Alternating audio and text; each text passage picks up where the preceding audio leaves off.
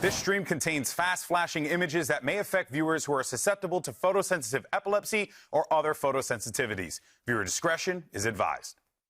Everyone wonders, ¿cuál es el secreto de las Américas?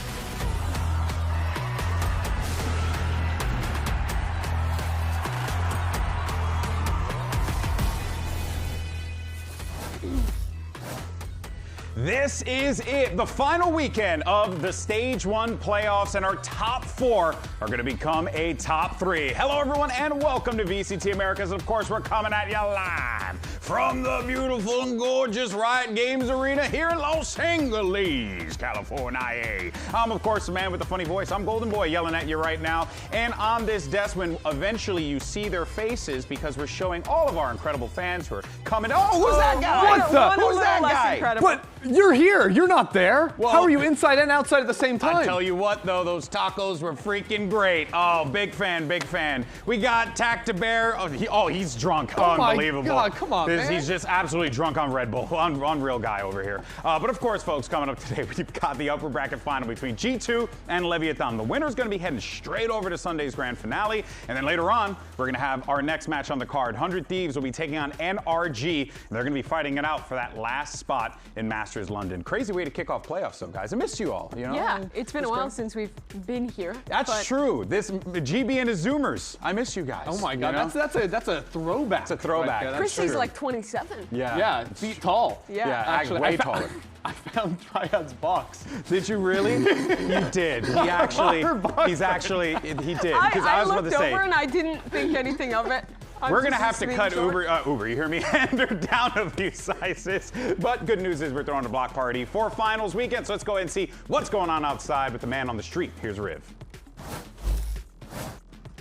Welcome to VCT America's Block Party. We're hanging out here today, having a lot of fun. There's food, Sentinel's booth.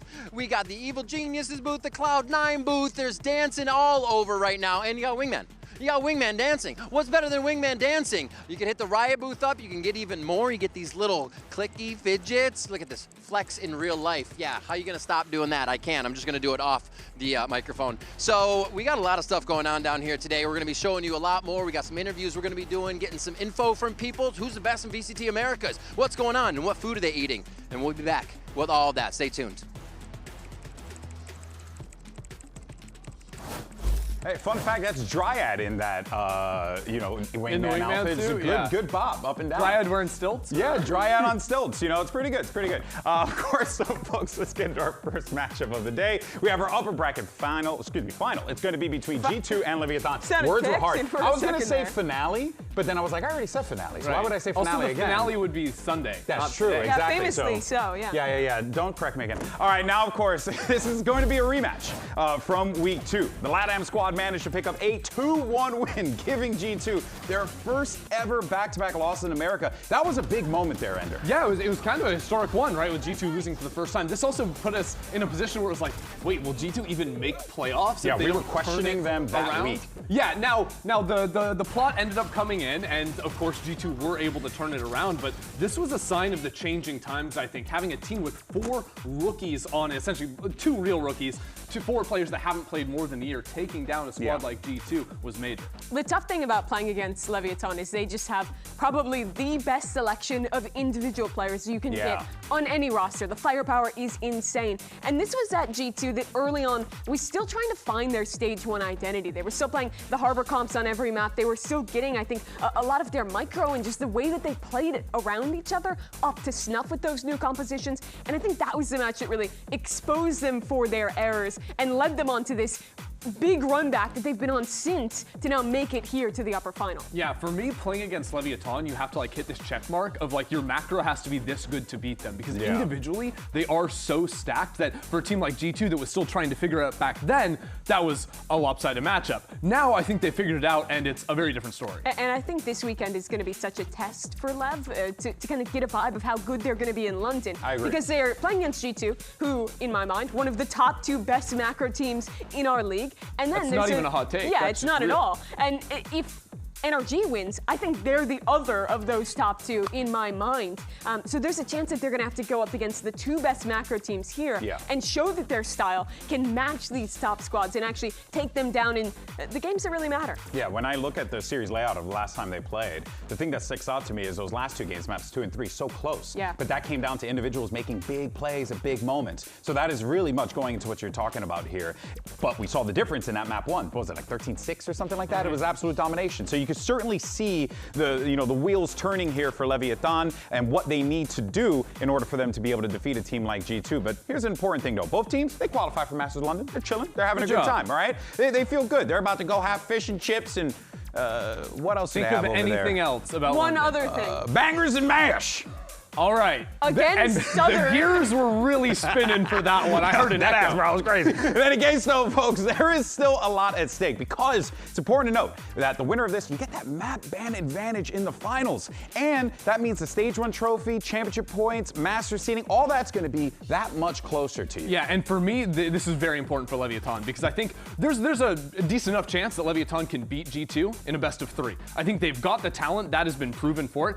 Best of 5 is a completely You want that advantage. Animal. Yeah, because I think G2 have the proven track record. They've got everything. If you don't have map advantage versus G2, I don't know how you're beating them in a best of 5. I also think if in that second match it's NRG that wins, that's one of the teams I would be the most afraid of coming into with low prep time yourself to have to face in a full 5-map series. It just Great becomes points. incredibly difficult to actually lift the Americas trophy to get that #1 seed that gives you a pass through the initial stage in London if you're Leviathan and you lose this match. Yeah, lots at stake here for both of these teams. But for more on this matchup, let's hear from the IGL. Val and Riv had an opportunity to catch up with him earlier today.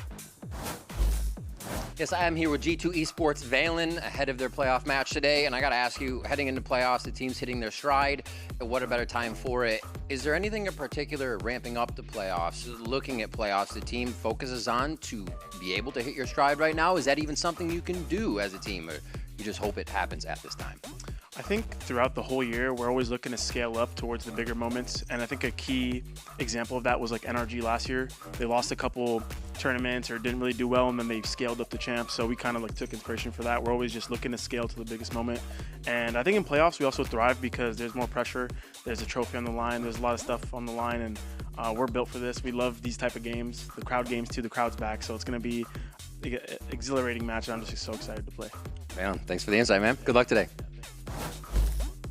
G2 is certainly a team that thrives in the chaos, but since that loss to Leviathan in week 2, G2, they needed to turn things around, right? Now they're finding themselves again, which is what you heard Valen talk about in that interview. And part of that was they went back to basics. They were able to really just hone in on the things that make this team fantastic. And as a result, they managed to pick up a sizable win streak. Yeah, they started this year with what I think was a super interesting read to play the Harbor, really invest in that. And I don't think those comps are necessarily horrible, but they didn't play to a lot of G2's strengths, and they were comps that required really challenging execution. So they went back to comfort, to comps that they knew worked for them. And the execution looked incredible throughout. The team leveled up each and every match after those changes. And at this moment, they have won 10 straight maps in a row, which is just ridiculous looking at the strength of the teams that they've been playing against. Yeah, and for me, the big step ups are, of course, like Valen finding more of his own footing when he's playing the Omen and the Astra individually. He shows up.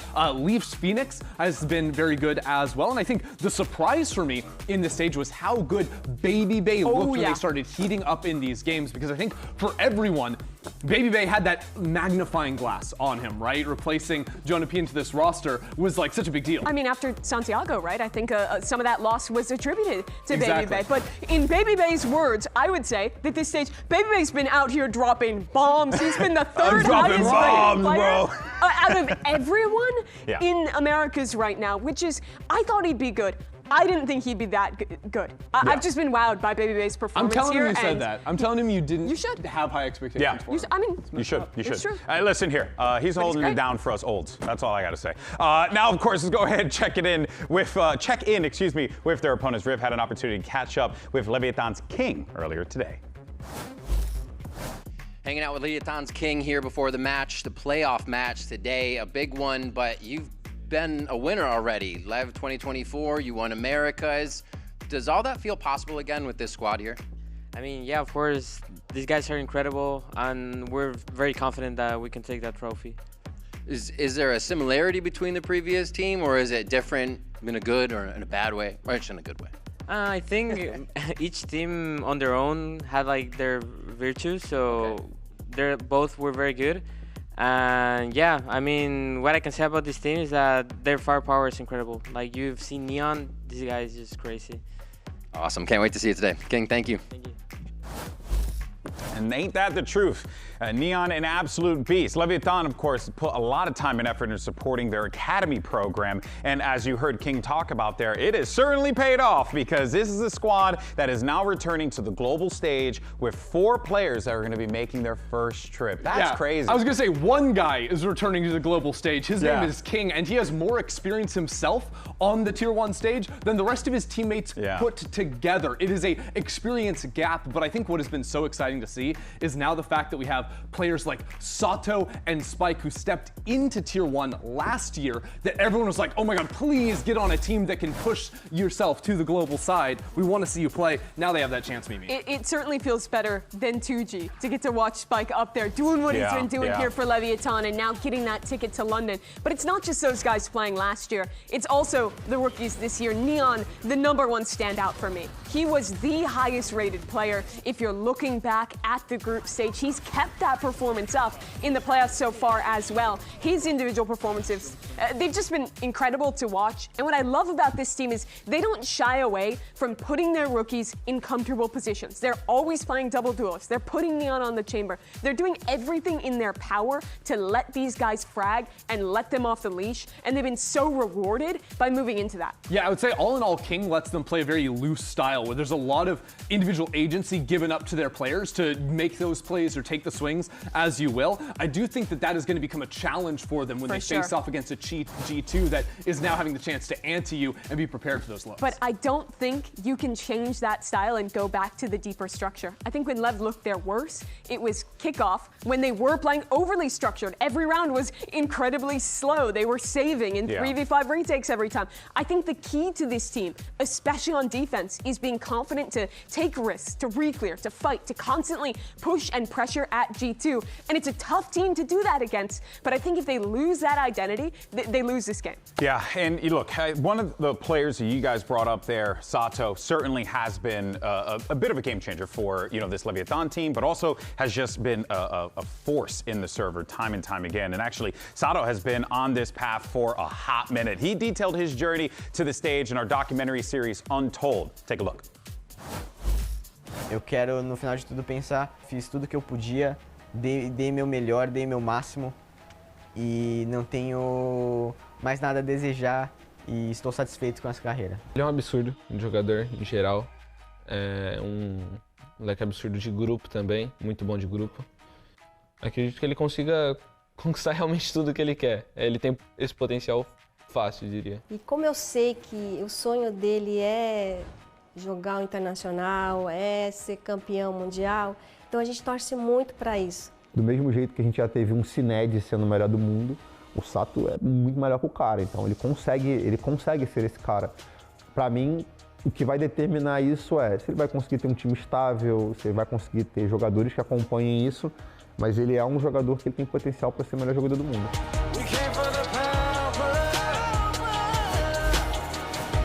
Some awesome insight. Make sure you check out the full doc on our YouTube channel. It's worth the watch, and I think you'll pretty much dig it. Don't forget to like and subscribe. That's what kids say, right? In any case, that's what millennials say. Wow. Okay.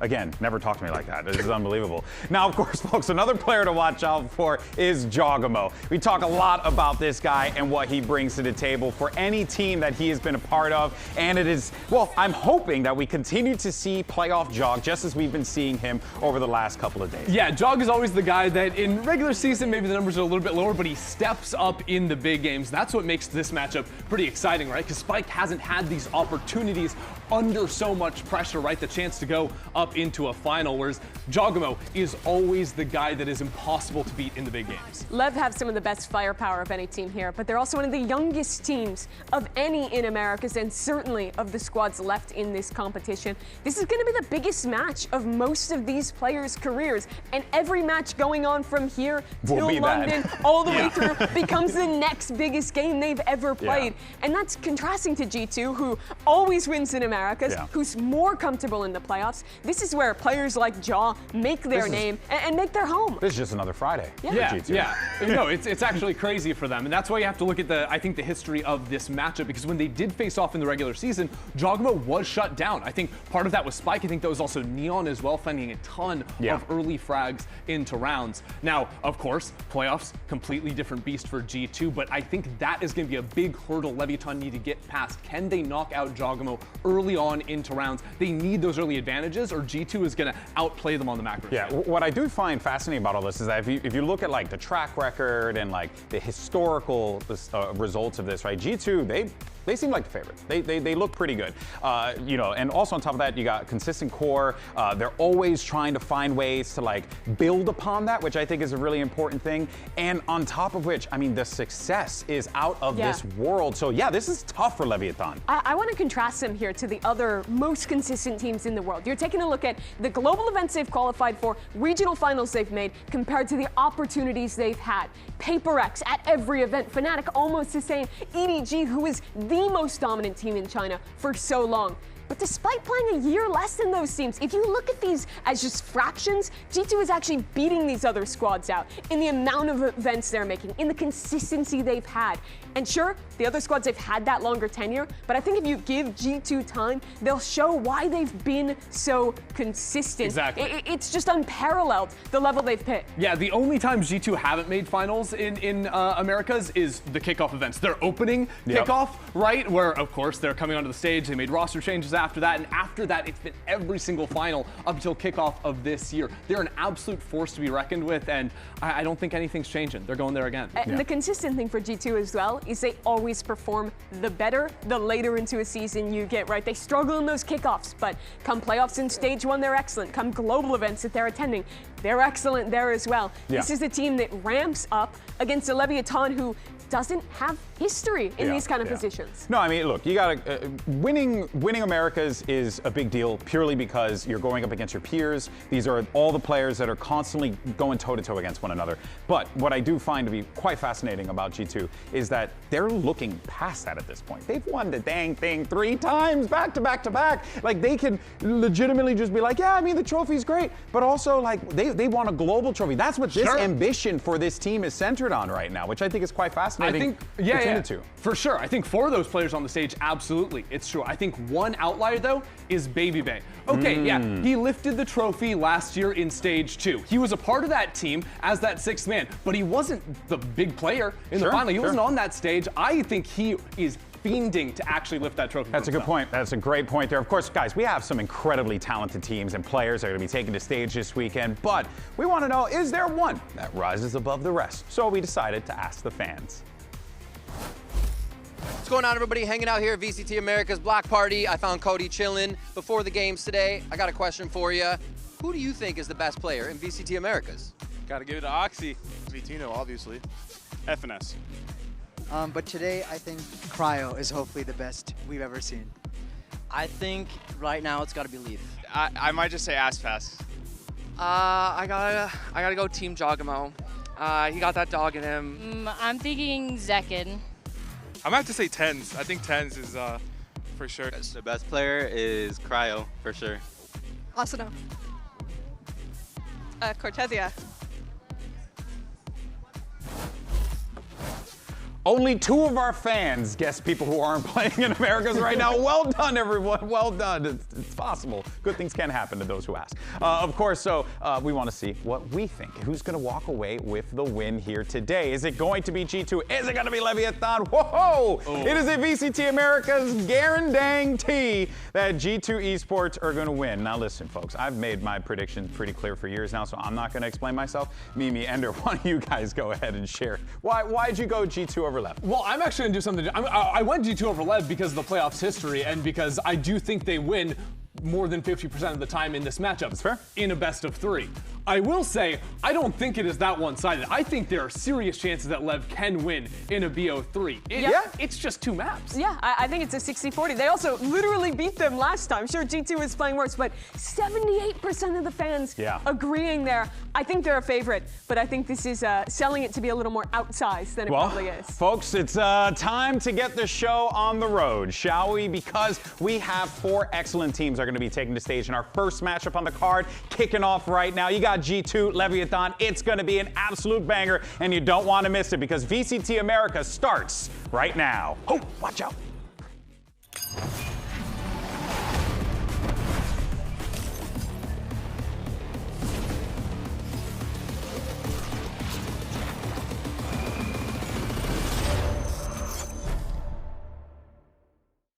What does it take to be great in VCT Americas? Tem que ser corajoso, tem que ser destemido, tem que querer arriscar. Talent. But you need the right team to display that talent. You've got to be intelligent. You need to be super confident. Y un poquito de suerte. You kind of need a little bit of everything. Let's go!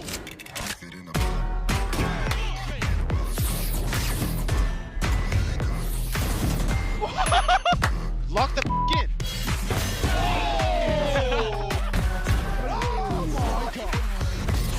Hello, Molly.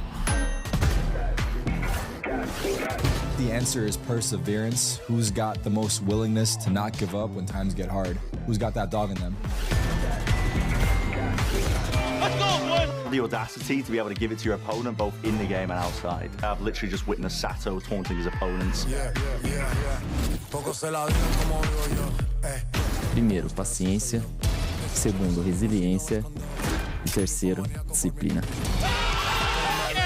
You gotta be in sync with your teammates. So true.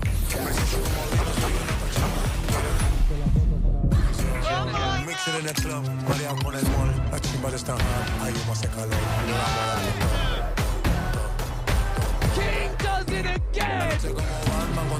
No way!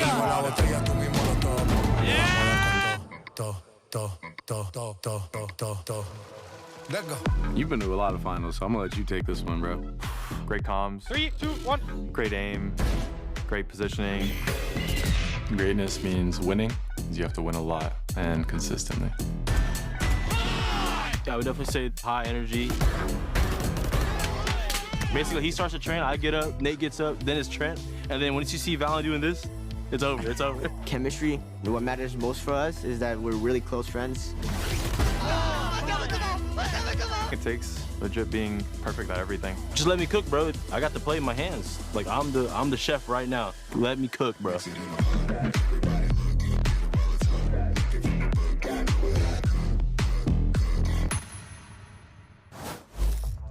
Riot Games Arena son las finales del Upper Bracket y le damos la bienvenida a los Vengadores de la TAM, Leviatán! Leviathan coming into this one with a lot of hype because this is a team that's, as I like to call it, king in the Zoomers, and they are doing the business. This could very well be a big opportunity here, Ender, for Leviathan to really show why they belong in this stage. A chance to go straight to the finals. And let me just say, I have had so much fun watching Sato playing these last few weeks. Amazing. Not only has he been on fire in the server, but he has also just been playing up a storm on stage. The most animated player we've got. He is a pure vibe up there to watch. It's incredible to see this team put it together so quickly.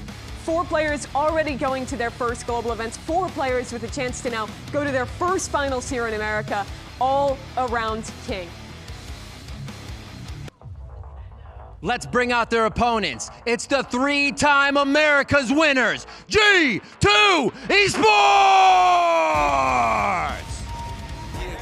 Side of the stage, G2 Esports, a team that has a very different story. While for Leviathan, you have a team full of young hopefuls looking to really make a name for themselves. Here, you have a set of 5 guys who have been there, who have done that. And I also mean Baby Bay too, because let's not forget, Guy was a pro player in a variety of other games too. So you're talking about people who have so much experience walking on that stage right now. This is the most consistent team that we have in Americas. They always perform late in tournaments. They always make finals, and they're trying to get yet another trophy under their belt if they can just win 2 more games. But you mentioned it, Christy. I think what would make it special is getting to do it with Baby Babe, bringing him to that final, having him play in front of that crowd, and look to lift his own trophy this time. It'll be majorly important for them. Let's throw up the maps, though. We're starting things off on Ascent with Pearl and Split to decide on. Split's an interesting one because it's something that Leviatán have looked very good on, but people are calling out as being predictable. And I think that if G2 have a full week to prep and anti-strat you're getting taken apart there. Yeah, that is an interesting one. Going earlier in this pool as well, choosing to first round pick the Ascent from Leviatán. They played this once, they dominated that game, playing a double duelist composition, but that's unknown territory for G2. They're yet to play the Ascent. I do think there is something to be said about trying to go into maps that is more unknown territory versus G2. I think this is a team that puts in a lot of work to understand you. They anti-stratted Cruise Lotus, which has looked so good all year, in 1 day turnaround time from a match. And now they've had a full week to try and get prepared for this one to send them into the final. I think that Ascent is one of the better places I think Leviatán could start it out on. Yeah, I mean, of course, so talking about Josh RT over here, I mean, chances are he was probably cooking that playbook a couple of weeks prior to, right? I mean, the guy, they're absolutely insane when it comes to their prep, and it's something that G2, it's the reason why they're in the position that they're in now. But of course, for Leviatán, it may not matter because they could just have that firepower that could dominate the server. That's the thing. I think if you're looking on paper, if you're the thinking man, you're going in G2. They've got some of the best macro. They're gonna prep. They're gonna shut this team down. But the first time they played, it was the individualism. It was the Lev players that made the difference to win that series. This is a very different G2 in playoffs. It definitely is. Agents coming in. This is what I believe Leviatán were playing before. Neon on the chamber is going to be something I especially want to keep my eyes on. Again, I think setting him up for early picks to shut Jogmo out of rounds, that is how you open up this map. Could control the game from the get-go. Exactly. Honestly, if G2's not careful. But you know that they have to be working around this. But it's going to be so difficult considering just how on point Neon is. Time and time again, here are the G2 agents. I want to see what they're playing. Okay, a Yoru of all things here, even after the nerf. So plenty of flashes there between Yoru and Phoenix. I actually don't. I mean, Yoru could still go invisible, go behind enemy lines. So true. The ult is powerful. I think the biggest piece of why you might want to pick this is attack side. That gatecrash is still good to get into sites, but you're trading off defensive presence and you're making other compromises to get it. This is a really interesting twist. Oh boy, folks. Can this young Leviatán squad take down G2 for a second straight time? Let's find out. Send it over to your casters for the call. Here's Uber and Wyatt. Now, competing at international events is the pinnacle of the Valorant players' experience. King and Leviatán were in Santiago, his home country, but not as players. They were spectators. They had to watch it all go down without being able to lift a finger to change the result. That's a different situation heading to London, but that fueled King and this team to drive them forward. And this is a matchup that's steeped in history. The last time King held a stage trophy aloft was over G2 back in 2024 Stage 2. And obviously there's a lot of talk about the matchup earlier this stage. It was week 2 when Lev beat G2 when they were still running the Harbor stuff, but I'm done talking about that, man. G2 are on a 5-match win streak, 10-0 on the maps in those 5-match wins. It's time to dead the G2 slow start narrative. It's time for match start now, presented by Samsung OLED. Leviatán on the defense side. Let's see G2 folding this Yoru into their comp for their first outing since Ascent made its way back into the pool. G2 currently just working their way up mid, where you're definitely expecting to be having to break a chamber trip or use the wall just to completely circumvent it, get into this B split. Yeah, it's going to be a delayed hit over towards B main, but all this pressure coming in through market now. Spike and Sato, though, are trying to stand tall. It's got to be on the Leviatán players, folded back onto the B side proper. As this is slowed up for G2, but Baby Bay has dealt with King, now maybe opening things up for a wrap angle that may not even be needed. Nope, they're going to step up, and Trent's going to knock him down. Yeah, just tucked in Boathouse, easy little 2-piece from Trent. Clean up those players on the rotate. A rotate forced out by Dre. Already finding some impact early. He has been the standout for me on this G2 team, the best player for them in this stage. His Vice has been really phenomenal. I think they've got Dre just locked into an ideal spot as a player. Like, you think about him in kickoff, he was really good in the Americas portion, less so at Santiago, but man, they put a lot on his shoulders. He was picking up the Waylay when Jaw was struggling with it, playing Yoru on a map like Abyss. He was bouncing around to a lot of different agents, and I do think that contributed to him kind of being overwhelmed at Santiago. Too much to handle. And now coming into this stage, he's just locked in on the Vice, playing a little bit of Chamber, and it feels like he's really just in his flow right now.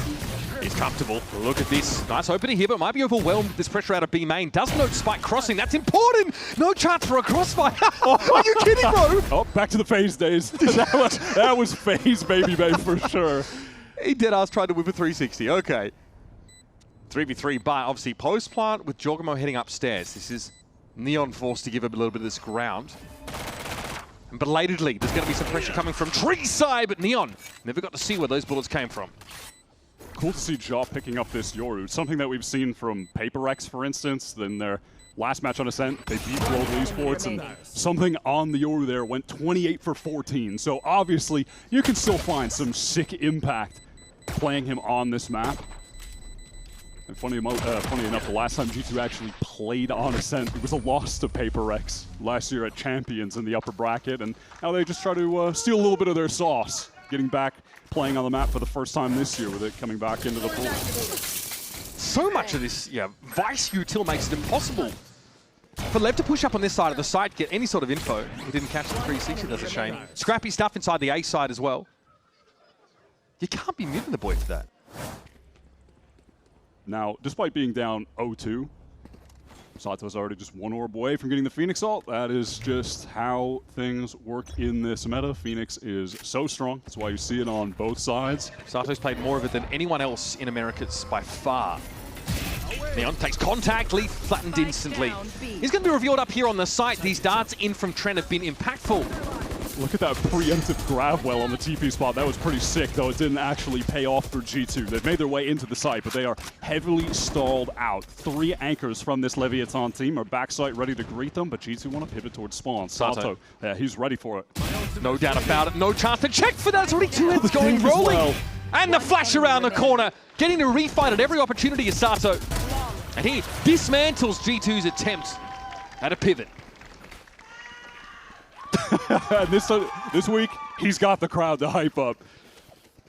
No, he was full of energy last week regardless. Just deriving the excitement for Lev. Oh. Coming to this game, Sato's played 241 rounds of Phoenix. The next closest person in Americas is Kuala Noob at 138. He has had his nose to the grindstone all stage long. Let's go. G2 on their first full buy. Intentions of trying to get into A main, but could be denied by the early molly that's going to be thrown onto the spike. And then the relay bolt dash out, a nice little trap play. Doesn't actually garner a kill for the Leviatán side, but serious damage on what's Jaw and Leaf, and the shock dart out of nowhere from Trent. Okay. That's placed perfectly there for A main. That is nerdy. That is the Phoenix ult, no longer relevant in the round either, with Sato being dead. Look at this walk up here from King, though. This is rather early. Jaw might have a sense about this, though, and Clone going to be triggered straight away. He's not good for the fight, though. King can double back here. There is Baby Bay watching across in mid, but King had the presence of mind to TP across and gets away with murder. Yeah, some apprehension to swing, and Leaf is just going to use that run it back to get right into the site. King stalled out. Spike under some serious pressure. That's surely doomed to King. Oh, not mad at the re-swing off the distraction, but he's not able to connect the shots. Neither can Blows. Neon, 1 versus 3, can go for it, has the money to rebuy on the next round. And honestly, just more damage to G2 would be helpful at this point. Look at the state of their econ, right? Get another gun away from them, absolutely. Especially after the first gun round being 1 out, or the bonus being shut down of G2. Lev would love to build off this a little more.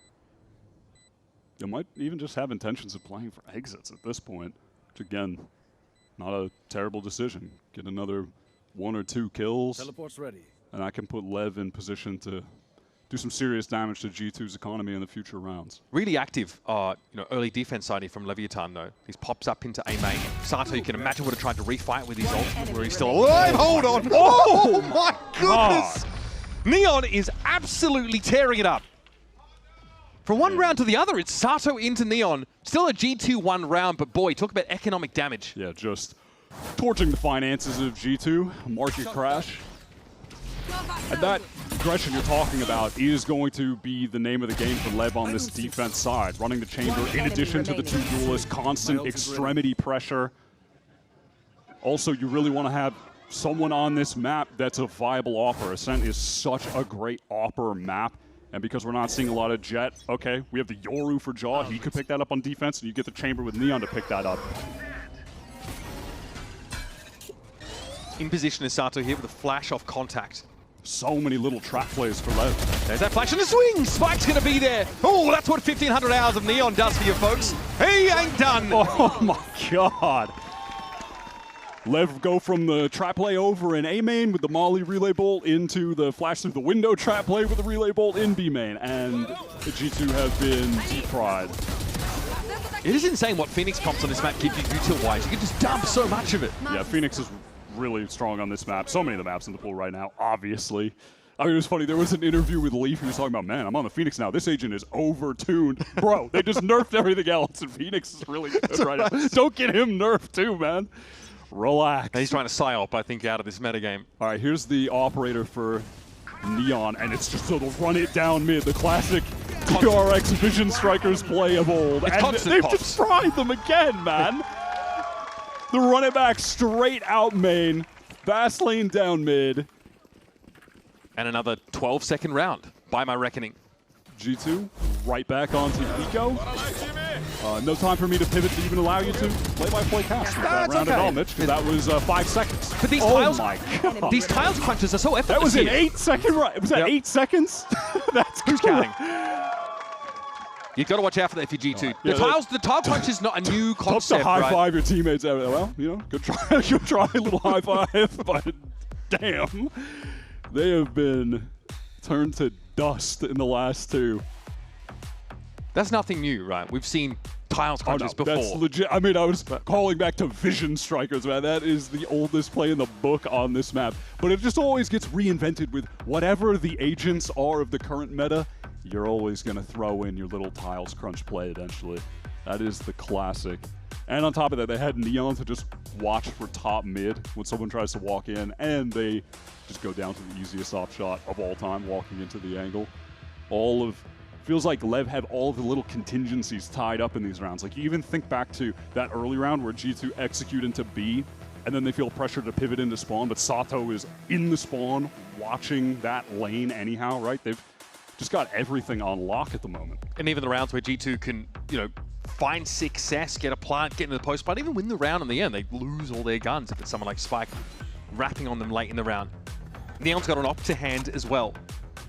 Yeah, Talked about how important it is to have someone who can carry that weapon. Yeah, on this map, and this is where things can really get out of hand. You're dealing with an AWP on one side of the map and fearless duelists on the other that are going to run it down, or you're walking into a trap play on one side of the map. Lev have been more than willing to activate those. And if you want to go elsewhere, you're walking into the Neon AWP, who has proved to be one of the best AWPers in the league this year. Sane forced back here by some of this early util, but a molly is enough to slow G2 down for now. Altron gets up A main, but there's not a lot of pressure there. It's delayed, if anything! And King turns him into chum! Well, Trent, suffice to say, you've got quite a situation on your hands now. And poetically, this was, in fact, the map.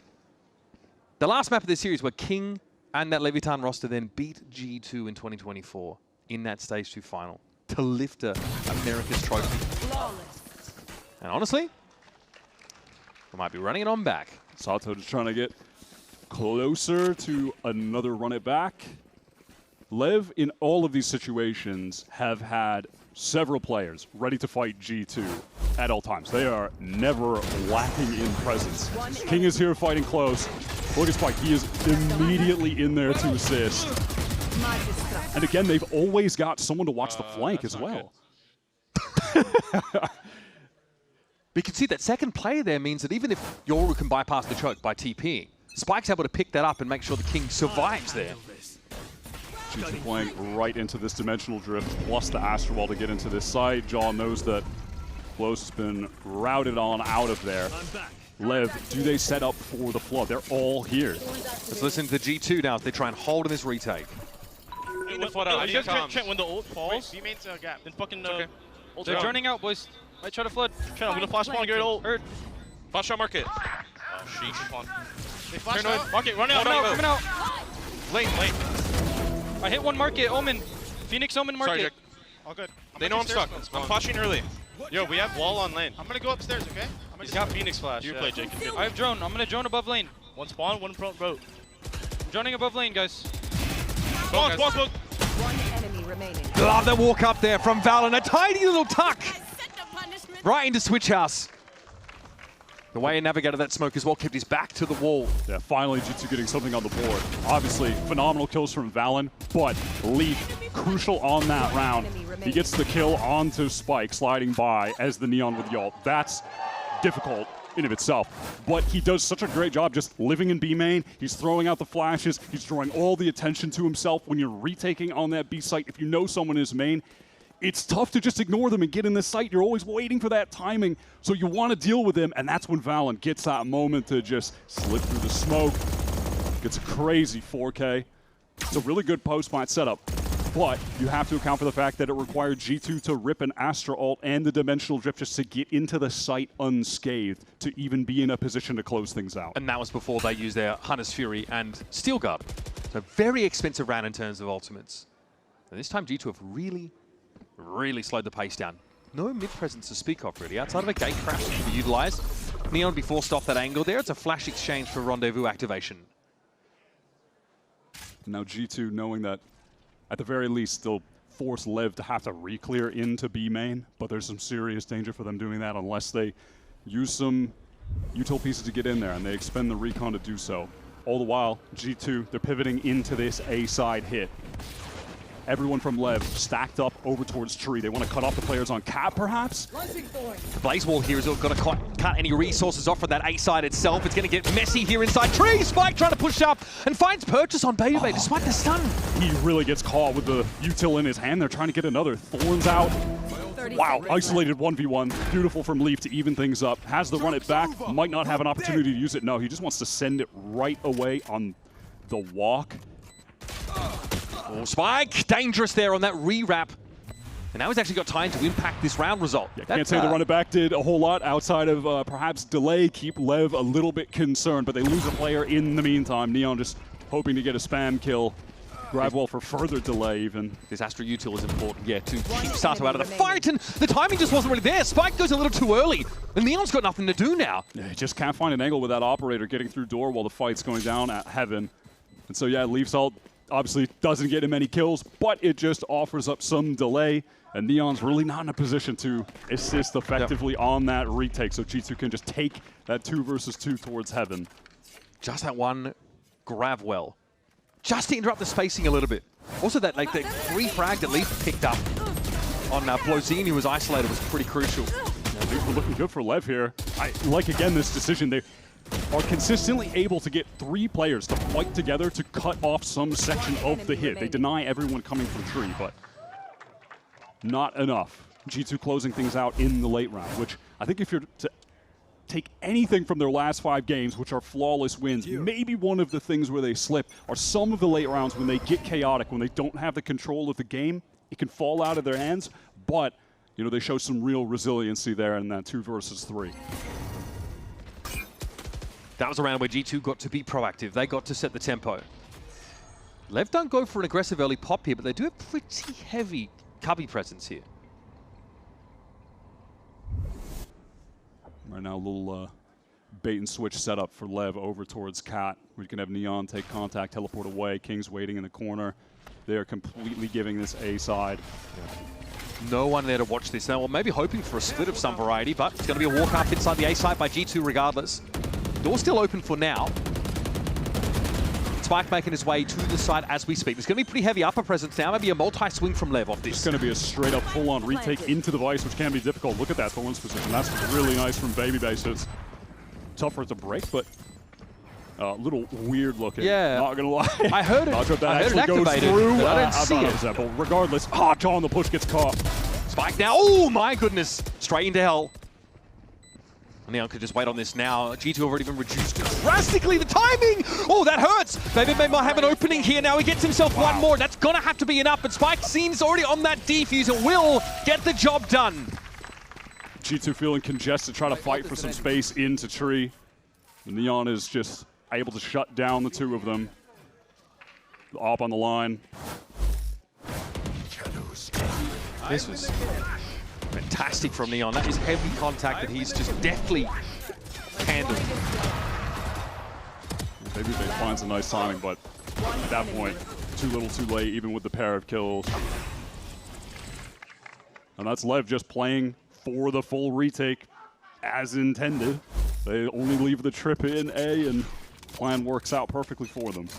G2's crouched up though, 5 attack side rounds. For those that are forgetting about Ascent, normally defender sided.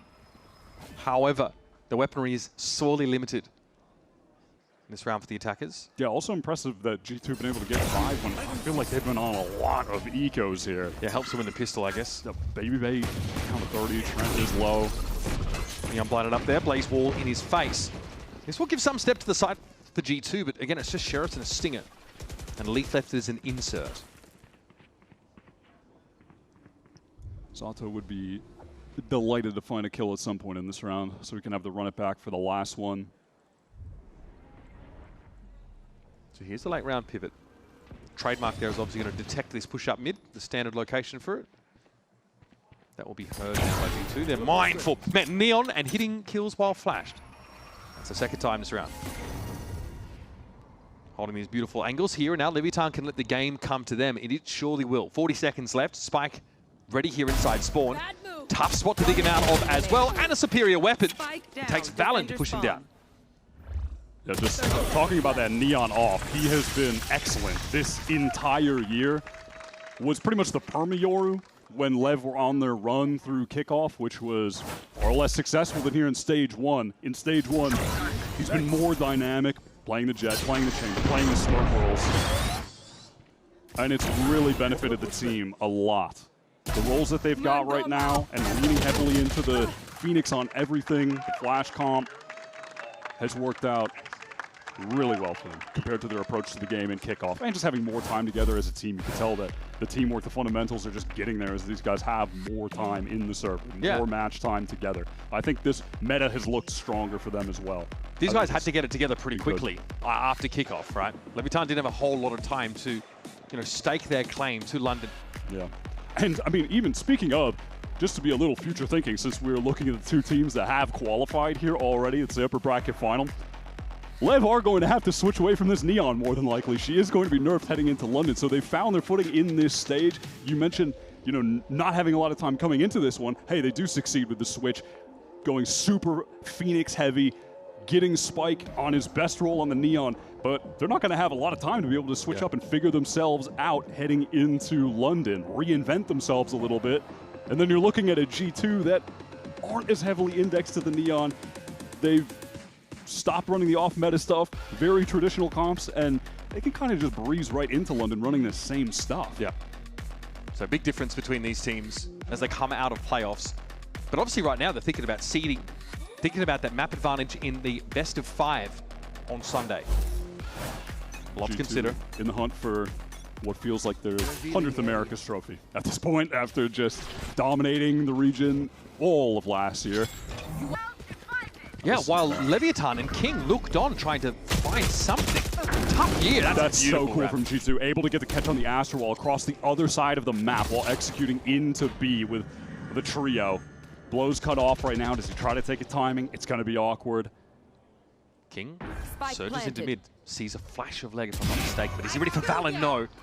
Caught out there. This Astral Wall really throwing Leviatán for a loop. Leap reveal, but inside run it back, not too bothered about it. Maybe a flash to be found here, just as the stun dissipates. Just a very cool set piece out of the timeout from G2 with that Astral Wall. Kind of baits the push through on A. They collect the free kills on the mid rotators. Pretty clean. That is pretty clean stuff. It's a 6-6 half. G2 fight back. An Astral Wall that splits that map in half diagonally can be abused. There's a real big push up there. In fairness from Leviatán. But That's what you're hoping for, I think, if you're G2. Start with that pistol win. Yeah, pistol obviously beneficial, but I think Lev bounced back with some really cool round ideas. So many of the trap plays, that classic rush down mid tiles crunch. They had some devastating set plays against G2 early on in that half. I think we've seen some quality play so far from both teams, which is certainly what you expect in the upper bracket final, but you know, maybe some questions with Lev against this strong G2, but they're up to the task right now. So far, so good. We are even at the half. It's going to be G2 on defense after this. We got this old mattress. Waterbed. And the receipt. How about you beat it with a better deal on one of these fresh setups? We can't do that. Bring in your AT&T or T-Mobile bill for a better deal today. Guess you're not as cool as Verizon. I'm just gonna leave it.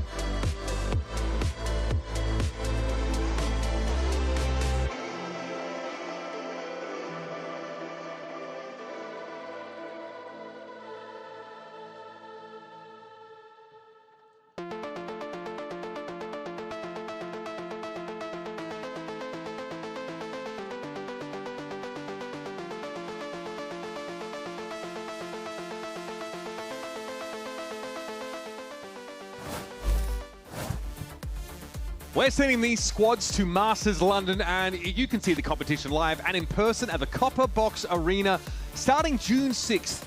We've got a QR code here for you to scan and score your tickets for our next global event. Masters London, it's going to be freaking epic. Both these teams are going to be there, and God knows what form. We just kind of discussed how Leviatán might respond to the changes to Neon, but one thing is always sure is that G2 will bring their A game. We'll have to see which one of these teams end up with that higher seeding from making it to the final, though. And at some points, it felt like Leviatán were threatening to run away with the game on these aggressive defense side plays, but G2 really locked it down and got themselves 6 rounds out of the halfway. Now on this side swap, definitely going to be looking at Baby on this defense vice. Util is going to be crucial at denying Lev on the double duelist executes, denying that Neon from creating tons of space, getting into the site. It's been crucial to the G2 game plan this entire stage. They have been the team most heavily leaned into Vice, and it's completely worked. It's also working for Baby individually. You know, it was maybe thinking he'd play Chamber here as well, since it's a great op map, but instead it's, you know, Jaw on the Yor. Maybe we'll see him picking up the op a bit on this defense side instead. Now let's start early on A, work towards B. Slowly. Leaf's got that watch. This does put G2 in an awkward spot, though. Now they're going to be smoked out of the B site while we have a full hit coming in from Leviatán. They know which way the wind is blowing. Earlier in the round, we saw Neon get the wall out in B main as well, and then a little bit of delay. Lev get the free execute in, but I like this from G2. Look at B main. 2 players ready to wrap. They're going to be retaking from multiple angles. Everyone from Lev just stuck in this site. Leviatán know that now that trademark has been cleared. Spacing is going to be everything here for G2 as they make their way in. Neon a little bit low after that first engagement, and all of Leviatán slowly getting contained. Now some of the Util coming on the side here for G2. Flash around the corner. Sardanos needs to try and fight his way out of this situation, but Baby trades him out. Spike's mindful of the push-out play, but he can't deal with the player right in front of him downstairs. Valen deals with blows in. It's Neon at 18 health. Needs a big right click. Oh my God! That is absurd! What a pistol round to win! Just as it looked like Leviatán were cooked. G2 on that retake were really intelligent with the map control that they got with the double wrap through B main. You're just looking at the mini-map, and on paper, you favor them. Everyone on Lev are stuck in the site, and you could see that they felt the walls closing in on them when they go for the aggro flash play on stairs. But even at that, they're trying to get out of that little lane to fight G2. Felt like they had zero business winning that round. Looked like they were going to close it out, and then Neon steps up for the team for I don't know. The umpteenth time? Yeah, 50th time, 60th time this stage. He has been phenomenal. How about these apples? Big push out of the A side, but behind a flash, but Leviatán, well, they've been born and molded by this kind of chaos. They are happy to oblige. King recovers the rifle purchase from Sato, who was able to get a trio of kills, able to get the run it back already on this bonus round. So we'll see how that comes into play. Can G2 be able to deny that? Again, that plan for G2 is pretty straightforward, just trying their luck at an on-match push out of the A side. Now, though, serious business. The Odin's already been taken to hand by Trent. Rifle thrown right back to Sato, so he can try to farm some kills with this, run it back. Be the pivotal piece of Lev's attack side around here to get them over the finish line on a fairly weak bonus buy overall. Just have Neon with that headhunter. Now, Joel can play off this gate crash essentially for free. Now, you can see Baby on this early fight. Okay, just able to get out. XCU going to come in. And look at the power of these Thorns. That's the run it back completely denied.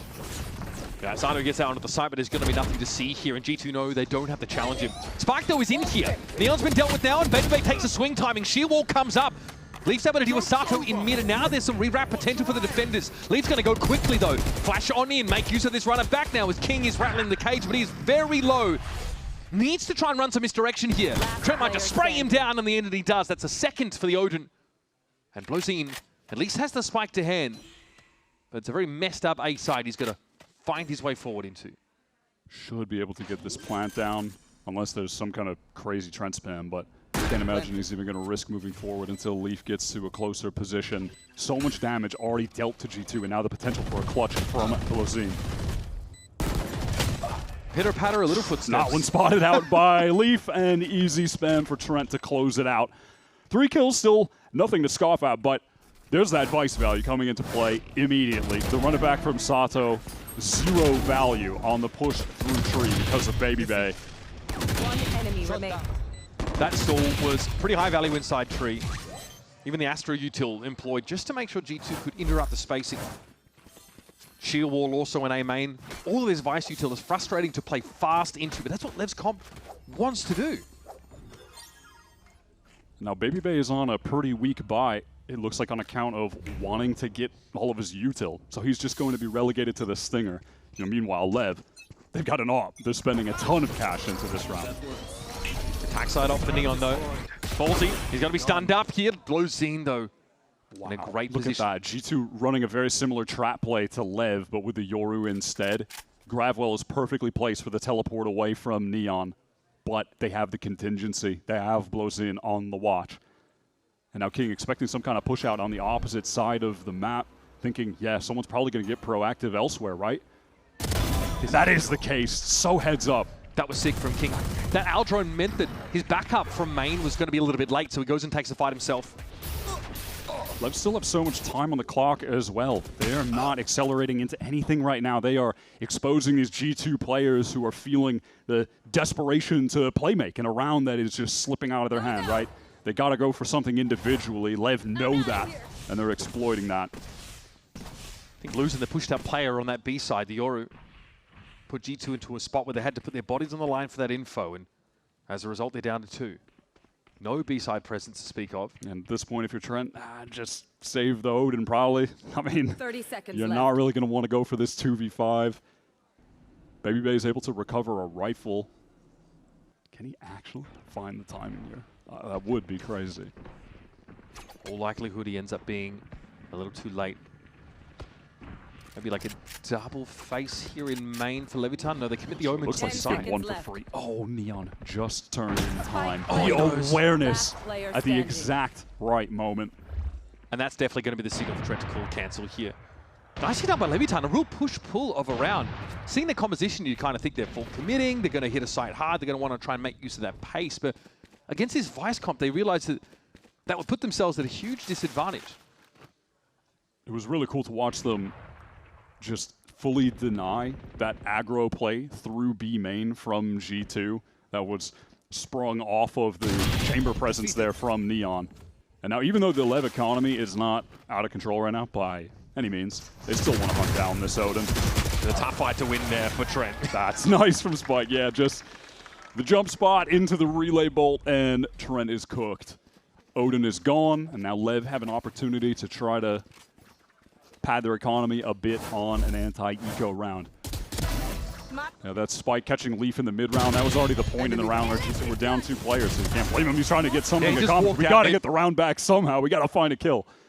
But Spike is just ready. That's a patient Lev round.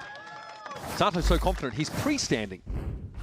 They're a team that were often criticized for being a little bit too patient in the past, but we are seeing a Leviathan that are way more dynamic in terms of the pace that they can play at. Now surely G2 don't chance for this push up on the B side again, not with this kind of setup. They might just leave Jaw tucked and have him gate crash out. Yeah, and that is going to be the case. He is going to leave and try to pick up a different lane after not spotting anyone early, and with the gate crash timing being much quicker, just feels incentivized to get out of there much earlier. There is a pistol crossfire here for G2. This is one of those chamber stat lines where you are just chilling around the map, finding lurk kills, playing some late rounds, and not dying too much. Neon is putting up numbers. Let's listen to Leviathan here. Tá? Tá. Mano, pode ficar ali se quiser. Qualquer coisa. Tá. Tá. Cuidado bem aqui, King. Mano, pode Ok, ser. no meu drone eu quero strafando, Spike. Tá boa. Sabe da gente. Drona agora, drona. Vai estar na frente, Bel. Tem isso uma mão aqui, vai apagar CC, tá? Fênix aqui. Ele vai popar. Bora. Cuidado com o corredor. Vou vou avangar pra você, viado. Vanguei? Tô cego. Tá sozinho, Spike, tá sozinho. Faz tempo pra nós. Tô comendo. Tem mais um, Fênix. Matei o Fênix. Vou fechar a porta. Eu tô de ult de novo. Passa lá, Blue. Eu vou plantar. Vai fechar pra puxar a calma. I just love the calm nature of the comms. We could definitely pick that up from it, right? Despite being a team that are, on some of these rounds, playing at a crazy pace, running around with double duelists, and have a bunch of the kind of like players that you would expect to maybe be more excited and crazy in the comms. Maybe a team that could be overcalming because they bring that energy. But no, that was just a very relaxed approach to that anti-eco round. They dismantled G2. It's all good, I think man. he's got an You issue won. with the big man upstairs. Sato 15 and 12 though. That was obviously a low ball round for G2. One where they just push a player into mid and get him picked off, and it's a full execute. Let's now talk guns. Joel's actually picked himself up and up here. Yeah, was waiting for this moment, but it really just took the G2 economy finally getting to a spot where it could be relevant. You have to imagine that Lev can expect the possibility of an op right now. Leaf is dangerous. A little bit of danger. Yeah, that drops, and Valen isn't ready to assist just yet. Oh, I love that. Ignore the running back. Oh, Valen, that is gorgeous. Spike down. Eventually brought down, but Blozine dies to the Hunter's Fury after being hit with a shock dart earlier. Dangerous there. Yeah, Trent sitting dark as Neon's able to push out, and that Razorvine is a little too slow to stop. Problem is, there has to be a Spike recovery mission at some point. King is one orb away from the ult to teleport and get it, but it's unlikely that's going to come into play. Baby just works his way around that into the spawn, and he's caught by Neon. His awareness with this op on the attack half has really been outstanding. Risky to go walking like that in a 2v2. Now it's up to Jorgamo. A matter, of course, of swooping in and recovering that spike, but Leviathan has a decent amount of information about the map here. What do you watch? He's got 3 angles in front of him right now. Yeah. He's sweating, just trying to pick the right one. Hoping that they're going to go to the A side. That's his read. But the intuition is going to fail him in this moment. It's over on the B side that Lev should be getting this. Very free plant. 10 seconds left. No mechanism with which Jaw can really be disruptive here, and he has to retake with an op. Yeah, and is it the point in the game where Jaw feels like, I need to take this risk. I need to step up and get this 1v2. I've been quiet in the game so far. Do we really want to go down another round? Do we want to let them get 11? I mean, he overstayed his gate crash at the start of the round to try and get that mid posting for as long as he could. He's definitely been needing to take some risks. That's one. That's the start. Surely you got to be thinking about Boathouse, but there's Neon. Finds his third. Fast on the angle. 19 and 6. crazy stat line from Neon. Again, it's like sometimes when you're playing the chamber, when you're lurking around, you're just catching the rotates. You're always holding down the flank. You're not going down to any pressure that you're feeling. Those kind of trap plays that they pushed on him, he was able to survive, teleport away, his teammates would help him, and then he's there in the late rounds. So he's just never dying. He's playing the most Valorant possible in this game. And we contrasted it with Baby Bay not being on Chamber on this map, but actually being on the Vice instead and being more utility focused. But it's kind of crazy to see what a Chamber who is on fire can do. And what have we not seen from Lev? Rushing into a site, letting that Vice util get too much value. You know, outside of the one bonus round, and hey, that was a bonus. G2 are always pushing off sites, always. And King is so aware. This is the kind of round, of course, where they need to get a bit closer with these weapons, but still. Just feels like so many eco rounds for G2. King flashed off the angle. Neon trying to give him a little bit of help, but you know, ultimately, King is going to be content just giving that space. They've already got the kill. They don't need to refight for A main just yet. King can be wherever he needs to in a heartbeat anyway with that ultimate, so he does not mind attracting some attention on that A extremity.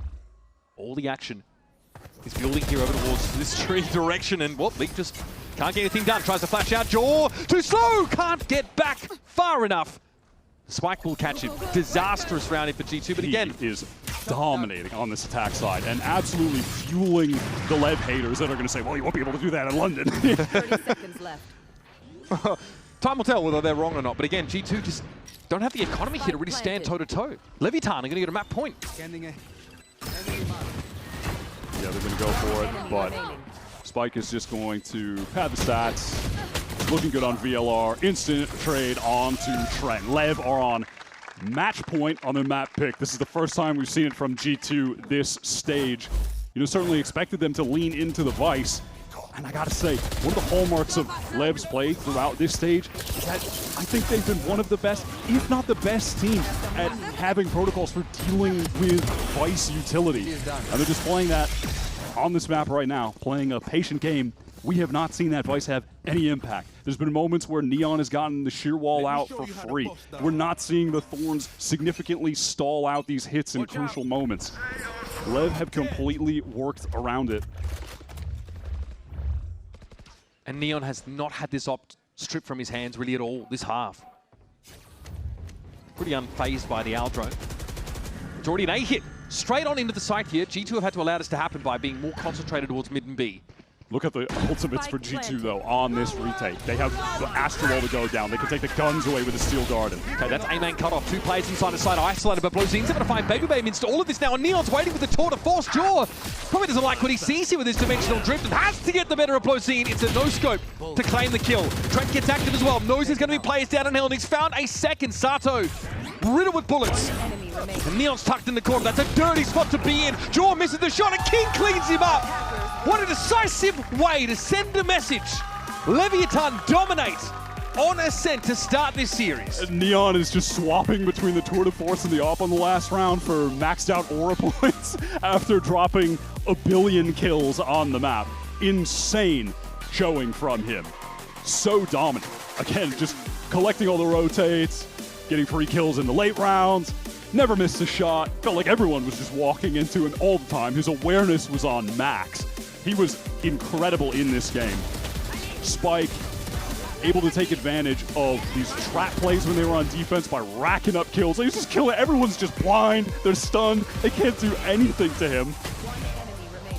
Moments there for G2 where they're able to stabilize on that attack side especially, but when they had to be the ones that set the pace on defense, they pushed off, they got punished for it. Time for a quick break. We're going to head to our desk to break down Ascent and then set our sights on our next map of Pearl.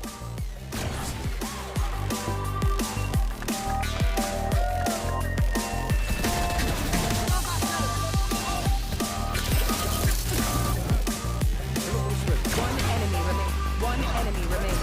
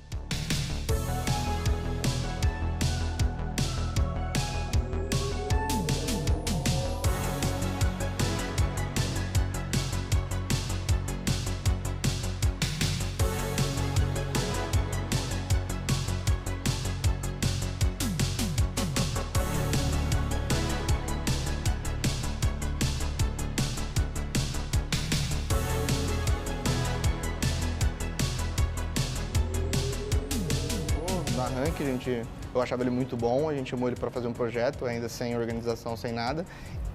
Bora, velho. E eu, a princípio de conversa, eu nem pensava que a gente ia scrimar. Eu achava que ia ser um time assim só pra, tipo, bora jogar, bora tentar aí. Aí ele começou a mandar, tipo, os horários dos treinos. Eu falei, mano, o que é isso aqui, velho? Como assim? Aí eu tive que explicar, não, guys, tá vendo assim, eu tenho escola, não vai dar pra jogar nesse horário aqui, é muito cedo, só volto pra casa às 4 horas da tarde. Como o duelista faz parte do bloco, a maior parte ativa do time é o duelista, o iniciador ali, eles têm que prestar muita atenção na VOD. Aí o Shao falando, o Urango, que era o IGL, falando junto. Aí o Shao perguntou, alguém perguntou pro Sato, e aí Sato, beleza? Pum, silêncio. O Shao já devia ter falado 1h30 do tático, e aí eu tava passando algo específico pro Sato e eu vi que ele não tinha nenhum tipo de resposta. Perguntou, Sato, silêncio. Aí alguém deu, sei lá, um berro assim, Sato. Aí ele voltou. Oi, foi mal, guys, foi mal. Eu falei, você tava dormindo, cara? Aí ele, tava assim.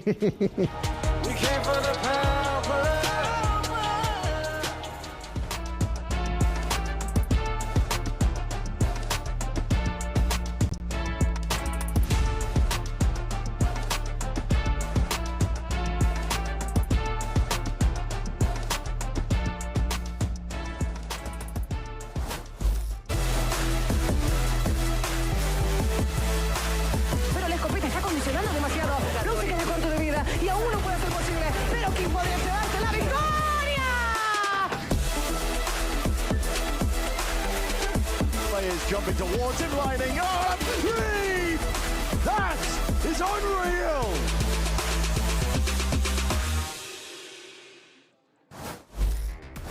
Hi, I'm here with Owner ahead of map 2. Ascend to first map, a victory always feels good. In your eyes though, did the team perform everything you guys wanted to? Did you get Ascend the way you wanted round for round? Yeah, it was like difficult for us because we already played Ascent one time, 1 week ago, and we are playing like against a team that is very well prepared in the anti-stratting and scouting department. So it's always a challenge to play against G2, but I think that we managed to play well. Let's see what the next map is gonna be. You got the anti-stratting ready for their pro? I don't know. It's gonna be difficult because we didn't show that much on attack. So I think that they are not prepared, but I think it's a good map for both teams. All right. Good luck. All right, Leviathan managed to pick up a massive win, and they take out G2 on Ascent 13-7. Welcome back, everyone, as we look to break everything down. And I think it's safe to say that the story of that match, as we had set up previously, was about that aggression. It was Leviathan's ability, the individuals, the firepower that they all possess. How does G2 handle that? Turns out 13-7. Yeah, it turns out not very well. G2 had a single round on the second half, and so much of it came down to the opening kills. Not a single player on G2 had 2 opening kills or more. They were completely shut out by Spike's early set pieces and Neon's operate. They were 5 for 20 on those first kills throughout, and these are the rounds that really brought Lev online in that first half. When they started just going for these hyper-aggressive early round plays on defense, G2 just looked completely unprepared for it. And one thing about Lev is whenever they're the ones choosing when to fight, whenever they're the ones making that decision, they're one of the absolute hardest teams to shut down because of just how confident they are, full committing to these kind of plays. Yeah, they just have the best team fighting in Americas right now, I feel. Whether it's that first play there that's a trap piece, whether it's that sprint down pinch play out of tiles, or on their attacking side, just running set execs. The way King likes to call his team back to group up deep into rounds and go for the hits was super effective. Yeah, I think like the other big piece of this was, okay, G2's going for a crazy comp. We get to see this Yoru in play. Maybe there's going to be something interesting there. But I didn't feel like there was super high impact from the agent. There was 1 round with an ult where they got a side on attack. There was 2 rounds where he TP'd in on execs, which sure would be nice against a hard anchoring team. But this game was decided in the team fights, and I didn't feel like Jaw had very high impact in those moments. No. I don't think they lost because of this comp by any means, but I certainly didn't see the theory that was they like, weren't helped this is by why it. we have to play Yoru. it certainly, it didn't hinder, but it didn't help, you know? And I think the other part of it too is like when you're looking at rounds that are ending in like 10 seconds, you know, it's not the composition at that point, but it doesn't matter. You're just getting ran down, dog. Yeah, you know? That's the thing. The game looked like a blowout in the first half because every round Lev was winning was a flawless round over in about 5 seconds. And part of that, you know, of course, got to talk about Neon, right? Because this guy just every single time. Now, granted, this is the second half. On that first half, it was a bloodbath. They were all over them like white on rice. This time around, dominance. But this was great to see him coming in the clutch, setting the tone in the second half with that pistol win. And then in a round that was looking really tough, it's again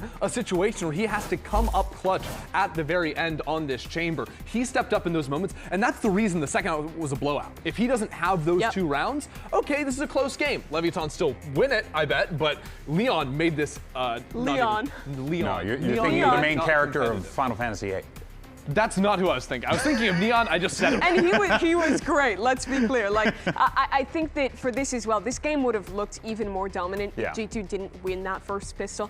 As soon as we got into rifle rounds, they just barely won any this match. And shout out to Neon for being that guy to shut it down. You're looking at a match with 2 of the top 3 rated players out of the group stage. One is Baby, one is Neon.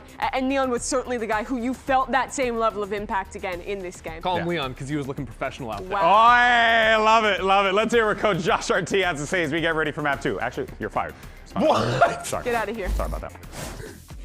I'm here with Josh RT ahead of the next map on Pearl. Just start off, what do you think was kind of keeping the team from getting going there in that second half?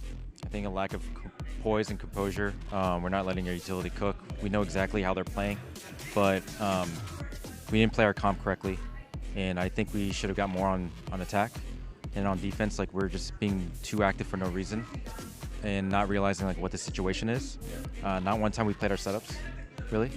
And they were able to just slow the game down, let us make mistakes, and we kept making those mistakes. I mean, I think it would be a different game if we won a clutch or 2, and even in those moments we're like playing too fast, like even though we knew where the last guy is. This is just an uncharacteristic game from us, and I think we'll do a good bounce back in this next one. Awesome. What kind of importance were you putting on the timeouts? Because we saw those first 2 come in right in that first half.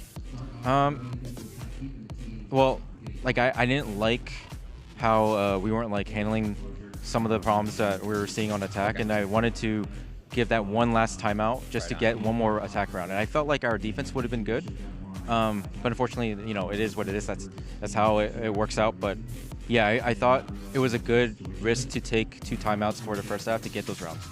Awesome. Josh, thanks for the insight. All the best in map 2. Yeah, I understand Josh going for the 2 timeouts on the attack side because usually defense is where G2 are at their strongest. But I think rightfully so. A lot of disappointment out of the coach there, talking about over-aggression. And you saw it in the server. You saw the individuals trying to make those hero play moments, and it just wasn't working out. How many times someone flashed around a corner and ended up just getting bodied? Yeah, because Leviathan were sitting there with like 3-4 people. The thing about how Leviathan play is if they're not running like a fast piece where they're hitting you, they're playing good ante and are prepared for any fight coming in. So G2 need to change that up. Yeah, I absolutely agree. I think playing against Lev is truly a test of your fundamentals and your protocols. How do you reply when they start sprinting at you? How do you reply when they give you nothing on the defensive side? And I think there, in the team fighting, in the reactions, the things that G2 are generally excellent at, that's where they really failed in map 1 of this series. But it's a full reset. It's a Pearl that they've looked strong on, but that Lev is good at as well. So I think a big opportunity here for Lev, not just to go back-to-back in taking down G2, but to go to the finals, have the chance for this organization for the first time in so long to look to lift a trophy, and to get to do it with these 4 players who would be in that position for the very first time. A lot riding on this map as well, because with Split being the 3rd map and G2, you heard the respect from the Lev camp saying they are so good at anteing. Split is an open book from Lev. I think they need to win here on Pearl if they want to have that straight shot to the final. Leviathan have an opportunity to drop the 3-time America's champions here to the lower bracket, punch a ticket to the finals. Can they do it? Match 2. Map 2 happens right after this.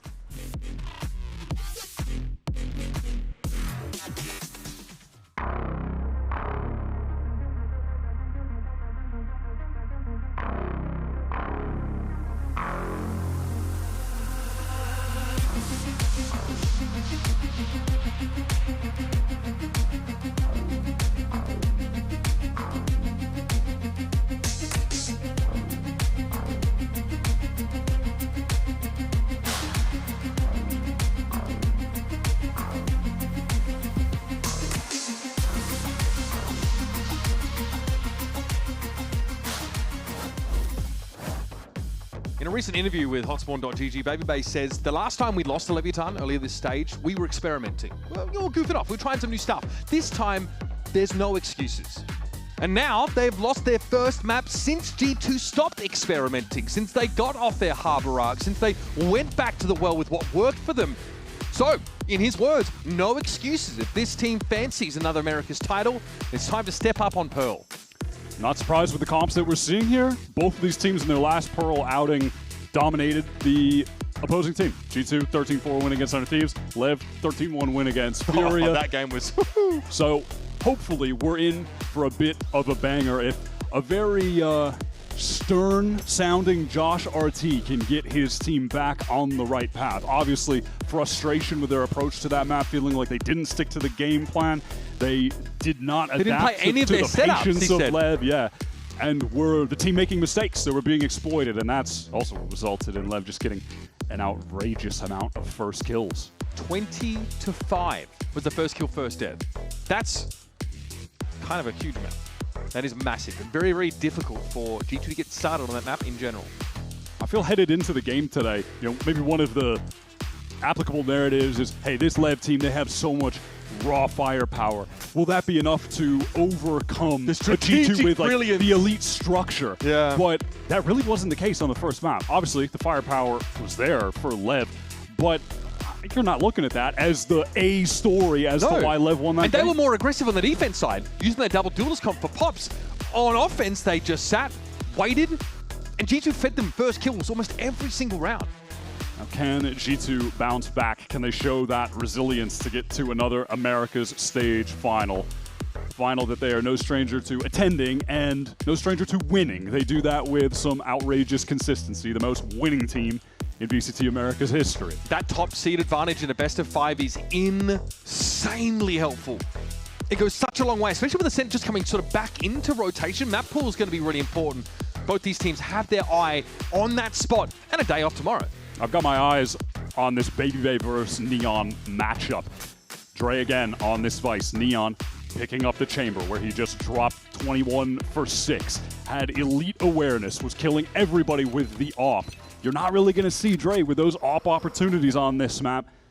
Could he lock things down here like he couldn't on Ascent? Can he switch that up? Lev with a slow contact take of A main. As they work into this pop, it's a passive G2 just positioning back towards Secret. Okay, recon there towards the back of the site. Relay bot going to force the back. Oh, that is just ungodly from Spike. Stepped up, slapped Trent and Valen both down. Well, there should be your round done. Just the dart bolt slide, and the bolt didn't even connect. Not even necessary. We've been talking about how Leviatán, when they get to call the pace, Wyatt, they are so dominant. They are so confident. And look at Lev's maneuvering on the map right now. They've got multiple players set up towards Bard. It looks like they might want to send Spike on the rewrap through Flowers. And they've got a player to fight through main, all while the grab well just delays, but G2 with the openers. Not bad, Scrappy in the post pop, but Sato steps up. They're going to find himself too. It's all on Jaw. Heard that many times before. Swing out here for King. Jaw ready for it, but now going a little bit low, hoping to sprint that corner. And Spike was just slowly wrapping around the map. Jaw never expecting that positioning. Gets caught between the two and had no hope of getting that defuse. Hey, G2 kind of make a nice go at it, getting the 2 kills to get back into the site, but ultimately that is just ridiculous. That tells you everything you need to know. He can't believe it. And that is a situation where the Lev firepower overcomes all because Spike is just too insane. That second layer of util to refight into Secret did not even connect. It didn't matter. It did not matter. Owner sort of says he doesn't feel like Leviatán have shown much of their attack side on this map. Feels like G2 are still not going to know what to expect. And that round was a good example of this. Wow, and there's Lev just exposing G2, set up with a gamble stack on a trap play over at B main. They put themselves in no position of real danger, even get a spam kill with blows on the retreat, and are now over to this free A site. They can throw Sato the spike, and he gets the orb. And if he just gets one more kill, run it back on the bonus round. It's just the Phoenix lifestyle. Yep. Endless ults. Straight chilling. Blows in here, just waylaying G2 further with a couple of shock darts. Neon's here, headhunter through the smoke, yields a frag as well. Able to get another blows in. I mean, we haven't haven't needed to see it from him today, but he's another guy on this team that we have witnessed his capability of being able to take over a game. Do you remember that stage game against Envy where it just drops 41 and 17 and absolutely flattened them? He has outrageous aim skill, just like everyone else. Yep. But listen, we live in a nerfed initiator world. It's not really his job to go that crazy all the time. And Sato jumps in there to get a kill or die. Doesn't matter. He just wants an orb, and he gets it. Yeah, he is ready for a run it back or run it down. In his case, he will certainly be going for the throat against G2 now. Yep, so Magic King is just going to throw the Phantom over to him and base their game plan around that all. Bingo. It's exactly the approach Leviatán are going to take up here. Spike's already looked devastating on this map. His 3 kills came from the pistol. And on that Ascent attack side, I think Lev's only fast exec round was actually the bonus. Everything else was patience and exploiting G2 mistakes. It's also abusing the op as well, with Neon getting one to hand pretty quickly, and he might be trying to do that too, because he's still sitting on a classic this round. Op rush for the chamber. Here's Spike turning up, and all of a sudden, G2 are on the ropes. Train here trying to play back towards that B side and hoping some of that stall is going to give him some space. Neon also triggers that sheer in towards mid connector, and then is happy to play back in the plaza direction. Yeah, and it looks like they want to just leave Spike as this B main insert while the rest of the team just watch across the map to see if there's any kind of overpush, collect another kill, and then get back. Lev have been able to consistently, across Ascent, now into Pearl, get early openings into the round, slow down the pace, and then capitalize off those early advantages into late round wins. Looks like G2, though, they have the right idea with keeping 2 players on B, thinking that there's going to be a re-hit of some kind. But, wow, Lev, even the next level of awareness. They just send out the drone in the fast lane, and now they're getting over towards this A side where there's only Valorant. Yeah, but Dre cross map can still use his util to support. Leviatán correctly surmised there's more than just the Vice over at B. They are really keeping their options open here, though. Yeah, they are really trying to fool this G2 team, catch someone out in the open, but it's Trent who catches blows. The time is just so low. Oh, King, that is brutal. 14 seconds in the round. Neither bomb side is safe right now, Wyatt. Really struggling to find where they want to commit. Spike, Neon, the 2 highlight players of the team in this 2 versus 3 on a must-win anti-bonus for G2. Neon's on the Headhunter as well. He's saving down for an op, so this is not a well-equipped Leviatán now trying to win this round out. And looks like this bonus might have fallen apart. Leviatán getting a little bit too selective about which side to end up on, and eventually the thread pulls apart. Yeah, it feels like they were trying to mind game G2 maybe a little bit too hard there. Never ultimately getting into a situation where they've got all 4 guys going to the same site, 3 guys going to the same site with 1 maybe trying to cut off rotates. And G2 are able to slowly pick them apart with the better weaponry. Oh my god. Much needed round, they only lose 2. Oh my god, I almost whiffed, bro. Man, it still feels kind of like even in that statement, in the reaction, the look on Valent's face, there's still some frustrations there. It looks like it feels like they got off lucky in that round. And maybe if things had gone wrong in that smoke, it could have gotten ugly. Either way, the pressure clearly being felt by G2, but they've got that resilience. They've been here before. And G2 know that this Neon op is coming. Matter of fact, this is something that last year G2 did a lot to start things off. A lot of Leaf chamber offing on attack, watching B led so fast into this link. Can it be the catch on Leaf? That is so sick from Spike. The way that Lev set this guy up to succeed, and he always knocks it down because the aim is just A1. It's ridiculous, man. Leaf came into this round with his ultimate ready, and he brought down to 0. No chance to make use of any of those credits. And now this strong mid-control for Leviatán. Such a crazy sequence of util to get him inserted so deep into the map to find that opener. And now if you're G2, you're desperate to find some information on where these left players could be posted up. No way Valent's going to check that. It's such a bizarre spot for Sato to be sitting. Walks out and is exposed. He knows someone could be street, but there's 2 separate directions he's got to look in, picks incorrectly. But this is pretty similar to what NRG like to do as well. They set up in a part of the map, and then they reset the round. They just sit. Yeah, there's a lot of silence in this meta right now. A lot of noise, and then Dead quiet. And in the dead quiet, Lev have been absolutely destroying G2 so far today. Execute now into the site. Baby Bay dealt with. Trent forced away, but at least gets the one. Yeah, it's just a tight little angle for Trent to find some shots through. Neon is down, but it's still going to be a safe plant and a fallback to be long for Leviathan. Favored by one now. We're going to have that runner back thrown in by Sato. He wants to get in here and snarl up any retake opportunity, but with Trent falling through mid, should be curtains for Jaw. Trent just didn't know where to go, wanted to avoid the run it back, trying to get it into street, but King is ready. Lev in the mid-round, just exposing G2. Yep. A desperate for information G2 because they lost so much of the map from that early little set play that Lev activated that catches Leaf instantly.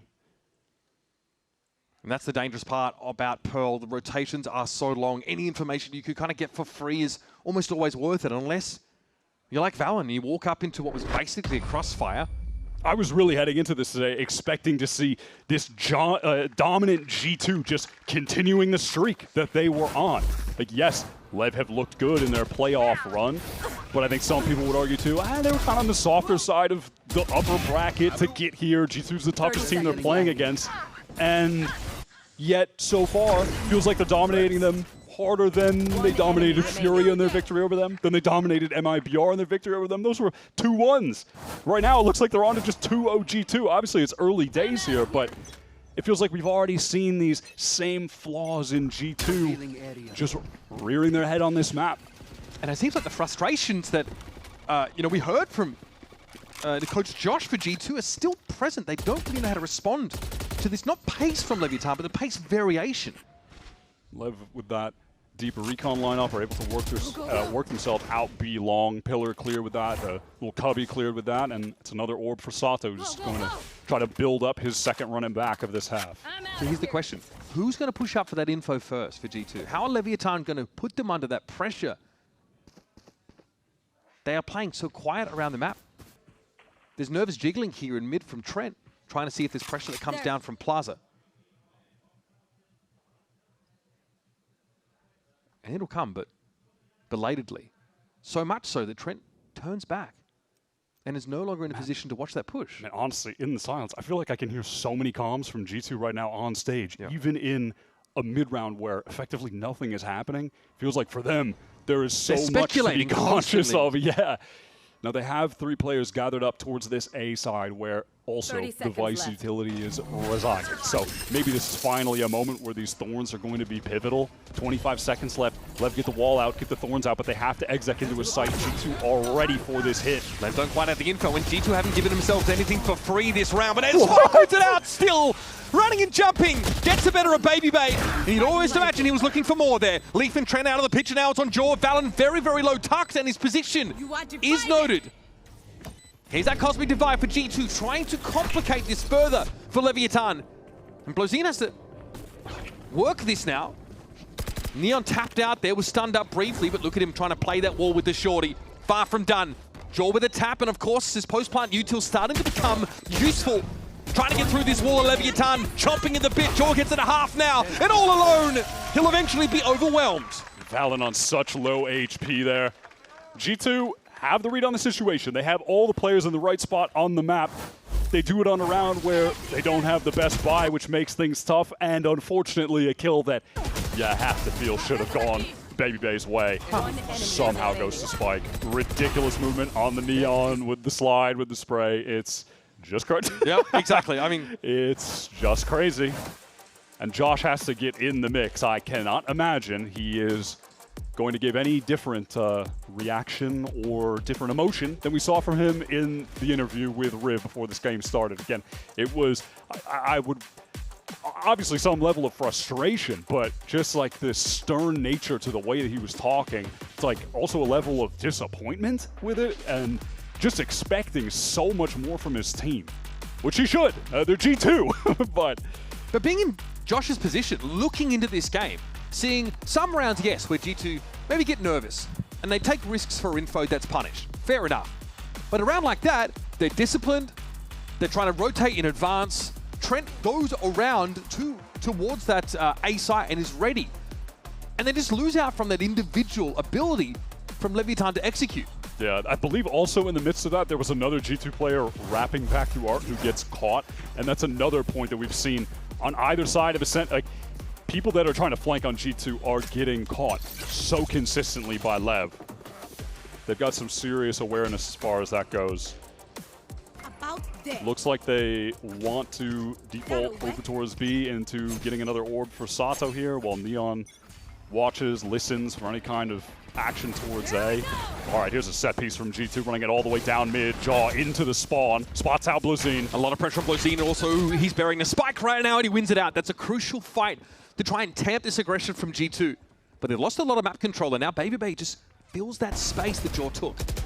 Yeah, he could catch up. Beautiful timing, Valen in the smoke. Spraying for it here. Sato caught out, but there's still the little issue of Spike, who is at large, now out inside the site. Found by Valen. And this util has done enough here to keep the rest of Leviatán at bay. Finally, something works out here for G2. And it's a hell of a leather push straight down mid. Yep, set play out of the timeout. Jaw doesn't get the kill, but BabyBay is still just able to capitalize off of all of the info that Jaw kind of gained in that play by getting the push through, catching Neon. Huge in that A main. So 1v1 isolated situation. Also, finally around for G2 where that sheer wall is dividing a duelist from the pack on an attempt into the site. No, it's rough for G2. We haven't heard a hot dog yet. That's true. That means they're not in a great place mentally, I feel. Might be a few rounds away from hot dog. Every time posted up here, well, damn, that's one way to deal with a Prowler. This kind of weaponry, no other choice. Haunt also dealt with. They've discovered where the operator is. Yes. So that's crucial for G2, who so far have not really been feeling too much pressure from Neon. Not off to a hot start here on the second map. The response, though, by G2 is just to pull straight off A main. No need. Yeah, we have seen no desire from either team to go for the all-out A main brawl. Yeah. But it feels like in this meta with these comps, like, how much do you want to commit to that fight, knowing that the other team could also full commit? It can get really awkward. Teams kind of trying to tease out util, things like that. So this is the second time we've seen this happen. The sheer wall in Art is separating Leviatán, but G2 aren't in a position to actually do anything about this. It's just for information. Oh, I like this little trick up through connector here. 30 seconds Leaf is just trying to chase them down, but he can't catch up. 25 seconds on the clock. Lev have been playing the clock down so low on these execs. Now trying to get into B. Thorns are popped. Oh, he's in Hall. How is spiking in Hall? He's just caught. There's nowhere for him to play. There's nobody Neon going. catches a rotate opposite side of the map. And now you've got to work from the outside of this B site in. Down to 3 players at G2. This is such an important round, and they, frankly, have already let it slip. Valen here and BabyBay together, I think, might need to try and salvage what they can.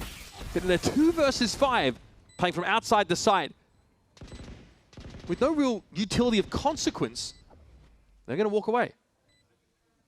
Yeah, at this point, only one option to survive and buy into this next round.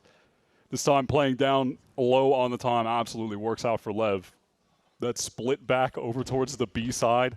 They bait out the run it back from Leaf, completely avoid it, and then get into the split where they had one player all the way, or all the while rather, inserted down B main.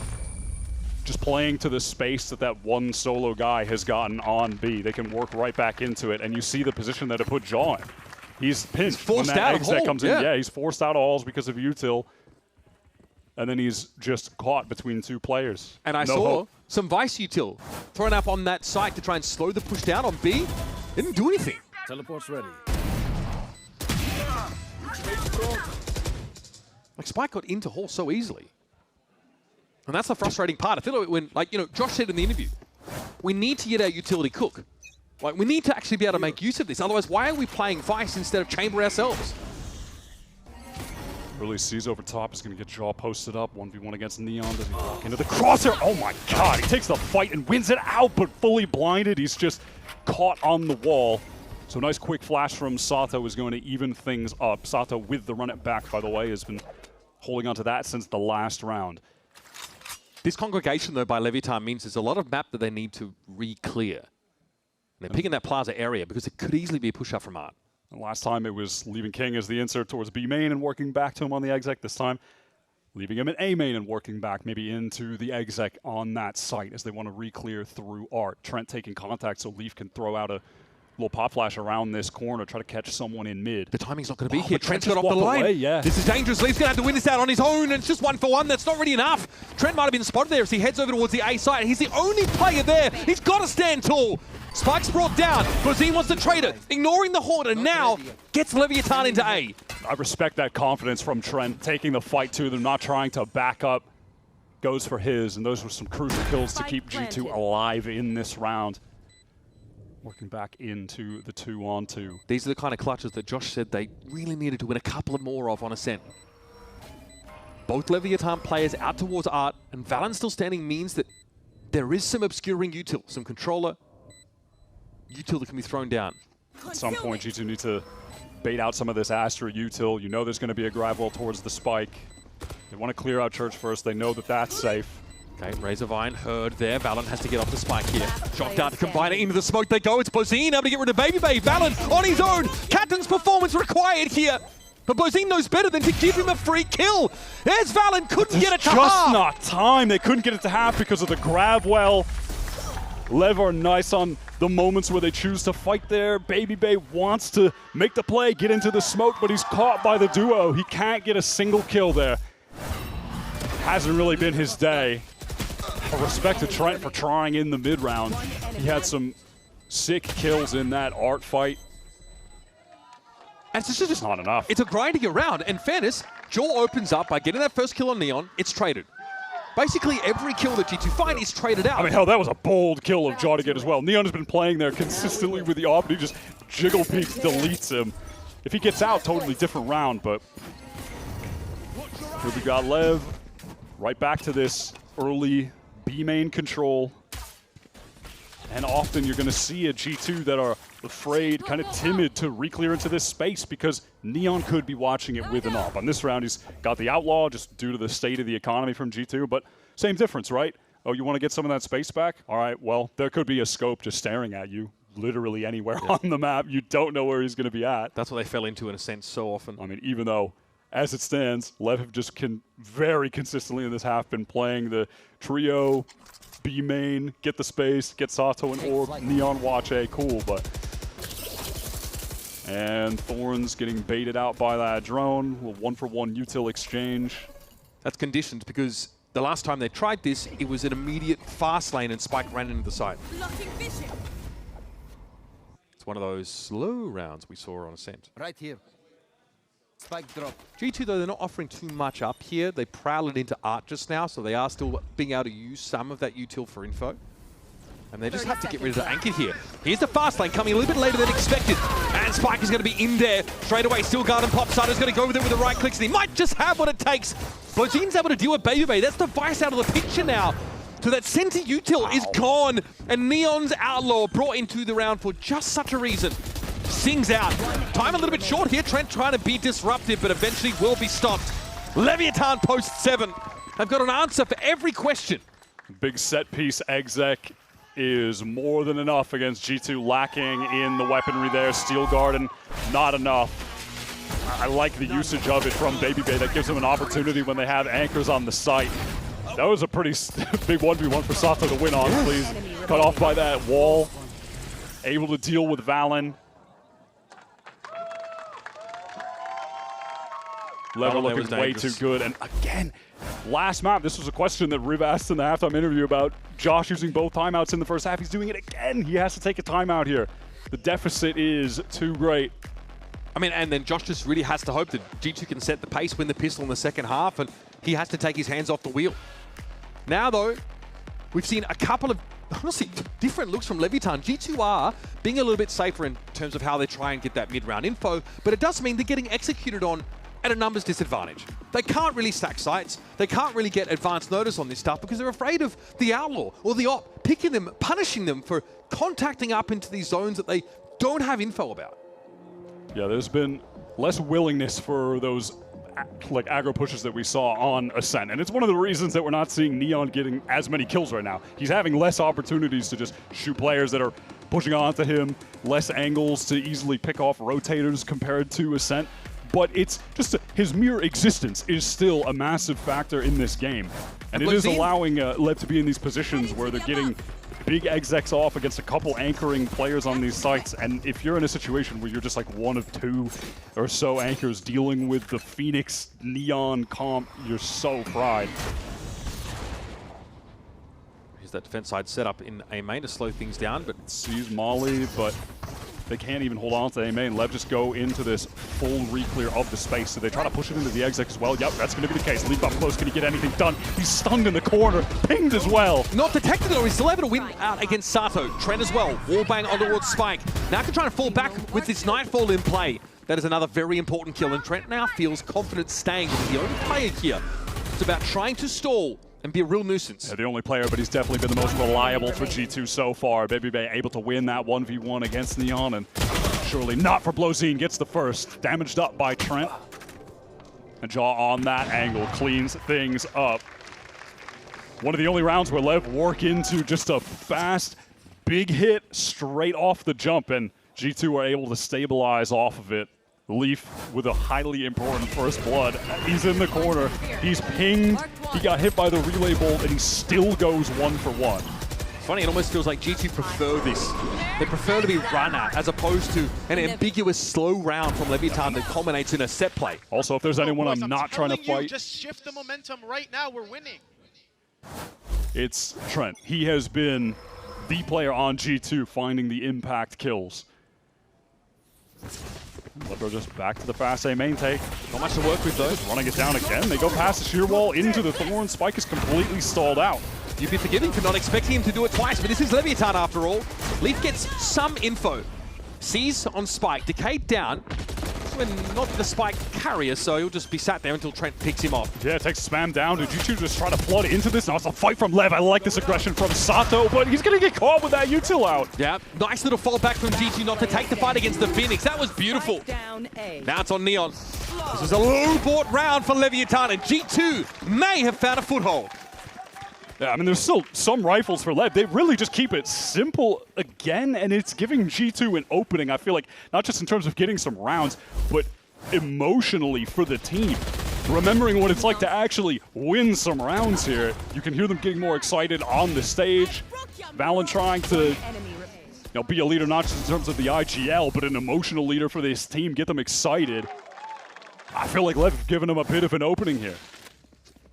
With a round like this, Leviathan obviously still trying to force the issue as we head into our last of the half. Look at this push up from G2. All right, giving Ascent to a degree, but Spike was ready for it now. Flash in for Leaf. He wants to keep refighting into this space, but the smoke's going to make that hard. Straight into that Vice util, and BabyBay collects 2. G2 with a 4 fight in mid. Ready for Lev to be in that area of the map. Leaf fast on the trade. G2 are not leaving. Now, this has been decisive for G2 to make a statement at the end of this half that was completely out of control for Lev. And now they have a real chance in this game. If they can close this one out as well. Very weak King. Just 36 HP with that Stinger should realistically be a non-factor. You're looking at Neon, but yeah, when Dre gets the op in his hands, he is insane with it. 4 in the round. First one was Valen getting them piped up. Now BabyBay with 4 kills to end the half. Now it cost them 7 rounds, 2 timeouts, and probably a large number of hair follicles. But G2 have been able to make this much more interesting affair. This is beautiful from BabyBay. Just slap them down and getting a reprise of the op roll at the end of the round 2. Good to see it in his hands because you don't see it a lot when he's playing this Vice. Stick But around, he is folks. fantastic with it, man. We got more to come here on Pearl. 7-5, Leviathan lead by 2, but G2 have found a bit of spark. Let's see if they can carry it over.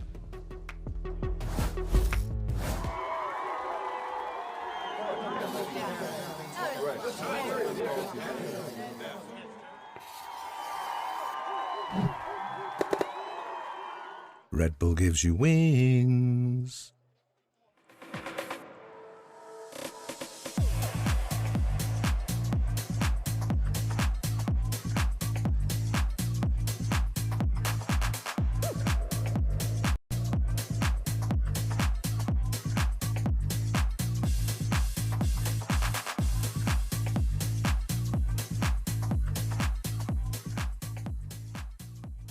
I mean, yeah, when the guys are standing up on our side, on the G2 side, I'm standing up, Leaf standing up, even Bay. I mean, once you see VALORANT standing up, that's when we know we're in flow state.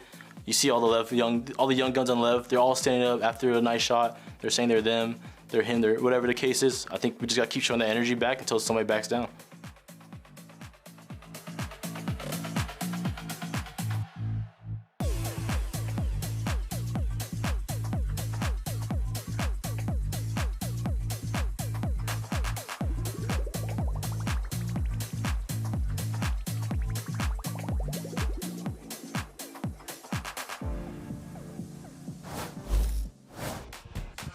The call came in from the captain.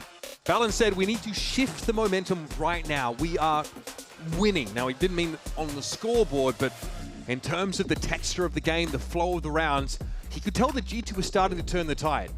And they didn't have a whole lot of rounds left in that first half, but they had enough to get to 5. And that keeps it nice and tight here. 2 rounds separate G2 and Leviatán, the latter who are threatening to end this series in 2 maps and book their spot as top seed into our final. Yeah, not only did G2 win those rounds, but we saw them begin to pounce on opportunity and get really proactive fighting against Lev in those rounds.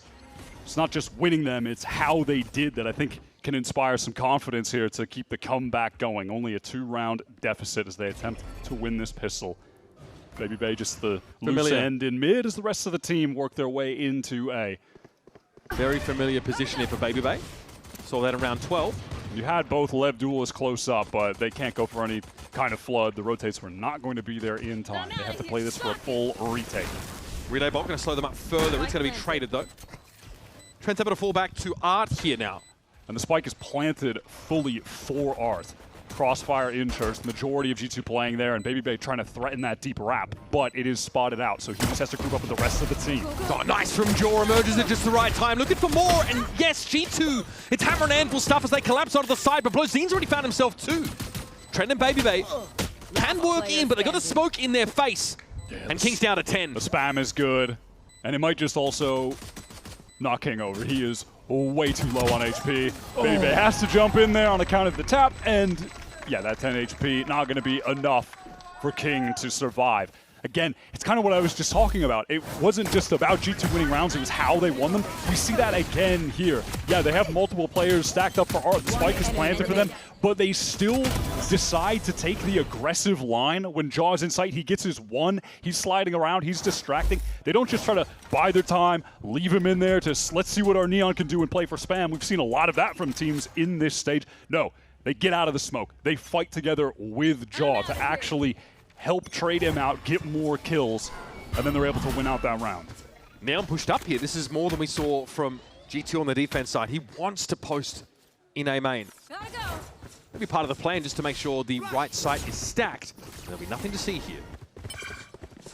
Full gamble doesn't work out. At least it gets Sato a spike.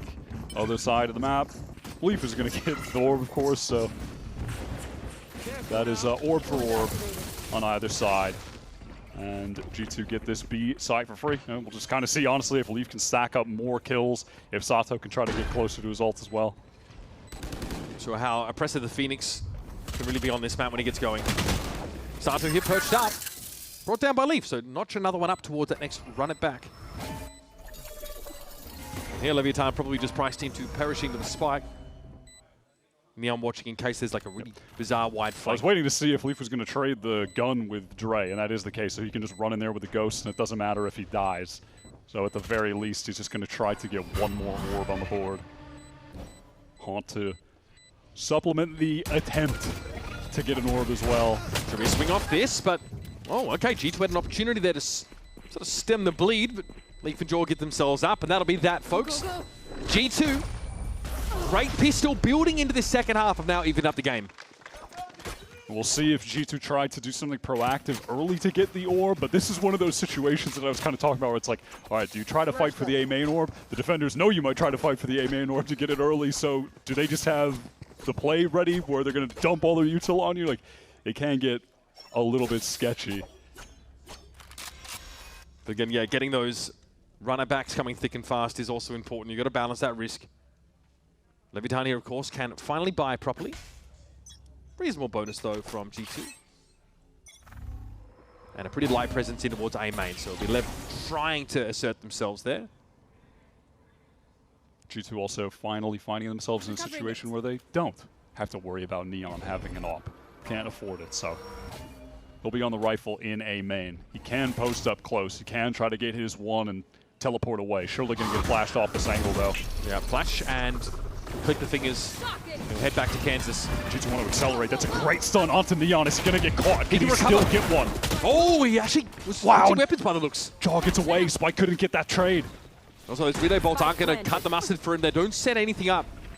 They will at least let Spike get a bit further forward, but now there's going to be a problem here over towards Flowers, and Jaw comes alive! King's able to shut him down, but the damage is already done. His first buy round for Leviathan has been shattered. You can feel that G2 really have captured the momentum ever since that one-round win. Little speech from Valen. They start playing more aggressively together.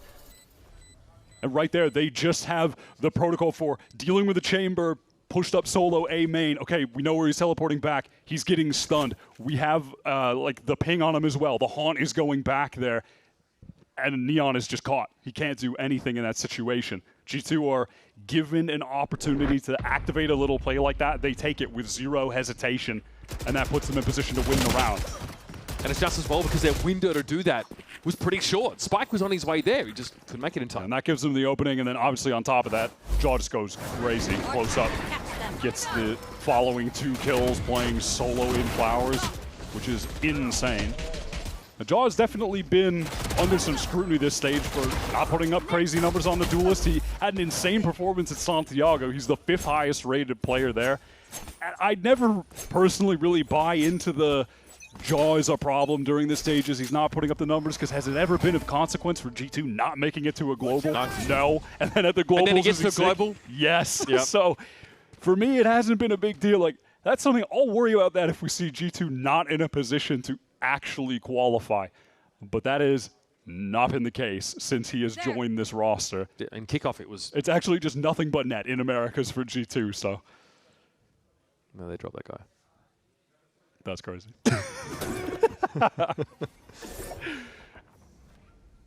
G2 haven't shown a whole lot of leg this round. It's going to be jump peaks for King that will confirm they're heading over towards B.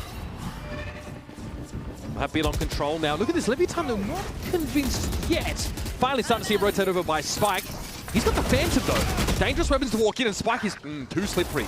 Leak there though, it's a freebie. Spike taken very low after that encounter. Even at that for Leaf, he just does so much damage to one of the 2 rifles with the run it back and gets all the space. Hey, that works out. Has to swap it over to Neon, who would love to get involved in this game. He has not been a factor so far. Pouring out of the side of Leviathan. They're trying to get past that Nova Pulse by the looks, and here they are. Trying to swing these corners, but G2 are ready for them, and there it is!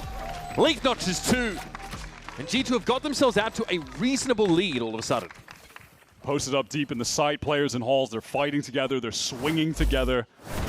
Now we're seeing that high level of fundamentals, even in these late round situations. No hesitation. I feel like you can, again, you're just seeing like a different disposition from the players when they're on the cams. It's just like slight little differences, but you can already see, I feel like, more confidence on Valen's face. I mean, he's not looking relieved when they win the round. So I think that tells you everything you need to know. Manon also performing very well. 14 and 7 for the Astra. Okay, so we see a fast lane in towards mid. Very aggressive rotate here for Jaw. He will cause a lot of problems for Leviathan. They do not know if he could emerge via Flowers. Leaf might be trying to sell something here as well. He falls pretty quickly. Jaw was able to pass by the trip that was over in street. So Lev, no idea that he is on this flank right now. And he could crack open this B site, allow the players from main to just run in for free. Oh, these moments are so rare, but when they happen, they are back-breaking. Now, Jaw, under no threat here of any reprisal, took down the only player on that B site. The contact line for Neon was dismantled. Only 5 kills for him this map. Trent still with a C's to play with when they try to get back into this site as well. Could be some valuable stall. Sato's run it back, neutralized.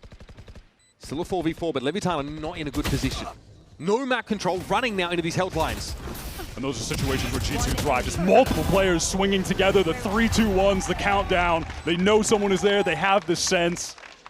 Blazin is dealt with, and then they wrap back to the site, deny every Lev player trying to get out from Street.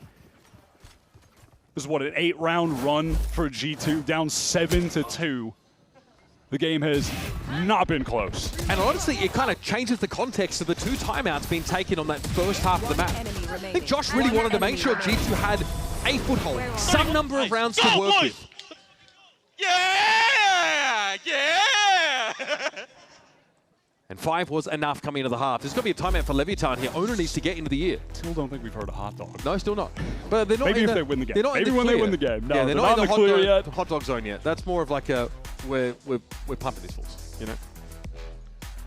And we'll see if Owner can be the difference maker, as Lev have just been getting torched since round 10. The game has not been close whatsoever. And Owner led this team in their VCT debut back in 2023. An ill-fated campaign, to say the least. There was blame being thrown around. A lot of people just wondering why this team, who looked like superstars, couldn't generate anything. Yeah, they started super strong that year as well. And then the Owner made some questionable comments about his approach to coaching that landed him under some serious scrutiny. But hey, he's worked his way back here, just grinding with the Leviatán Academy team, rejoining, bringing up Blows and Neon, and it is rejuvenated Lev, rejuvenated his career. We'll see if it'll be a factor for them as they try to get back into the game that they had full control of once upon a time. I mean, it feels like ages ago as we have watched G2 just crush them on every single round with some serious aggression and proactivity in every little chaotic moment. They are dictating the pace. Neon here mindful that G2 have protocols to clear him from this position, and that he'd have to fall back in a hurry. So he's actually deepening his angle here, while still making sure he can get out of dodge. About to get it. Here's the Prowler, followed by the flash. This time, he couldn't get away. Yeah, it takes a bit more of a risk, overstaying his welcome, hoping that on the low buy round, maybe he can find a kill, right? But that's not going to be the case. Recon gets some pings, but the Sheriff is not the ideal weapon to get a spray down kill. Time for the Eco Cobra to strike. Yeah, Neon went for the spot, but Baby Bay was not seen, and so he's getting some free kills. Okay, Blowzine.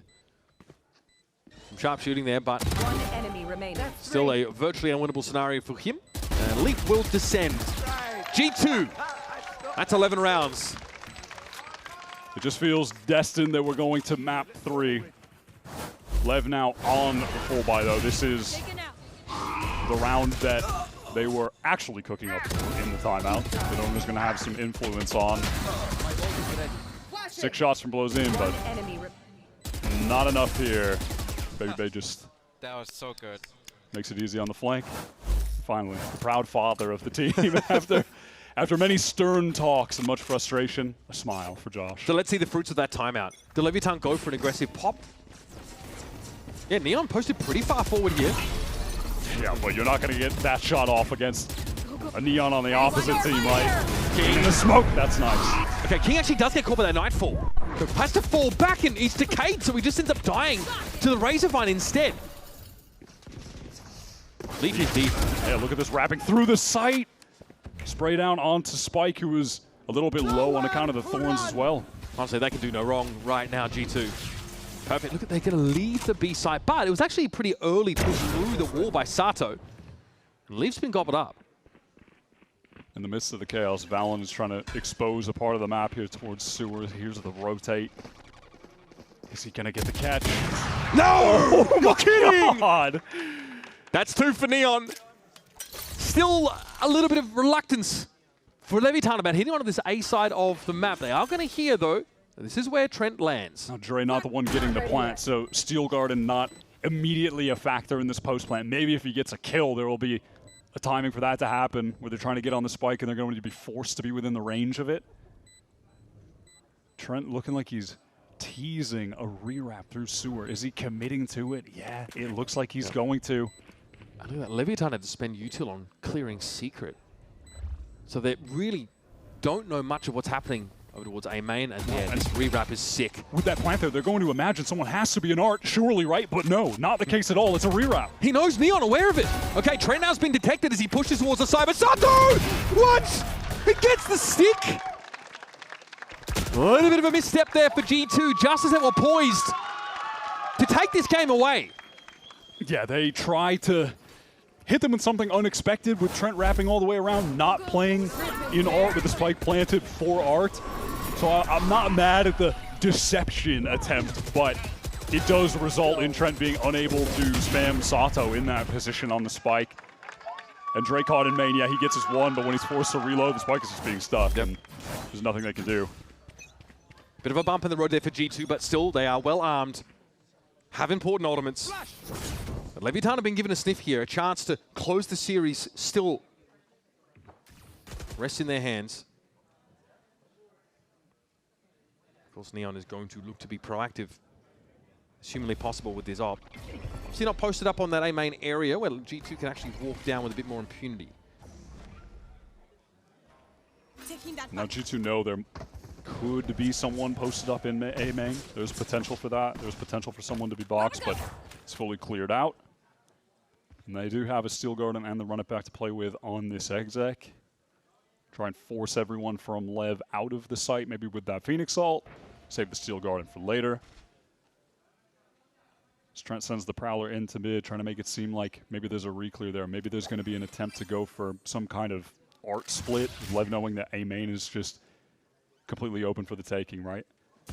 But that is not the case. Lev were in mid. They have a player up close on A main. Leaf trying to make his way through with the run it back. Spike is tucked in the corner, but he's slammed down by Jaw. Yeah, Spot's notorious, and we've seen a lot of value gained there, but that's going to be sprayed in advance. Pulsar handles Jaw deftly. Doesn't want to push up here. Okay, Steel Garden makes this a little bit more complicated, but there's no escaping it right now. You've got to commit for Leviathan. And that's Sato's run it back. That'll be dispelled. Yeah, can't get anything done. Just the classic. BBA exposing a little bit of an opening. Perfect timing on this for the easy double. Wow, Sato gets the one, but Leaf just as fast on the trade, so it doesn't even matter. It still cripples Leviathan. King has to try and fight his way back in here. The money, terrible. Leviathan are going to have to let this one go and hope that they can force overtime. But G2, that run, the 8-9 round run that we saw, starting at the end of that first half, have been juggernauts coming back into this game. And we're seeing that individual confidence from G2 as well in a moment like that, with Baby just taking the timing, the space through Flowers, and gets the flank off. Match point. Moments like that, gaining further advantages for the team as well. See how this went down, of course. Yeah, this is just being checked for. You cannot afford smart to let that spot that is historically the most deadly anchor spot on Pearl, I swear. And it's not even close. Backstabber. The backstabber. Come. Yeah, well, he had a chance to double down on that little late rewrap. Ended up being a trade, but still more than enough. Timeout here. Obviously, all of G2's used in that first half to try and stabilize. Leviathan here, though, have almost run out of rope. Look, we have definitely gotten a flip on the Sentinel success from map 1 to map 2. Baby Bay has been on point here, and G2 have not been giving Neon those same openings when he had the operator, or hadn't given them the same openings rather. Most of that was on the first half. Neon a lot of attack hopping, and G2 were just not giving him the chance to get kills. They weren't playing into it, they weren't feeding into him. Wasn't able to catch rotators like he could on Ascent either, and it's resulted in him having pretty little impact overall outside of, maybe that one op round on defense, the one that they were able to get round 19. G2 are looking good to take this map 3 split. We've seen a lot of Lev there. They do look strong on the map, so despite G2 winning here, they're obviously not out of this just yet. With the grand finals on the line. See if Lev can try to bring this back to OT, though. It'll require 4 in a row. It has to start on a round that, frankly, isn't well bored, at least a tour de force for Neon. He's going to be holding this big long angle, but not exposing himself early, just oh my goodness, a jump and peek, and there goes Leaf. Now he'll fall back off this as he is marked up. Prowler going to come in over the top, and Neon's fallen back to Halls. Safe spot, surely, and once again the corner is checked, but Neon is dishing it out! 3 with that tour de force! Surely not more! The oil slick going to make it hard to close the gap on him, and Trent has to wrap to the site itself. Another one for Neon! Surely you're going to get them all! Sato chimes in! And in the most unlikely fashion, Leviathan stay in the game. And man, in contrast to the attack side, when G2 are forced to go into this AWP at times, not knowing that it's going to be there, Neon is cooking. That is so sick. He has been the catalyst of the 2-round wins that Lev have gotten on this defense side. It has just been his AWP on both of them. What? What was that? Teleport's ready. A slower start to this game. I think at one point Neon was 5 in 10, but he just saved Leviatán this map. 3 more. Look at the state of G2's econ as well. It's really not good. They're walking into 3 Lev players here. Damage on Jaw. Back. Oh, Sato, he is just caught. Spike wants to help, but he cannot. So coordinated from G2. Plenty of guns there to trade off Jaw. Neon going to be stuck here. Yeah, awkward. Probably going to take a bite, and he is barely alive. And this is all before G2 have committed to the side. Should be obvious that Neon is stuck in this corner. Every G2 player have to slow it down. Every player from Lev just here to greet them. So there's still a chance for the defenders. Oh my God! Not again. I was thinking it would happen again. Blue Z for 2. And there's Valen shutting it down. Could have gone either way that round, I'll be honest. But an important recovery midway through that first half from G2 sets them on track to take us to a decider. That is resilience on display from the 3-time Americas champions in G2. There's a reason they have those accolades. It's because they can bounce back from dire situations. Down 7-2, Lev in complete control of the game. And then G2 made it feel like it was never even close in the first place. I think it speaks volumes about how important mentality is in this sport. Obviously tough to deal with, yeah, stuff like this from Spike early on in the game, this raw aggression. And G2 still looked uncomfortable, didn't really know where to put themselves. But this recovery, Baby Bay 4K towards the end of that first half, and then all of a sudden, all smiles for G2 on their map pick. It really makes the conclusion of this series quite compelling. We're going to be heading over to Split, but before we get there, we're going to hear from our desk, break down what we've seen, and what we should be expecting.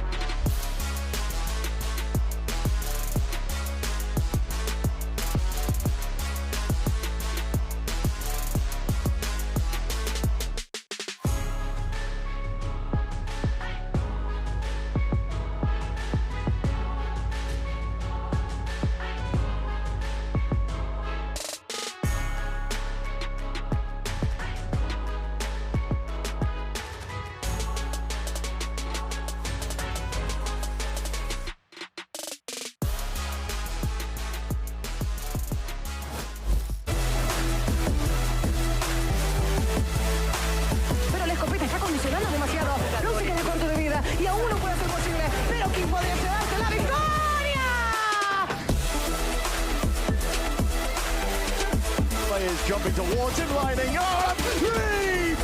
That is unreal!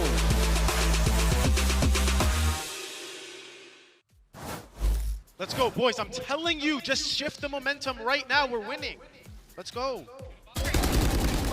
Welcome back, everyone, to VCT Americas as we break down this Map 2 victory from G2 Esports. Valen really never gave up, letting his team know that they were still in this. They still had the capability to be able to pick up the dub. That's exactly what they did, Mimi. They get that win, 13-9. They were getting ran down by Spike. 7-2, the score against them at that point in the game. But from there, it was this complete turnaround. They win 9 rounds in a row on Pearl, bring that momentum back, and dominantly send us to a third. And none of it could have been done without Valen to win those 3 at the end. His whole team's negative in the first half. He's sitting at 11 kills to 4 deaths. That set up for the takeoff in the second half where they went out in that early pistol. Again, some clutch moments there, and G2 just took it off. For me, the story of map 1 and for the start of this map as well was G2 failing at the team fighting compared to their opponent, getting ran down by these fast plays. You saw in this one, they were just getting a neon sliding on them literally every single round from Spike getting openers.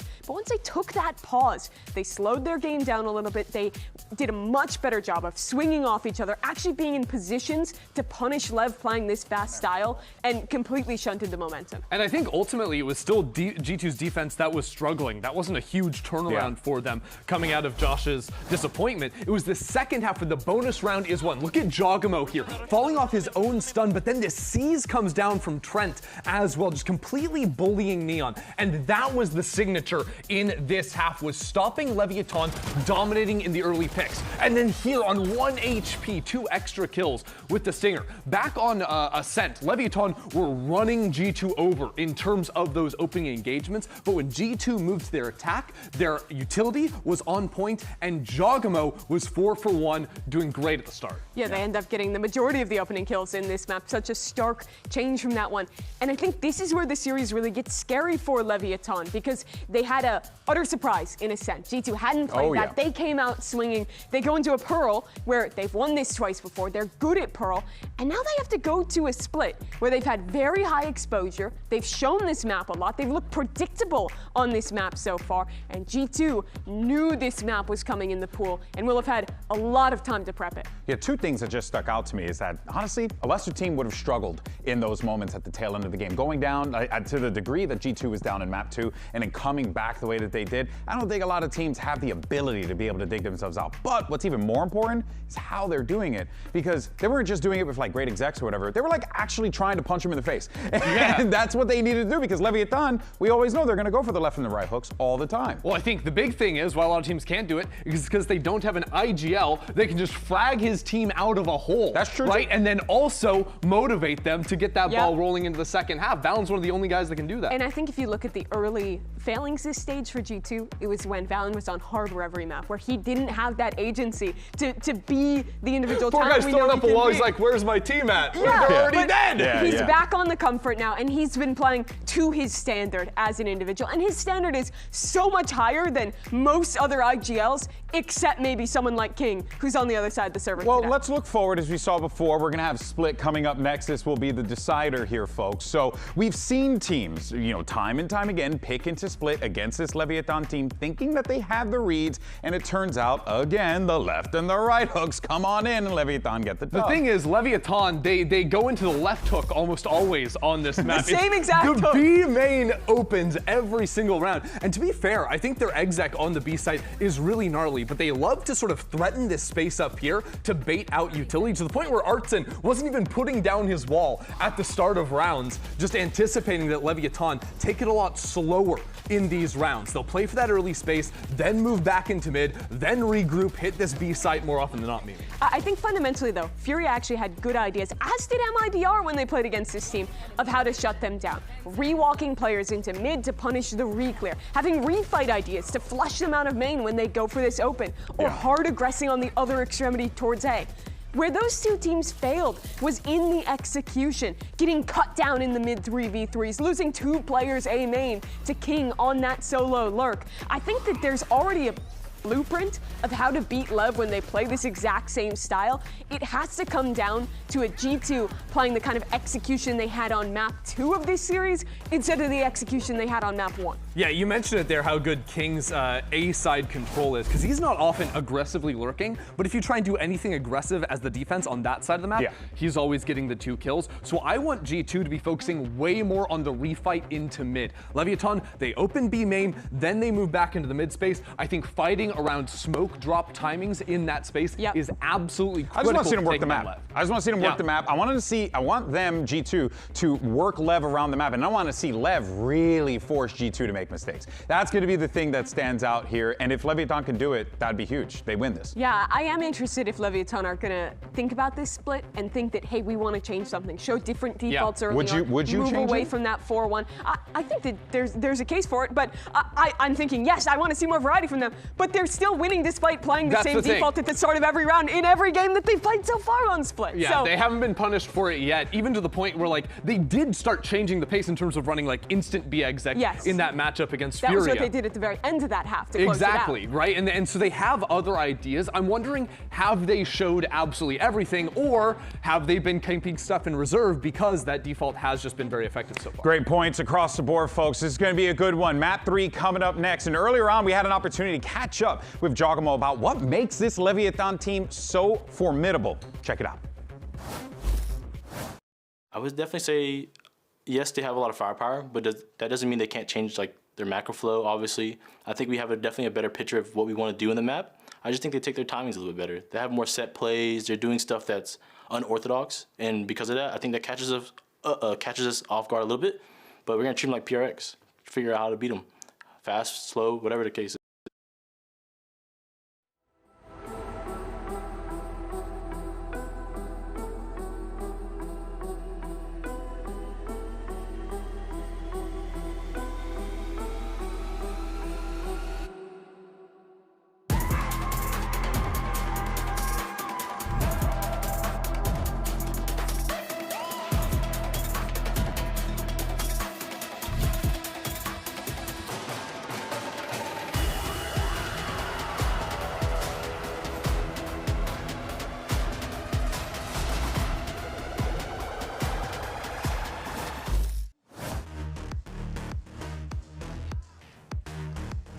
Forced to sit out of a Masters in his own home country, King and the rest of the Leviathan have certainly flipped the script on their performance coming into this stage. Now, of course, with their presence secured in London, it's about getting to the top of the hill. It's about proving to themselves they can do it against the team who, honestly, they have had to face off against in many of these late-stage games of consequence in the past. These two teams are 4-4 historically. King and VALORANT have tangled so many times before. And now it's time to find out who wins the war of ideas as Split is on the docket. The last time this Lev team got a trophy was against G2 in the 2024 Americas Stage 2 Grand Final. A 3-1 victory for King, for Lev. Since then, this league has been G2's domain. They have ruled over us for over a year. They didn't get first at kickoff. Obviously, the system a little bit different, but they want to bounce right back and get this stage trophy. Something that Des kind of talked about. Dre wants to lift it with the team this time as a player, playing with them during the stage, but not during the playoffs because Leaf came back. This is his opportunity to make it to the finals, playing with the team and lifting the trophy himself, right? Contributing in that way. He has been so good for this team this year. It's outrageous. I mean, his whole story, obviously, from pro on FaZe Clan to caster for the league to back to playing with G2 as a sub to playing with them for real, and for my money, being their best player this stage and the best Vice in the league. Yeah, last year he carried that trophy, the Stage 2 trophy with him. He came out with us, he ate cereal out of it, he took photos with it. This time around, he's going to really feel like he truly owned it if he can hoist it. It feels like there's a chip on his shoulder, too, with having a lackluster performance at his first global in Santiago after a phenomenal kickoff. But now I think they've got him at his best, locked into this Sentinel role. He's playing Vice pretty much everywhere. Chamber on one map where he gets to op. Last time on Split, he dropped 27 for 14 against Cloud9. He is so good on this map, and it might be an opportunity for him to show it straight away as Lever heading towards this A side where he's anchoring an elbow. And as the wall comes down, they'll take some pot shots. As Leaf already knocked to half. Haunt just to check these close corners, and on the site we go for Leviathan. Leaf to re-emerge. Was able to find Pulsar. Is there more though where that came from? BabyBay a little caught here as deep into elbow goes Spike. Yeah, just a slow wrap from Spike, silently getting into elbow after making a lot of noise exploding onto the site. G2 are going to be wrapping through main, one player through screens, and eventually going to need to deal with King, who is posted up in heaven. Spike not planted exactly for him though, so could be a situation where it's hard for him to get involved. Might catch the cross though, at the very least. Valen trying to amble his way out onto A. Neon reveals himself there, baited out by Trent. One enemy Can he trade in the end? King does get active and involved from heaven in the end. Yeah, he finds his moment earlier in the round when he needed to take it, knowing that he can't really be some kind of weird late round factor with the Spike not planted for him, right? So he gets that moment to set up the cross from heaven, 2 free kills into main. Oh, this takes a nice timing here. Off contact from Neon in main. Yeah, credit to Spike, who got that really crucial second kill onto Dre to fully open up the site. Just switching up the pacing with the walk through elbow. G2 set up for the big B main fight. A counter to Lev's tendency to go into this B main default frequently on this eco. They just want to go all out on this thing. We'll see if it ends up working out for them. Okay, Paint Shell Tear's going to punish Spike. He's got nowhere to go. Caught out by that Seize. And Joel's going to be able to deal with him. Wants a bit of the orb, knocks himself sidewheel with that satchel. The rest of Leviathan aren't really trying to get too much more involved here. G2 able to really just hold this B main control now. They're hoping that there would be a G2 over push. Maybe an attempt to recover the gun, but it's just a stinger, so I don't think they need to go too crazy on that. The Arcros at their backs. We might see a multi swing on this corner. Oh, it's a disaster! Sato gobbles them down. That's the player, by the way, with the ultimate you want to get lots of, so yeah. Worst case. We have seen at least 2 other Sato bonus round run it backs, if not 3, but definitely 2. About as good as it gets for Lev. My God. Yep, and well, Jawhog got a couple orbs, but now he's 30 HP on the run back. I mean, there's been much discussion on this split map, courtesy of TMV in a great video that he made, going into some pretty extreme detail about how Lev have been playing this attack side, how they've been running this split default where they're posted up in B main to try to get the voice wall out on 24 of 36 attack rounds that they've played. And sort of the surprise at no team being able to directly counter it, right? They've still been winning. They're they're 3-0 on this map. And even within those rounds, they won 17 of 24. So the success rate is crazy. G2 tried to set up a counter there, and I mean, it was working out, but it was a round where they had 5 classics. And they eventually were able to push get the first, so yeah. It's a start, but they couldn't close the round out due to the economy. Here it is, with the quickness into B main. Smoke to that default position, Prowler through. All according to the playbook for Leviathan. Look how deep, almost got to this smoke, they're not ready for it!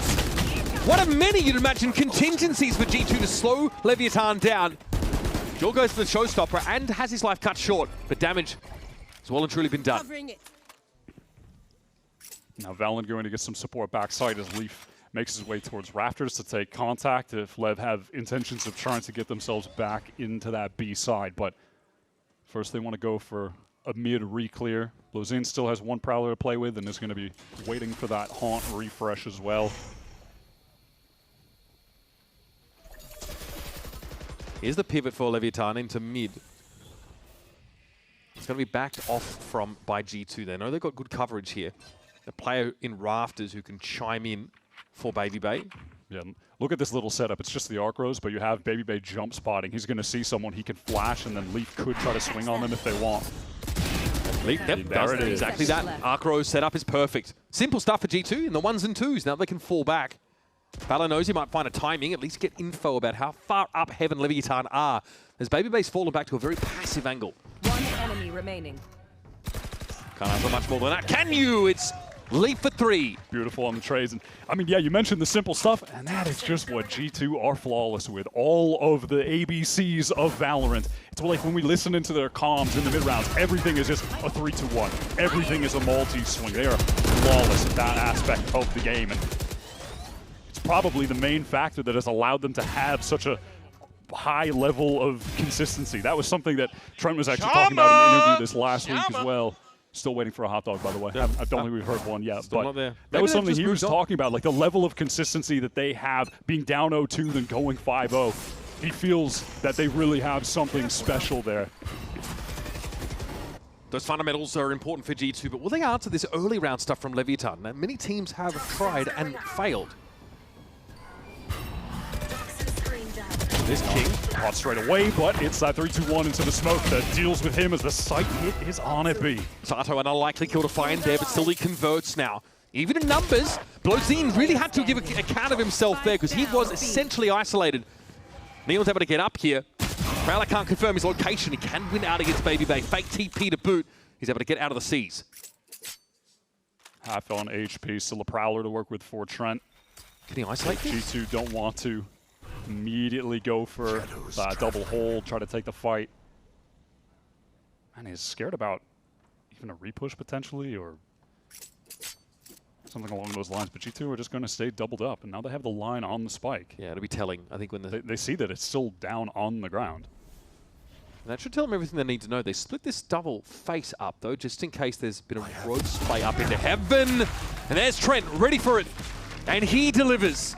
Closes things out. He has been as reliable as it gets today, even when things on Pearl were completely out of control for G2, when they were being dominated by Lev. The one guy getting them a couple rounds on the board, it was Trent. He has been in form today, regardless of what has been happening to the rest of the team. Crucial impact kills are consistent with him. Now Leviatán forced onto the bad buy, a few stingers, and these are the kind of rounds where with the double duels, you can imagine there will be a big pace increase towards this A side, just trying to close the distance. These are the rounds that G2, though, look really good at, typically. Oh, they got info now. They do see the peak about the wall. It's going to be a TP up there for Neon. Wow, that is snappy from Jaw. Sharp with it. 3 already for Jaw, and you know he's asking where the rest of these Leviatán players are. Blozine caught out by the paint shell. Give him a number. King shuts him down, but still, I think his point has well and truly been made. He was trying to ask his teammates if he could get that last kill as well, but sadly cannot. All good. That's still an insane round from Jaw. Always nice to see him back on the Rays. Played so much of it when he won Champions with EG.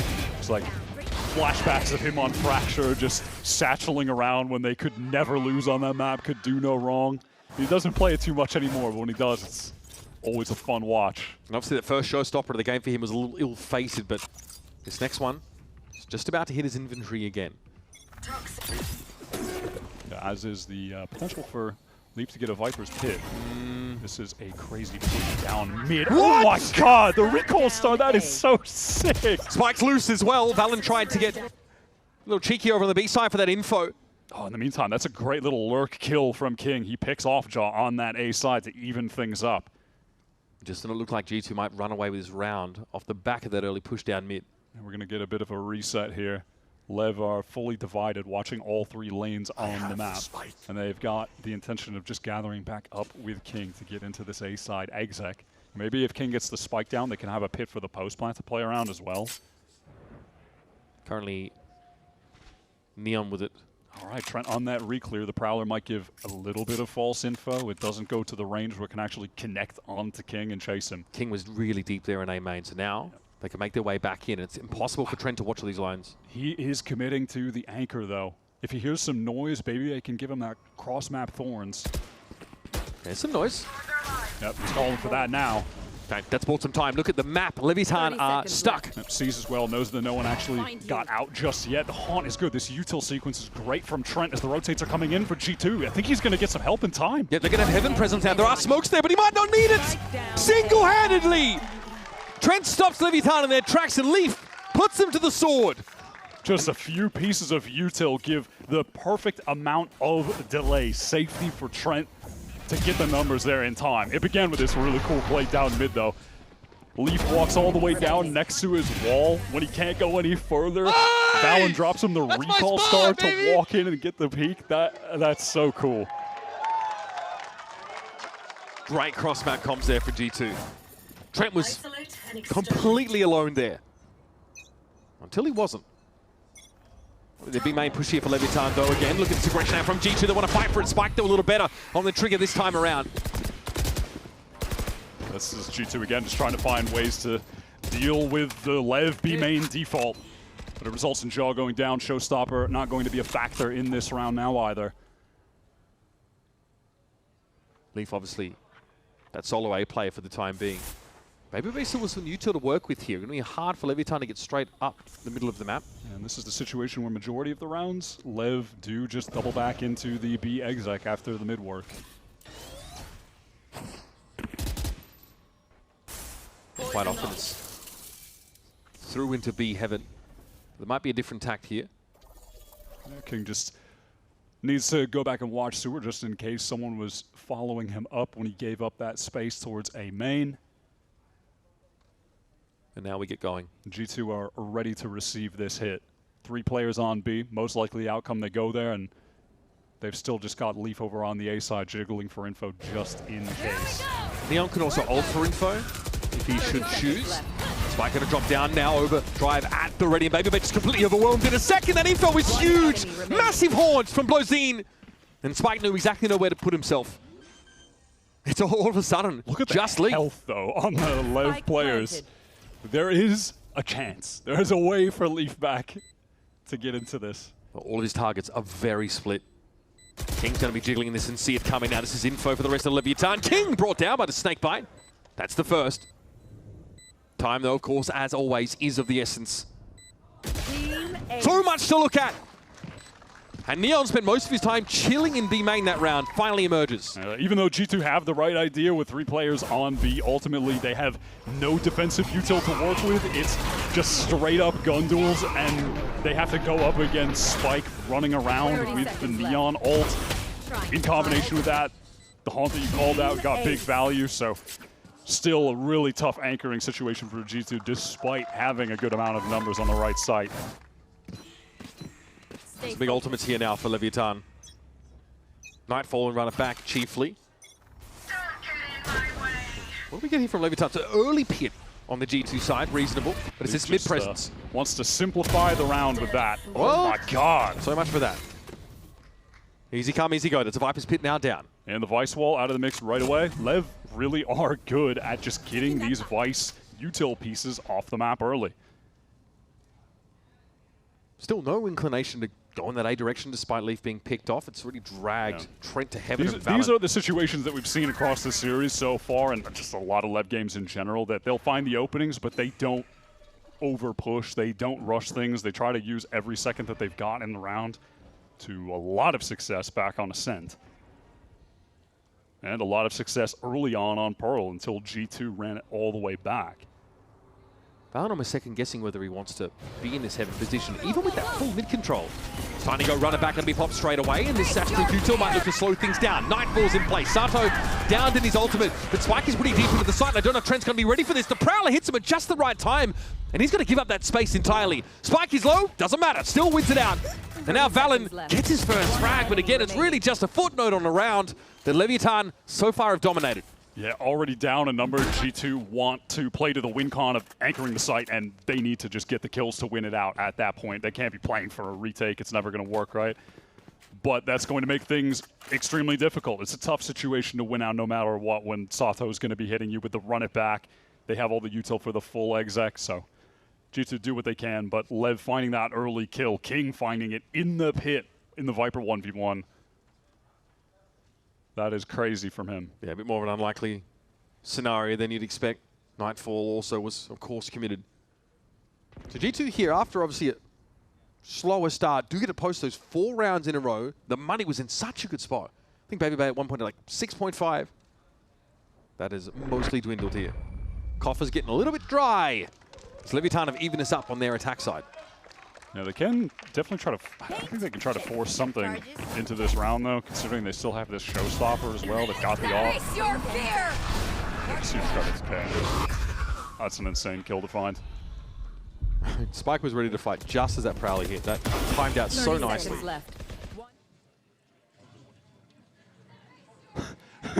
Come on, bro. All right. There we go. It took a second. He is but all good. King has seen something he doesn't like. clearly not feeling that confident. Here's that B main control once more for the attackers. Plenty of jumping. Jorgamo here trying to punish that, but the smoke is an issue. A lot of spam, just in case someone was playing close up there. This is the classic Leviathan look on his attack side. Here they come. Oh, Jaw on the open gets a showstopper off. Can he actually find a kill with it? Yeah, that's going to be one. Is there more where that came from, though? Hit up in the midair. Sato's doing some serious work. God. And that's Neon getting a taste of his own medicine. The flick on the angle was nice, but Blozine chimes in. Now the Raze is out of the picture. Spike pretty deep into the B side, but Baby is fighting on the ground. Blozine notches up 3, showing that level of class that often he doesn't need to dig for. The G2 throw everything at Lev to stop that, execute the Steel Guard, and had at least a one good connection. The movement from Jaw was crazy, and that is why you have to watch the Jaw Raze. He is just ridiculous with that. The repick with the off is crazy. Then he tries to go for more with the shorty, hoping the rest of the team can flood out off of it. And it kind of could. The Steel Guardian goes off, but listen, the round is never done against Blozine because he is just capable of snapping to every head on the other team. And so this idea that G2, you know, have tried to test in order to stop this Leviathan B-side push has been mixed results. And it's always been Jorgamo trying to do something unexpected, trying to be disruptive. Yeah. Like, it doesn't really seem much deeper than that. G2 are not respecting Leviathan, they're trying to push into B main or, you know, pop a showstopper in a round like that. But I wouldn't say it's been successful with consistency. Leviathan are still ahead. Been the story with this, and that's why it was you know, so baffling and getting so much discussion, is that the teams know it's happening, but they still can't actually beat Lev when they're on attack side. Because behind that, you've got someone like Blozine who just drops 3 kills to win you the round. You've got that individual caliber, this elite gun skill from Leviathan that means even if you have a good idea, in theory, of a way to shut them down on this push, it's never guaranteed.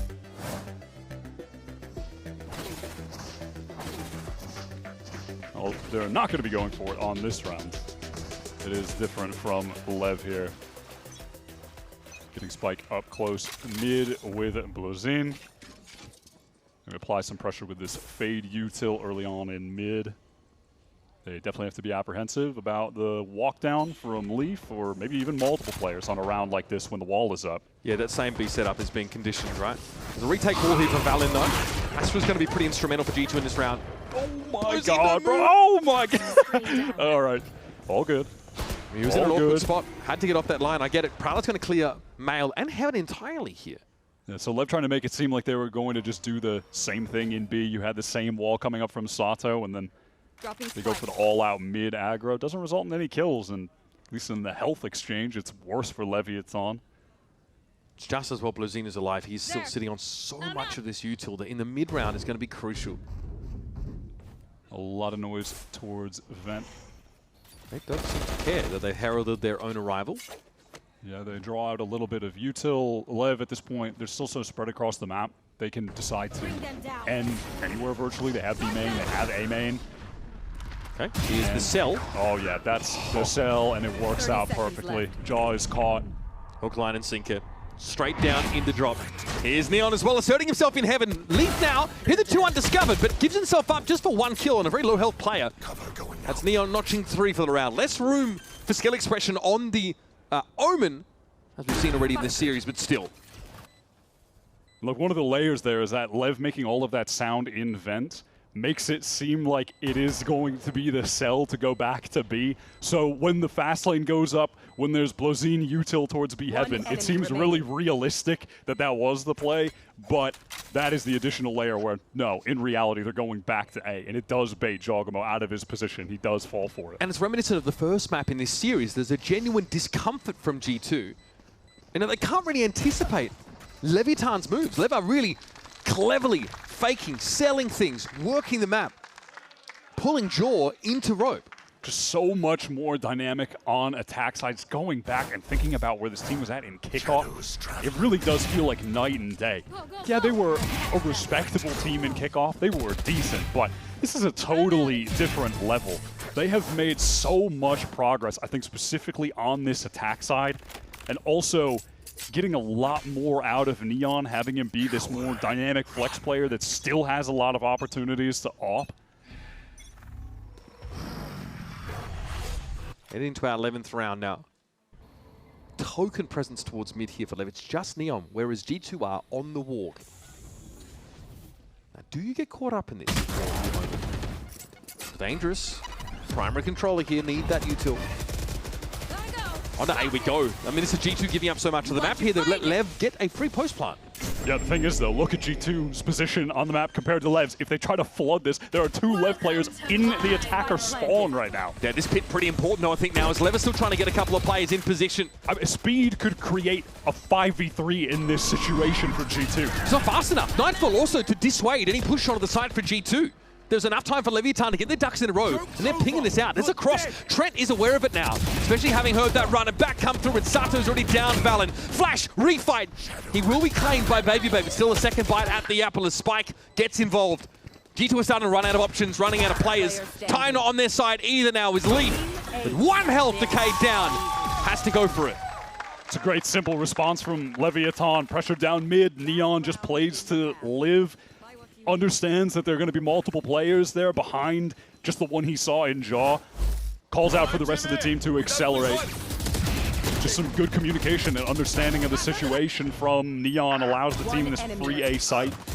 And yeah, there's a window of opportunity for G2 to go fast, but there's no reason for them to think that that's a situation. They didn't have the info on, towards B necessarily, that there were 2 players so far away. So Lev are able to get away with it. Do they want to just end this half with a fast A hit? These are the kind of rounds that they brought out on Pearl that were going G2's way at the end of that half, when they started to simplify things and just go quickly into sites. But hey, it might work out when Neon gets you the opener on the Viper. Yeah, Leak just hoping to see that cross punish for it in the end. Baby Bay in trouble, but he has the right weapon for the job. Now though, making a change. That very, very important for Baby Bay to play off. He's given so much support from Chen. Look at this. Oh, timing for Jaw is pretty solid. Baby Bay still just tuck back elbow. No one can deal with him. Nowhere to go either. Yeah, balance. Steel Garden as well. It's cooked. Basically, exactly what we were saying on Pearl, right? Just before the round started. As soon as Lev kind of simplify things and go for a fast exec, they're just swatted down. They even get the first kill and it doesn't matter. The anchoring from Baby Bay is phenomenal, and he gets great utility support. That haunt sets up the spam through the smoke, thinking someone is going to be in that position. He's right. I mean, if there's anything that G2 are good at, is Adility's fast plays. They didn't get the better of Nongshim Red Force in Santiago, but they definitely got reps against that style. Leviatán sputter out a little bit towards the end of that first half, but in general, 7 rounds to the good. As we head into our last half of this series, that top spot, top seed in the finals hangs in the balance.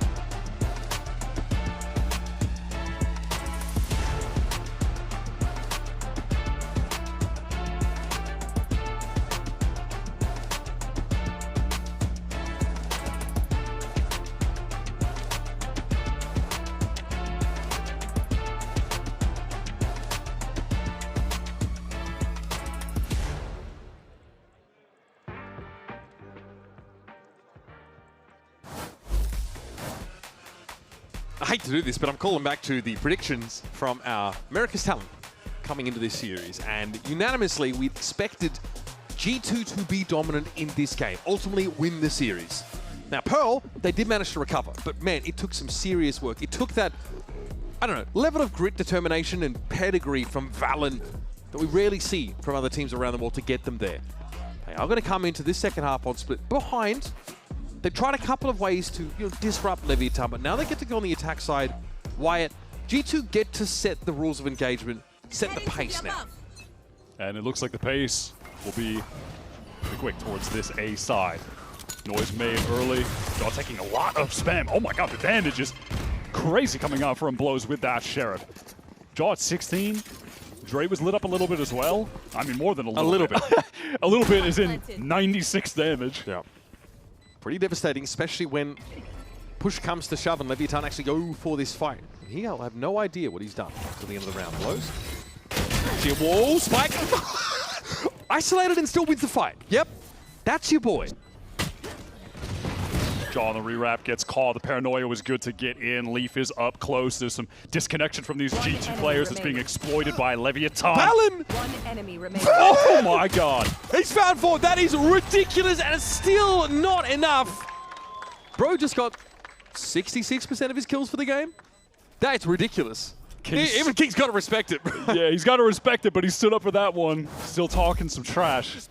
That's the rivalry we talk about, these teams being 4-4 against each other.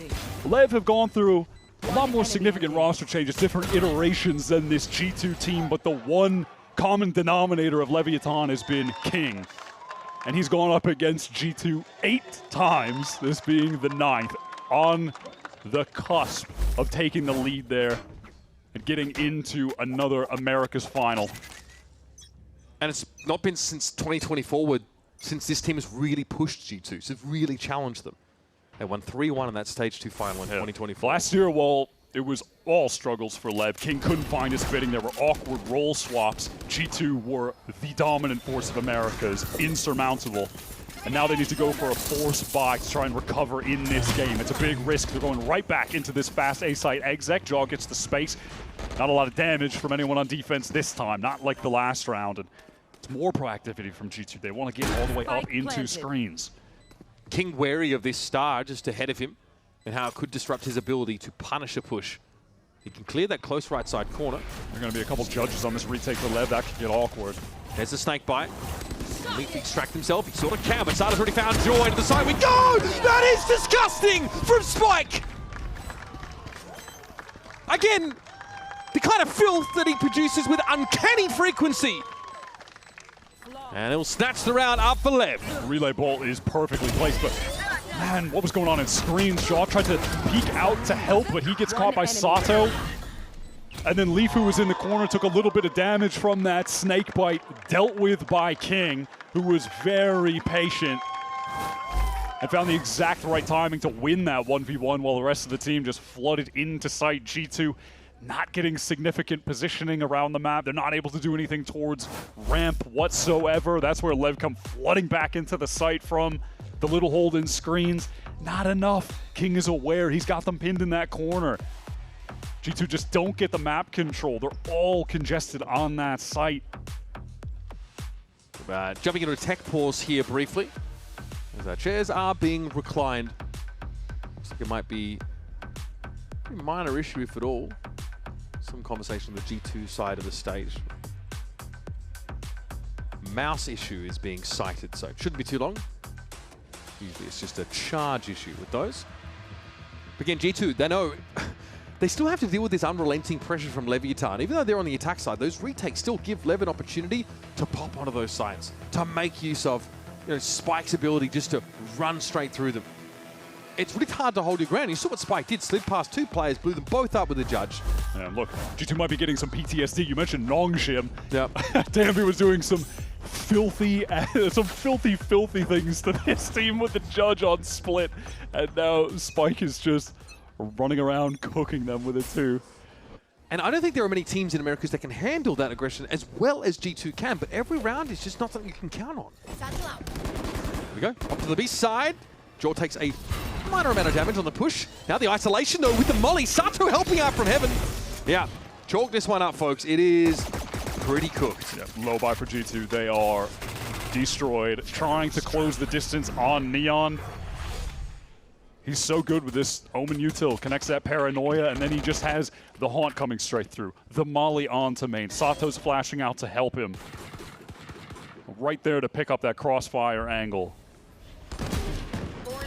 An important timeout called there, or rather we just come out of a tech pause here, so G2 haven't really had a chance to chat so much. Last map, Josh had to use his timeouts in that first half and it paid off. Really gave them a staging ground to work with. There's a question of how you'd want to make use of them here now, as G2 are going to be chasing a 5-round lead. On attack side split, no less. 30 seconds left. Against a team that have been having an incredible stage, have sick aimers, have tons of confidence.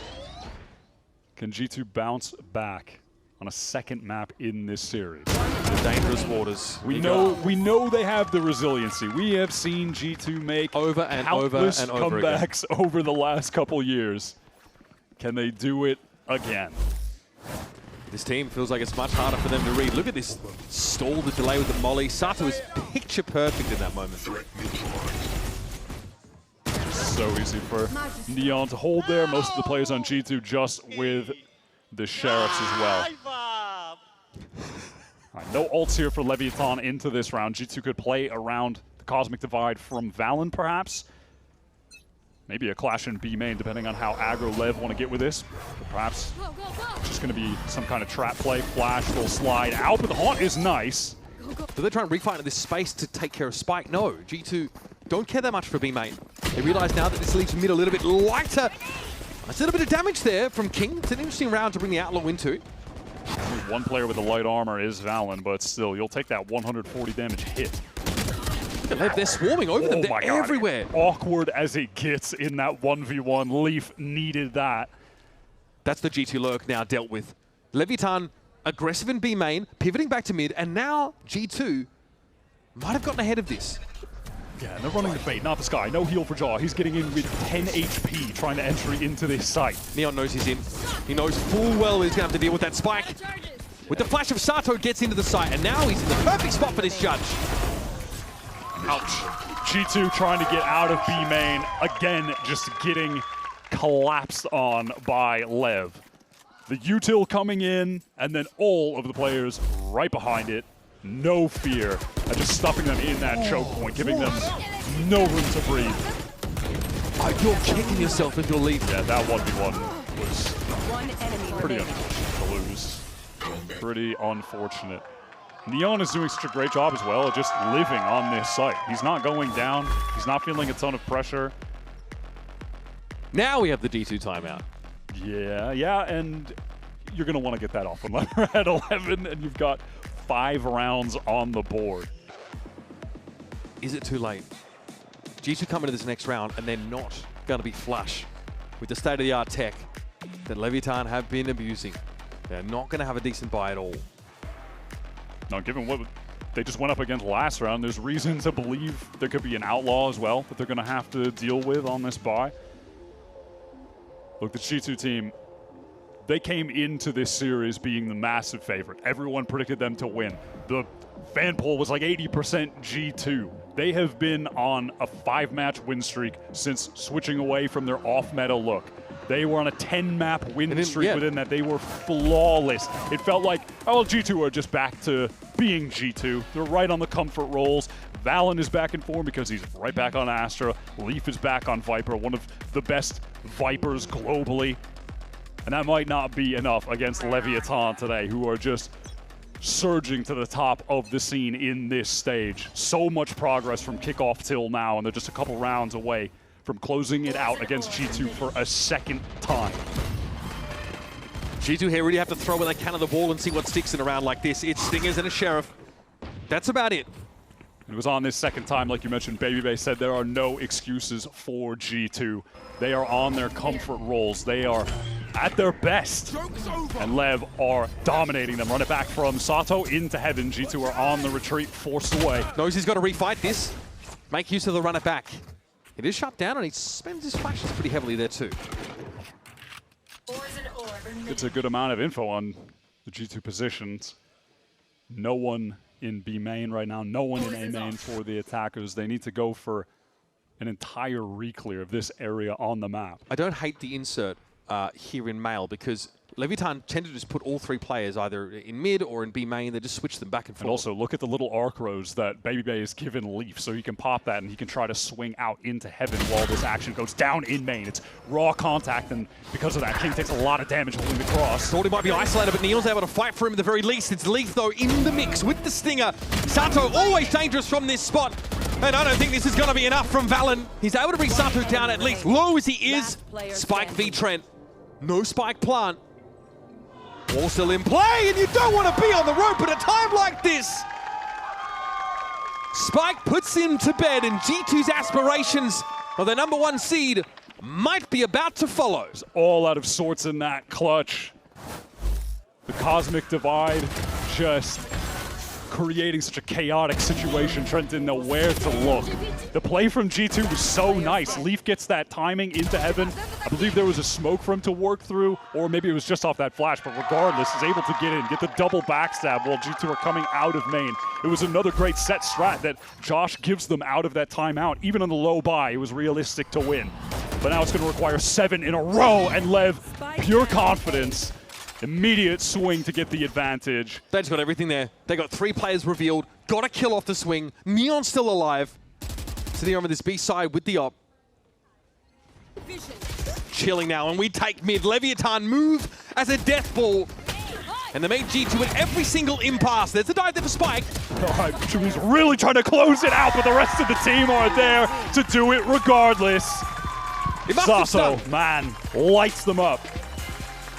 It must have stung to go to Santiago, his home country, home city, and watch the other teams play Valorant. He was there as an invited guest, someone who could tell everybody where to go and visit, what the tourist spots were, but he couldn't play the game he loves. King had that fire in his belly to come into this stage and say, the next global that comes around, we will leave our mark. We will stamp our authority. First, it had to be on the competition here in Americas. Coming up against a team on a 10-map winning streak. G2 were expected to win this one handily. It was not to be today. A dominant split showing from these young bloods who barely sat in their seats. Doesn't matter how much footage is out on this Leviathan split. They are dominating everybody on that map. Absolutely flawless record there. This team are the real deal. We spoke, obviously, had to, about them beating G2 back in week 2 when G2 were playing the off-meta stuff. This time, no, they're on the comfort rolls. This is classic G2. And on Ascent, on Split, it wasn't even close. Control of the game in the hands of Lev the entire time. Neon showing out in those 2 victory maps as well. The dominance on Chamber, on Ascent, and now flexing over to the smokes roll in this stage. Played such an intelligent, sound game on defense there. Was pivotal in keeping this B site locked down. And then we just watched the pace from Lev, the confidence that they have playing together, always supporting their site anchors, the floods, the stall util, so good. G2, no room to breathe on that attack side. And some redemption for Owner after some years away from the league. Comes back with this new team, rejoined with King, brings up his players from the Leviathan Academy, and they are in the first stage grand finals for this org since 2024. That's not over for G2. But a series like this, a result like this, is going to shake your confidence. All of a sudden, you're starting to feel a little brittle. Cold wind blowing through. You know you have to take on some of the very best of Americas still in your campaign. Yeah, you've made Masters, right? That's fantastic. But you've got to come into a final potentially if you win tomorrow with a map disadvantage in a best of 5. That is a brutal disadvantage to have to overcome. And here's what, to some degree, this is the weaknesses, not in their map pool necessarily, but in how they respond to a team like Leviathan have been exposed. We're going to head down to Riv on the stage where Verizon post-match interview with King and Owner. Welcome back, everybody, to the stage. I am with King and Owner. A victory over G2, heading to the grand finals now. I'm going to start in the pistol round of second half, though. When Valen seemed to be taking down the whole team, you were finally able to shut him down, but you had hand on head. Talk to me about what you were thinking when you stood up, just in the moment in that play. I was just thinking that he fried my team. So I'm going to be honest, whenever I swung, I'm like, I think he's going to one-tap my ass. So I just swung and killed him. I'm like, thank God. Like, they should have never won that round, but it felt like it should after his 3K. Yeah. Well, you made it happen. The King gets the crown on that round. Owner, Lev was able to find success in 2024. Unfortunately, you weren't with Lev, but now you are, as they're finding more success going global. What's it going to mean to go global with Lev, to show everybody what this team is about? I think it's like very special for us because this team particularly started a long time ago. Neon is with us, with Lev, since he was like 14, you know. Yep. And the core of Neon and Blow started in Lev Academy 1 year before the VCT. I started a long time ago with Kim in 2022. So I think it's very, very special for me. I am enjoying every match, every minute with this team. And I think it's only the beginning. It looks like it. Congratulations on the success so far. King, earlier we talked about you saying firepower was a big thing about this team that's coming into the 2026 season. What does that allow you as an IGL to do with so much firepower on the team? I mean, me as an IGL, I'm just doing my job. You know, everyone's doing their job. But thanks to this firepower, honestly, I have to give the props to Honor. Like all the fundamentals are on point. All our maps are just incredible. So he makes my job so easy. So the firepower is one part of everything, but yeah. An Owner, that sets you up. Final question for you here is before I let you guys go and get ready for that grand finals. You came in with a plan, and obviously the results proved themselves so far. Where are you in your eyes in that plan? Have you kind of reached success there, or are you still ready to grow more and show the world what you can do?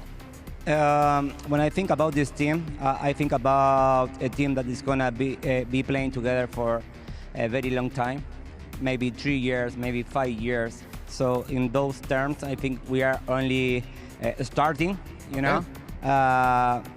We know that we have the potential to be one of the best team in the world, but that's only an idea. On the practice, we go match every match, thinking only about the next game. So only the future will tell. All right, awesome, gentlemen. Thank you so much for the insight. Let's hear it one more time for Leviathan as they make their way to the grand finals. Thank you, everyone. Amazing stuff. Don't go anywhere. We still got 100 Thieves versus NRG elimination match on the line when we come back.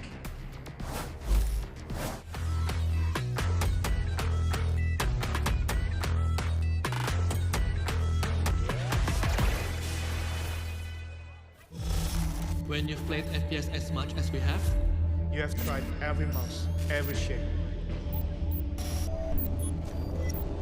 And we know shape matters. Shape is key.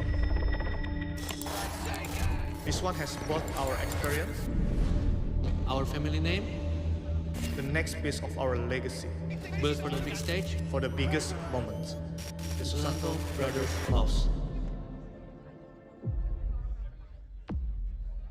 The human body was built to move. Not trapped at a desk in one singular posture for 12 hours a day. It's time your chair evolved. This is Secretlab Titan Evo. Ergonomically engineered for you, gamers, hybrid workers, artists, backing your every move.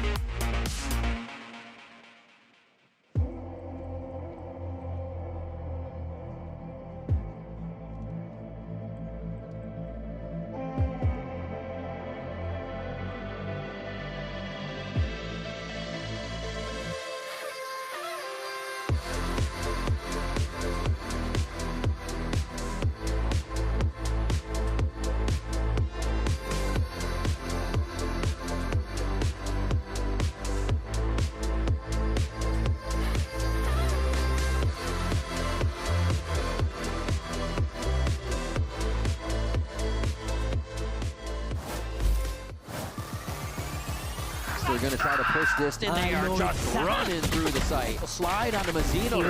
Fills into heaven. Timotino was a hype.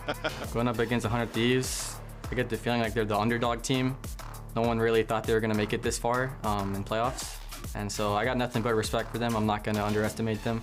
I think that they've improved a lot. Bang, I think he's had a great playoff so far. Bang slowly creeps it in. Bang finishes it up. He's really stepped up for the team, so I would say if we keep Bang not performing as he has before, I think we'll be in a great spot. Yeah, I've heard people saying the NRG are in champions form. They have, I think, probably one of the best rosters in Americas. All their players have potential to pop off and win them the match. This team, like, even their support players are players that could just pop off and carry them. So it's going to be exciting to play against like so many X-Factor players. Me and Brock kind of go way back, and I think what he's doing nowadays, just Odin spamming everyone in matches, is low-key kind of cringe. The spam to see this round through for NRG. He has a problem now with Ethan charging in. It's an ace for Brock out of nowhere. I definitely be down to shut the Odin down. If you lose, you don't make London. If you win, you make London. So it is the highest stakes match.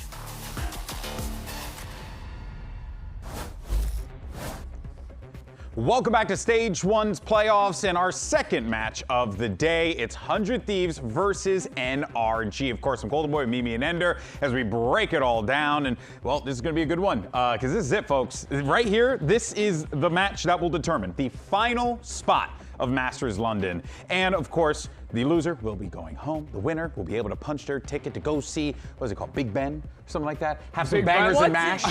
You know, see the London Eye. They're going to play against a G2 in the lower final tomorrow. Well, they qualify. That's true too. It's true too, right? They, of course, because there's still going to be a lot left to play here, right?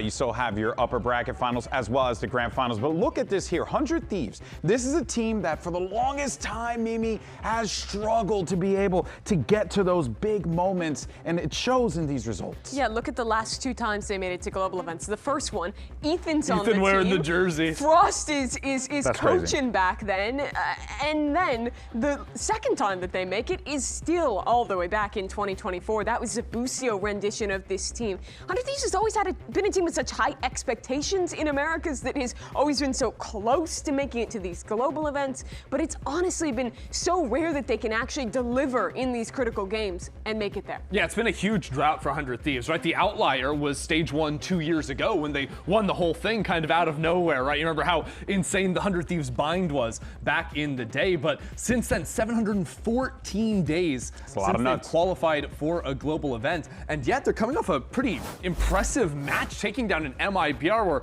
Austin is absolutely flying. Like, the one guy that has been with this team since the very beginning, he's been the lightning rod for community criticism for forever. Now with Zeppa stepping away from C9, he's like the only OG left with his original team in the entire scene. And when you look at the X factors that brought them to Shanghai, and one of the ones in these playoffs as well, I looked at Cryo too. He was the only other player that was on that roster that went to China 2 years ago, and he's been excellent in these playoffs as well. The cipher that he was playing on Fracture that they won in their last series was excellent. When he's playing the Chamber, he's been on point as well. But certainly the standout is Asuna, the franchise player, and his last match was just ridiculous. What really got me was the amount of ultimates he was getting online in pretty much this entire series. He had one round 3 at the very start, and then kept recycling, be it the Phoenix or the Rays, with those high impact ults. Yeah, I mean, it's certainly easy to get those ults online when you're getting 29 kills on the Rays, right? I think that the double duelist, double entry comp from 100 Thieves absolutely set him up. And, you know, it's been an agent he's been playing for literally forever. He was absolutely locked into that series where there's Aspas and Zekin on the other side of the server, and he's out here diffing them even after it's his, what is it, 2059th day playing in the league. It's just absurd. Yeah, no, Asuna, not just, you know, because he's been a part of the team for such a long time, but it has been impressive to see him just continue to try and find ways to keep himself very much up to stuff with the rest of the pack here, because honestly, like this league just continues. The players just continue to get better and better year over year, but yet Asuna still is involved in the conversation. And what's so interesting is the amount of different metas and styles that he's had to play within, and Yeah. roles as well. Now he's basically full-time as a secondary duelist alongside Timotino. But you even just look back to kickoff where they were playing these double Senti looks. Now they're pretty much always playing the double duelist with the Phoenix, with the Neon, those ideas on the majority of those maps. This team has had to adapt through a lot, but Asuna has been one of the top performers in all these metas on all these different roles, and in this one has just been so good alongside Timotino. Yeah, it's one of those things where at the start of every year whoever's in charge of like 100 Thieves general management like has to say something, because people are like, wait, Asuna's sticking around. Yeah, People are always throwing the questions, and always the answer is no. This guy is so consistent. He brings so much to the team outside of the server. And last week we saw it in the. And of course, that experience has to help out. Some of the players on the team, like Vora, for example, younger player coming into squad, IGL. And speaking of, as a matter of fact, we had Riv had a chance to catch up with both of the IGLs, right? Because you got a world champion on one side, and then of course Vora going up against one of the best. Let's see how this one stacks up. Let's hear them. I'm joined by NRG's Ethan and 100 Thieves Vora before their match today. I got a few questions. The lower bracket run is you're both looking to continue strong. What becomes kind of the highest pressure point of leading your team through a lower bracket run? Honestly, I don't really think of like a high pressure point. I think you take it one game at a time, and these are the games that you're kind of here for, like high pressure games, high stakes games, That's what really makes and breaks a team, and yeah, it's a pretty big point for my team. Almost the same. Feeling no pressure? Yeah, same thing. I like it. I like it. So my second question, I'll start with you. Looking at being an IGL, what is your main focus in the game? What do you like to know that's happening or being confident when it is happening? Biggest thing for me is just giving my players confidence, and then just doing cool plays. I think in a server in a big game is the best feeling. I like that. I like that. Vora, same question. What are you feeling when you're IGL in a game for your team? Just knowing the ideas are free-flowing, everyone's building off each other's ideas, and things are bouncing around, keeping the comms flowing, everyone's doing their part, everyone's doing their jobs, and that's the best thing I can do for my team. Love it. Gentlemen, thank you for the insight. Good luck today. Am I the only one watching that thinking Ethan's acting so nonchalant just to try and get in this guy's head on the other side? That's how I felt. Yeah, I feel good. We're just going to do cool plays. I'm also thinking the real experience gap is that Ethan's been around long enough to know how to dodge interviews as quick as possible. Bro thought he was out of there after the first Good job, question. Riv. Good job, Riv. It is crazy that out of all the 4 teams that are still left in the tournament, you have 3 legendary long-term IGL. You've got Ethan, you've got Valen, you've got King, and then it's Vora on the other side having to face off against a championship roster. Yeah, and you know what, man? Look, the kid's here, top 4, that's impressive. So if anything, you show that you deserve to be here, but you're still going to be going up against one of the tyrants of this region, because NRG, excuse me. They've never won this region. How are they going to be a tyrant? I mean, they're still nasty. They're still a disgusting team. Look, they own Paris, okay? We'll see if they own London. They're still a if they have nasty team. Regardless, you can never count them out. It's still NRG. They still manage to pick up crazy wins, even when you think that they might not be able to do so. It still is impressive regardless. Yeah, it is wild. The way that they've ramped into playoffs has been really incredible for me. I think that the starring thing for NRG is how good their fundamentals are. Oh, they no, are. Sorry, my mistake. That's one of them. That's one of them. But I That think is they have one. the best team fighting micro of really any team out there. And I'm not talking about the super fast-paced double dive rounds that someone like 100 Thieves for.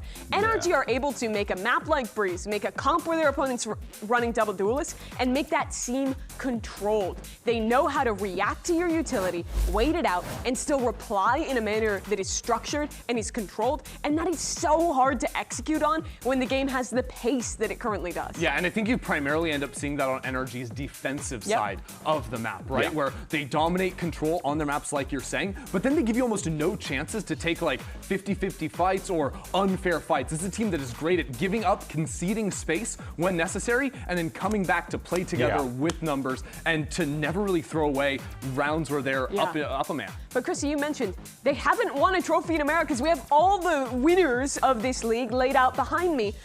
And look who's over here. 100 Thieves has won before in Americas. but our world champions haven't picked up that same accolade. So I think it does mean something big for them. First strike, it's like the same thing as winning champs last year. Yeah, you're so right. You're so right. Not just of making it to London today, but staying in the running to compete. And I have to work so hard to move past what you really are, yeah. But to stay in the running to actually lift a trophy in Americas, which they haven't had that chance to do. The first strike, they struck first, Mimi. Yeah, I remember that. I lived it. I NRG champions for like 3 months. You know what though? Something though to kind of refocus the conversation on Masters London, right? Because look, there is going to be a player here that's going to fight for an opportunity to maybe play in front of his home crowd. It's a big opportunity for Kiko here to be able to do this and to be able to do it with the world champions, to go and represent his own country.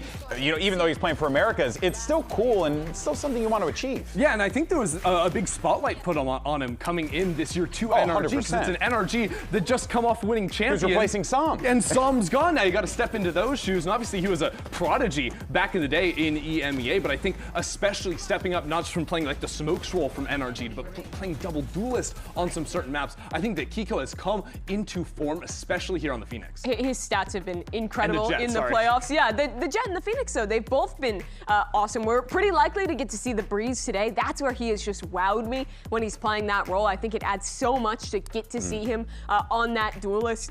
He's very aggressive. His off is incredible. It makes me feel like I am watching like old days EMEA when he's there, but he's been impressive on the Phoenix as well, on the Omen, anything. Yeah. He's just so flexible. He's slotted in absolutely perfectly to everything this team needs. When you look back to 2023, when he was trying to come through Ascension in EMEA with Apex, he was the prodigy back then. And then failed to, ascend with that team, played over in EMEA still. Now he has a chance to go back and play a global event there. That's a whole different ball game. That is sort of him coming full circle if he's able to qualify. Yeah, and he's going to be doing that potentially with, the world champs. It's a massive achievement for him if he's able to do so. But let's not forget though, right, on the other side, you have 100 Thieves. They're also game for this. I mean, I really don't know where this one goes, but I feel like NRG, coming into this one, you got to lean with the experience, but 100 Thieves are hungry. You got to give NRG the experience. And I'd say it's similar to our first match, where it's like, if you're leaning on like history, NRG, just like G2, it should be an easy win, but there's something about the young guns this year. There's something in the air. Winning back in kickoff, Leviatán earlier today, I don't know. There's something in the air, guys. I don't know what it is. Could be upset territory. We don't know. We don't know, folks. But for now, let's send it down to the stage, bring out our squads. Let's get this show on the road. Riot Games Arena, it's time for a do-or-die matchup with Masters London on the line. Taking to the stage first, your 2025 champions, NRG! NRG with a big opportunity here to punch their ticket to Masters London. And as we talked about before, Kiko getting that chance of playing in front of his home crowd. But more importantly for this team, it is an opportunity for them to just run back-to-back at global events. They have the opportunity here, Mimi. Yeah, they could not pick up a trophy in Santiago. They want another chance to defend globally. It's clearly this team's aspirations after not even lifting an Americas trophy in the past to make their first accolade as an upgraded squad, going to Paris, getting the biggest prize. This should just be another step along the road, but they still have had to do it the long way, do it all the way through this lower bracket with only one chance. And now, let's bring out their opponents. It's their NA rivals. Make some noise for 100 Thieves! And for 100 Thieves, I mean, look, this is what's really interesting about this, Ender, is that you got 100 Thieves team that's come in. This organization's already won themselves an America's trophy. But this is a much different team from the squad that won that trophy. Yeah. And I would even go as far as say, I'm liking what this team has been putting together in this playoff run. Yeah, absolutely. I mean, they're just coming off a huge win, dominating up against MIBR on the other side. That was a team that was looking absolutely That's a super team. Electric. Yeah, and we talked so much about Asuna in that series. We forgot about Timatino. This guy was absolutely carving. I mean, it's that duo. Those two diving together is so tough to shut down. Exactly, and especially if we end up getting Fracture into the pool. I'm loving what we saw from 100 Thieves rocking out on that map. I think that this is a team where you have a lot of scary individual talents that maybe you slept on earlier in the stage, but they've been heating up as of late. You said before, similarly to what happened in the G2 Leviathan game, you got a lot of individuals that could pop off on 100 Thieves. Cryo, Timatino, Asuna, Bang, right? I mean, that's just against the 4. And then, of course, Vora has his moments too. Lots to play here, lots at stake. And of course, here's your series layout. You got Fracture and Breeze, and I didn't see the last one if necessary, but hey, can we get there? Let's see. That's going to be the question on our mind, right? Pearl. Pearl. That's right, everyone's favorite. So now, yeah, with this series layout, who are we feeling here? I mean, my brain is telling me NRG, right? That's the sensible thing to do. But also, we're starting on Fracture. NRG choosing to go into that one. That's interesting to me. 100 Thieves just lit up MIBR a week ago. Yeah, I actually have really liked both of these teams' approach to this map. NRG in particular, staying with that waylay when every other team has written her off on pretty much every map, I think is really interesting. But I love the way they play, especially their attack side on that map. I think they do a great job of actually playing the control, faking properly. I think they're the best attack-sided macro team in Americas here on Fracture, but it's very different. It's much slower than that exec style that was amazing from 100 Thieves. I would say NRG is also scary on defense too. They throw a lot of these smokes just in the middle of sight to break up different sight lines. It really can make things more confusing. So the test here with NRG on defense will be avoid those early engagements that 100 Thieves can run you over with and make things chaotic on site. That is where they thrive. What this NRG team has done in the past that is so effective is they're really great at knowing the amount of space they need to give to not get caught out by double duelist teams. I'd argue they've looked the best of any Americas squads at avoiding getting ran over by fast hits and being able to control the tempo. But 100 Thieves, it's a new test. They're excellent with that exec style. The last spot at Masters London is on the line. The loser goes home empty-handed. So let's go ahead, jump into map 1, send it over to your casters. Here's Bren and Sideshow. Yeah, I couldn't have said it better myself here. Between these two teams, there is so much on the line outside of the fact that, listen, you can look at its elimination. If you lose this one, you're completely out of the tournament. But the bigger picture thing is that Masters London spot, the last spot that's left to play for Masters London, the last spot to represent America's overall. And you have two teams here that are differing sides of the same story, kind of similarly. NRG, they've attended, they've lifted a trophy before, but they want to round out that cabinet, and they want the chance to do that by attending as many globals as possible. And for 100 Thieves, it's been over 700 days since they've last attended one themselves. It's a team that is hungry for the chance to even compete on that global stage once again. Yeah, you have a team that's looking to build a legacy, and you can't build a legacy unless you go to these global events. And then on the other side, you got 100 Thieves, who I think are trying to replicate a little bit of what NRG did last year. Get that new blood into the team, have a bit of a rebuild, and find a form. And I think they've done a great job already. They have looked dangerous in kickoff and even more dangerous right here. One match away from making it to a global. And how did they get it done on Fracture last time? Win the pistol, charge up the showstopper, and create a snowball on their attack side that MIBR could not handle. Asuna is making his way over towards that ult orb, clearing out Dish to begin with, but hard to tell if this is going to be a commitment. Yeah, well, Scuba is alone sitting onto that site. We'll see if 100 Thieves choose to commit, but no.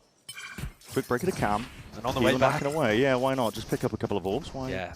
Pay attention. You can. Pay attention to those orbs. Who gets the plant? Who gets the defuse? Look at NRG. Trying to follow the noise, but it's difficult because 100 Thieves are just going to kind of roam around here. There are 4 ult orbs to play for on Fracture attack. 100 Thieves might be playing for the long con here, but slow and steady.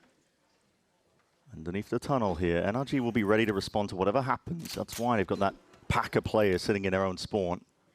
And Mada's saturate looks really important here if 100 Thieves do try to up the tempo, but they are going on an adventure. I mean, exploring every single nook and cranny, walking the entire way. They're like tourists right now. Yeah, and eventually going to reconnect with Asuna, who's kept that position at Dish. You only have 30 seconds left, though. You've got to get a bit of a move on. That's what the Stimmy's for, though. It's going to speed things up dramatically. Timatino leads a charge. Look to clear the way, mostly.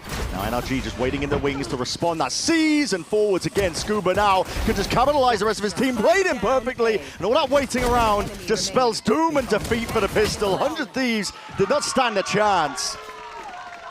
That's the kind of beginning you need against 100 Thieves on this map.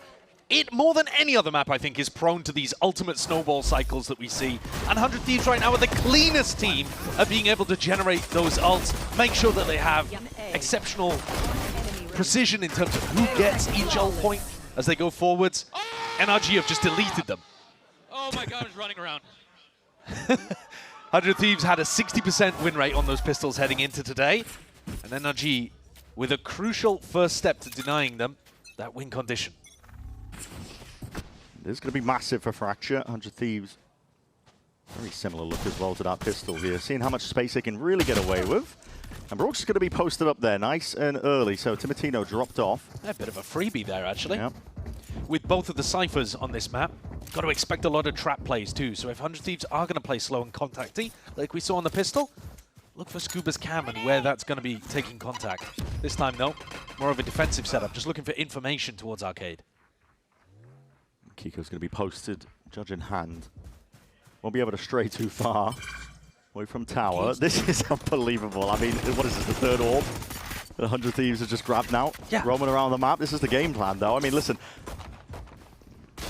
Round win, looking out of sight, but they'll just take it. I mean, what is Assen up to? He's 2 away. He's 2 away from a Raze ultimate into round 3 when they did not win pistol. Oh, it's just ridiculous. It really is, and that's why it's so important to actually get the pistol wins against these guys.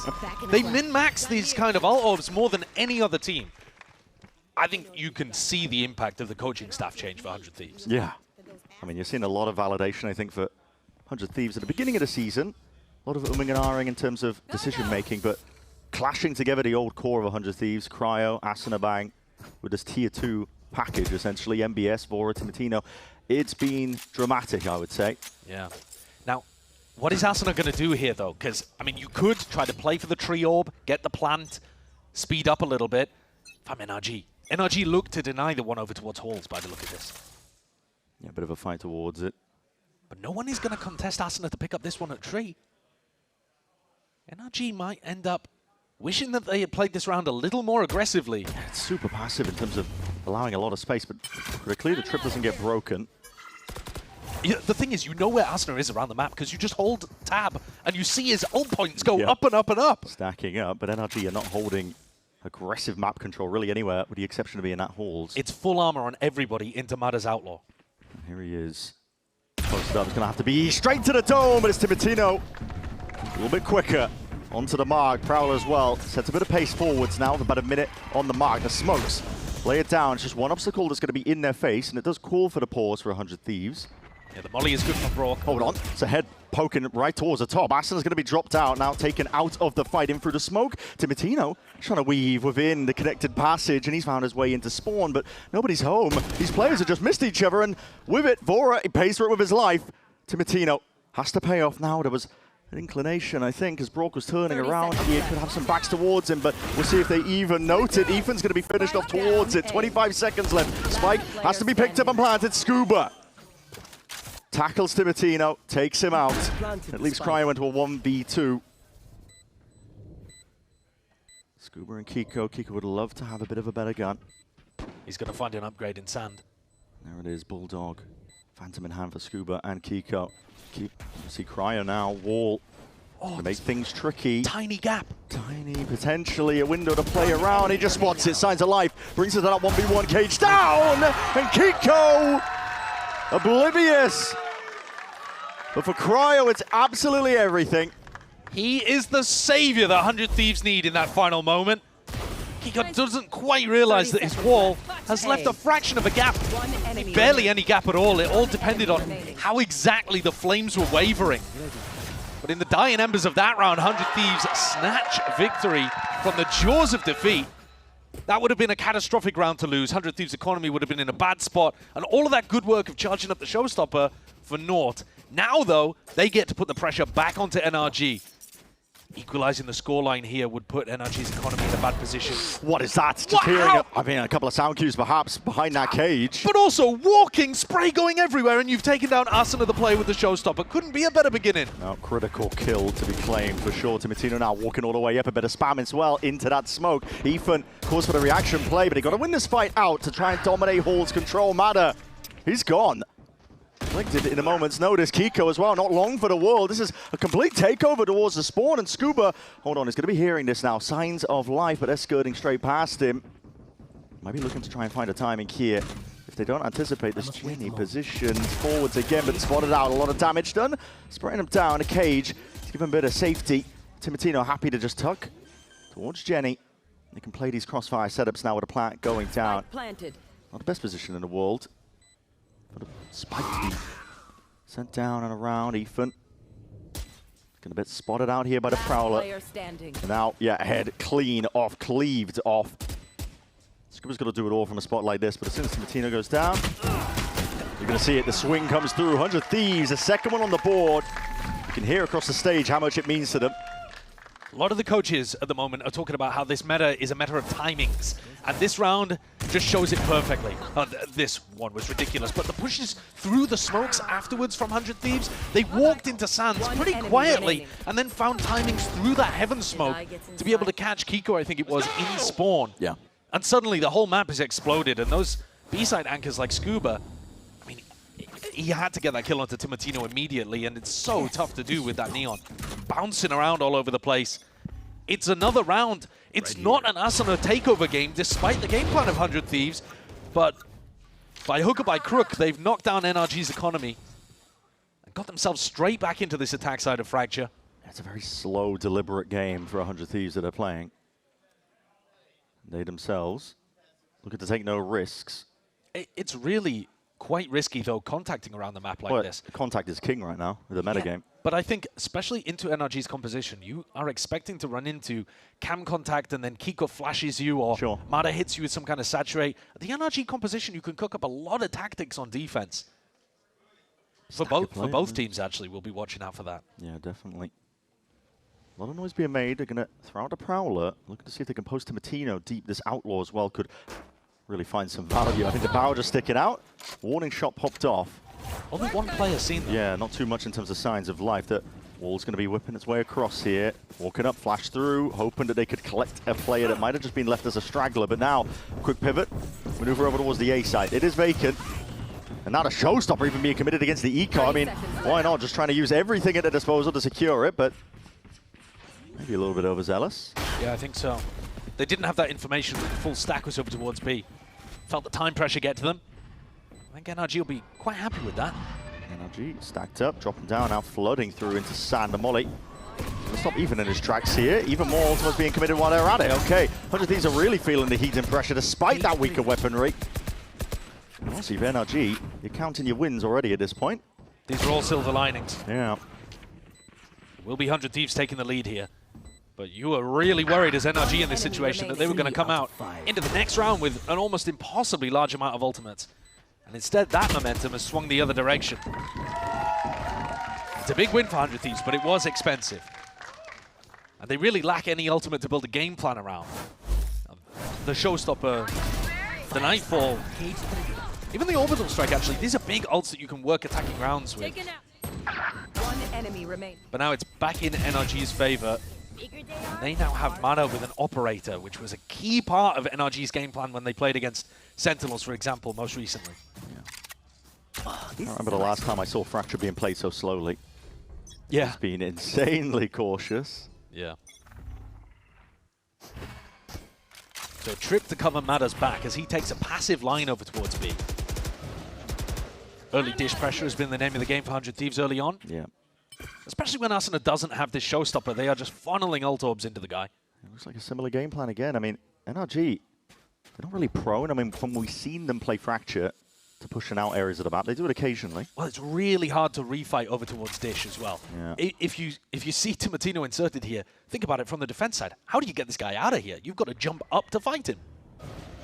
Using the flex in order to go for that jiggle peek. Doesn't show as much of your shoulder. Crazy tech. That was crazy tech.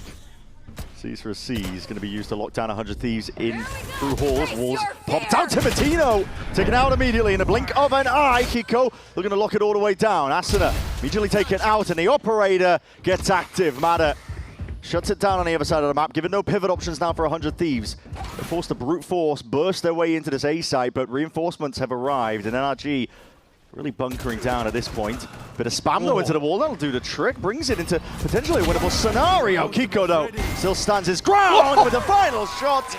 Just flexes on him. Absolutely vile there at the end from Kiko. Asked to do a lot with Brog being punished in that position at top site. Kiko, one of the players that I've got my eye on, of course. NRG are currently on a lower bracket run, which is ridiculous, man. We talk about they started at the beginning of it. Yeah, it's crazy. And the other British hero headed to Masters London, Benji Fishy, he completed the whole of the lower bracket as well over in EMEA. Ended up winning the entire thing. NRG, of course, they'd love to have an America's trophy, but that is not the story today. Nope. They have got to just be focused on putting one foot in front of the other. Both teams want to get to London. 3-3. I've seen a heavy group of 100 Thieves. This is 4 players, content to leave Cryo to control the entirety of the northern section of the map.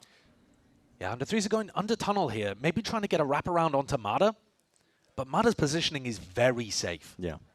He is being covered by a cam. Even if the cam gets broken, trip to stop anybody coming into heaven behind him. It's pure contact. Whoa, plays he's across the board. going for a peek. Yeah, well, he might be gearing up for it now. Forwards, just potentially signs of life. That's going to be convergent paths offloaded. Hearing the scurrying of these footsteps, a couple of shots being rattled away here. And Kiko activating now, run it back. He's just trying to run straight through them. Already that damage done to Matino. Making sure to get involved. Forwards now though, but in a 3v3. Deep smokes. Lay it down. You've got to keep your watchful eye on it just in case NRG decide. See if they can try and peek their way through. Molly sent flying forwards. Ethan in that main angle, looking to activate now as that smoke dissipates. Tight timing there for Bang. Yeah, barely gets out of the way of it. Just out of dodge. Timatino with that operator picked up and now thriving. As soon as the smokes dissipate as well. Not much of a chance for them. Timatino, one more, and he's gunning for that ace. One more bullet left to do so, but Kiko already running away, trying to make it hard for him. Time ticking. 100 Thieves quite content to just really sit back and play for this round. They got the win. And Kiko wants his rifle. Only 400 credits in the bank there. And a disastrous round for NRG to lose. It was one of those trap plays that I was talking about, Bren. They had Cam to contact over towards Arcade, and Mada was making his way over because he's got that Waylay ult. And even after investing both duelist ultimates in as a trap in Arcade, Timatino shreds them. What a round for the rookie star. Plays inside of these smokes. These smokes are weird, by the way. Oh, yeah. Brock uses very strange defense side smokes. I'm letting everybody go through smokes and kill my teammates nowadays. So shameless. I mean, you're allowed to bet on duelist if you get 4 kills in the round and win it yourself. There have been some very good baiting duelists in Americas. Yeah. He says with a smirk. Naming no names. We will name no names. Deep peek though, that's a punish onto Timatino. Great punish. Might be able to take that up straight back here. Now, listen, Refractor's going to be running out the Prowler. Hold on, how the hell did he sidestep this one? Asana! Flick of the wrist and trying to adjust for it all, but Ethan, he just leads a charge, taking a fight forwards anyway. 100 Thieves look to respond. Deep peek as well to jump in around the corner. It's even like a salmon upstream. Sets his team up beautifully for success here, Cryo. Left us that last one remaining. They are all squatting on the spike like a mother hen. You are never getting this back from NRG. Yeah, this is a tall order for Cryo. I mean, even if Cryo had an Omen ult, he might not be able to get this one back. NRG with a high, mid, low setup. How do you even win this? Cage out, swing out. Bro, keep theorizing all you like. NRG have locked this one up. Yeah, it's a triple high low. Hold on, here's the cage. Here's the second one. Now you just need to swing. Yes. Uh-huh. And, well, maybe not. Okay. 4-4 though. That's such a cool round from NRG. They do this slow squeeze onto the south side. You were talking about how we haven't seen such a slow game of Fracture being played until this meta, really. But this round, NRG do actually have quite a lot of pressure coming down into that south side spawn, but it's a slow squeeze. Yeah. They're not util dumping and running at the attackers. They get that pick onto Timatino early and then Crunchy, boys. Keep walking out through tree, keep crunching. Mada gets the operator back in his hands, takes it out of Timatino's. Cold dead grasp. Now you're definitely seeing that slow squeeze. Launching smoke. Deep smoke. This is the one that got Timatino into a deep position prior. It's not just Brock who's doing the conventional smokes. Not that one is too unconventional. And there is no pushback from these orbs being vacuumed up. It's more of the micro objective play for 100 Thieves. push Mada back a little bit, but he is brave. He's very confident getting back on that line, and that tells NRG to stay on B. Probably gets acknowledged from, but it might be spoiling a bit of the vision here. 100 Thieves. 4 players up towards Arcade, looking to see if they can take it one step further forwards. The wall in their faces. NRG, again, content to just give up access to the side. They know that they're working against the eco. Bit of spam. Doesn't find the mark. Spike's down. 100 Thieves. Find themselves into a bit of a post mine. They do have ults to work with. Asuna with 1 kill will get the showstopper. It's a bit weird now. NRG would love to smoke to go for the retake, but 100 Thieves were playing inside of them last time. Yeah, look at this. Squaring up now for the fight to be taken. Mada picks off Cryo, and that was the straggler found. Flash in your face. Asuna blindly firing, looking for it. Kiko, though, steps forwards anyway. Pivotal player for this squad. Timotino can't adjust it in time. Bang. Last one left. The fuse already being stuck, though, and guarded heavily. NRG put a stop to it.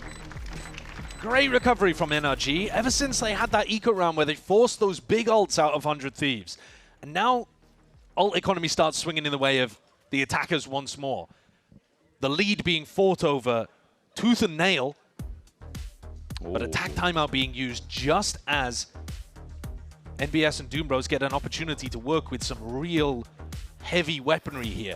Asuna and Bang, with Showstopper and Orbital Strike, could cook up a variety of different attacking rounds. It is going to be really tough for Bonkar to figure out what exactly they want to do with these ults.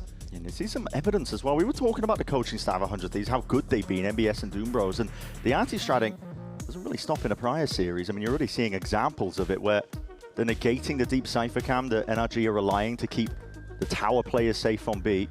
Just with that one smoke on Arcade, walking up behind it. Yeah, I think also just the smokes that Brock likes to use on their B retake or B flood defense. 100 Thieves playing inside of them. That's what they did against MIBR as well. If you are looking to play a retake style on B, 100 Thieves have already got that anti-downloaded. They are super fine at becoming the smoke criminals and playing inside that. Bonkar's got to try to get proactive here, get one step ahead of the European coaches on the other side of things. That's so difficult. A map like Fracture, 4 avenues for the attackers to choose. This is a nice spot. And plenty of ults as well to supplement, so... Well, Bonkar's chosen to go for a pretty heavy stack over towards the A side. Scuba laying down those trips early and then rotating with barely any util left to go and help Ethan on this side on B. Alone over towards B, trying to fake like it's a bigger push. Well, 100 Thieves are going to start with that dish pressure again. Here. They could easily accelerate once they've taken it or back up. And it's that variety that makes things difficult to read, but Mada is here with the big boomstick. Not just that, Ethan is going to be... What is that? Okay, Nightfall, stop down, that is good. Patience by Mada. Just stop a refract dodge, but Kiko is going to go down anyway regardless. Dropping down, Asuna surely going to be punished. Not quite. So the bailout fun, and it's arrived in the hands of Cryo Searles himself. Firm position now. Get it into the post plan here, but it's fast and loose gameplay. NRG, big disadvantage. The one player is going to try and turn the tide any way he possibly can. Smokes to try and cut them off. What a shot by Ethan, and still squares up even more. This is the IGL. Matters into his own hands. 11 and 5. How the hell has he done this? Suddenly, it's 100 Thieves. Backs against the wall. 2v3. Neurofeft sent flying out, reveals the position, and that 3-2-1 swing forwards. Cryo that can't really stand up to any of it. A smirk on Ethan's face as they close out the round. He's jump peeking at the end there, and he's hit some blinders early on. And not just that, I mean, at the beginning of this round, solo pushing deep down out of tree. Yeah, that's crazy. All the way.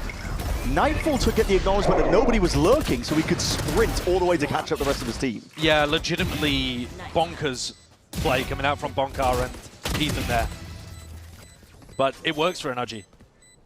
I don't think 100 Thieves were anticipating Mada being on top of that box, taking contact towards Dish either. NBS is not happy about how that round has worked. He just took attack timeout to try to fix things. He had a massive opportunity to snowball with these ults. Squandered. A lot of these players, though, this operator is feasting in the hands of Mada. Fast lane, propped up. Scuba trying to weave in and out of all of this here. This Util going to be going back and forth along with the Prowlers. Asuna just swings wildly out of it, and it looks like dominating towards the spawn. Might be the goal, Mada! Just quick scoping through it, but Chaos has been thrown into the mix. Bang now, not long for the word. Look at that from behind. Don't ask me what happened to Asuna. Yeah, he's been fried halfway through that round. NRG got up to 7, and Mada looks unstoppable. He's at the top of the scoreboard for his team, 13-7. Since he got the op into his hands, every peak is finding value. That's that crazy. one, just a prediction shot and then into a quick scope. Nasty. That's difficult. Smokes on the side, making it really awkward in terms of the angles to hold. Even Brock doesn't know how he killed Asner at the end. What's happened there? Brock now has his ultimate to work with. Things do not get any easier here for 100 Thieves. And 100 Thieves still at that 4-1 split, but this time, hold on, the Prowler sees it. That's a seize that is going to be connecting onto 2! Beautiful! And there it is! Fried in the blink of an eye. Another one of those trap plays, cam contact. The Cypher is getting so much value, even though Scuba himself is not getting the kills. And what a nightmare for 100 Thieves. Yeah. They were the ones trying to get the big value out of these ultimates, and NRG have stolen it right back away from them. Very passive positions, but Brock, he was, I'm not going to say overextending, but just taking the fight up. Timotino, it's a good pick-off. He's been a hero once for them before. They need more, though.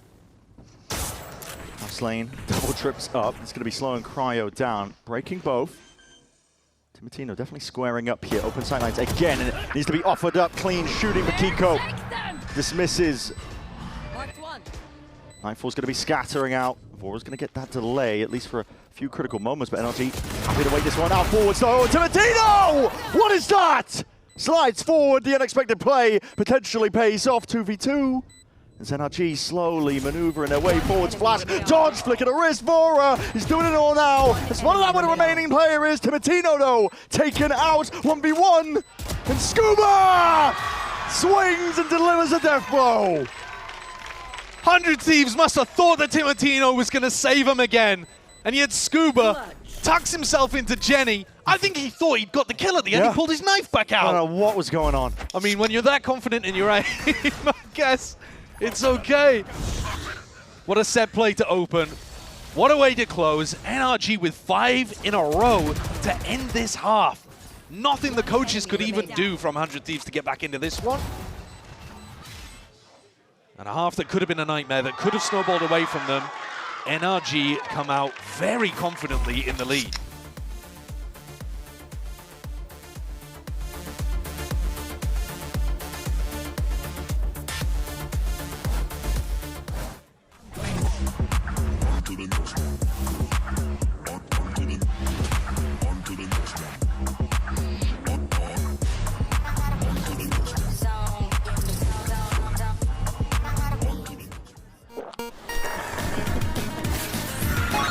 Red Bull gives you wings.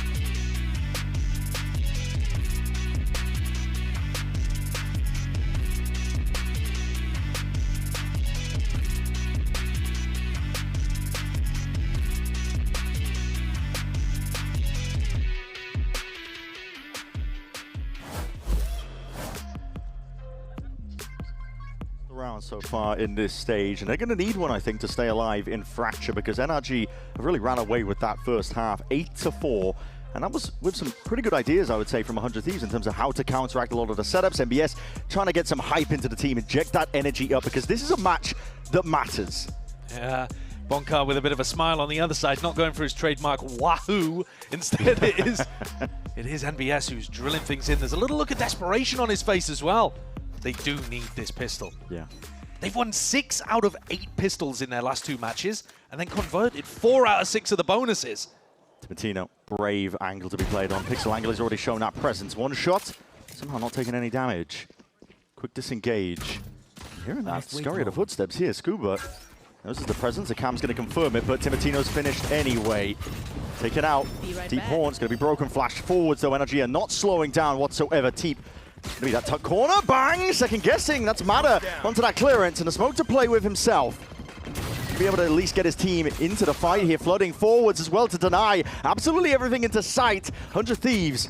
Full control over towards A. They call for the pivot. NRG are moving around because Scuba, look at this deep insert. Does Cryo think about it?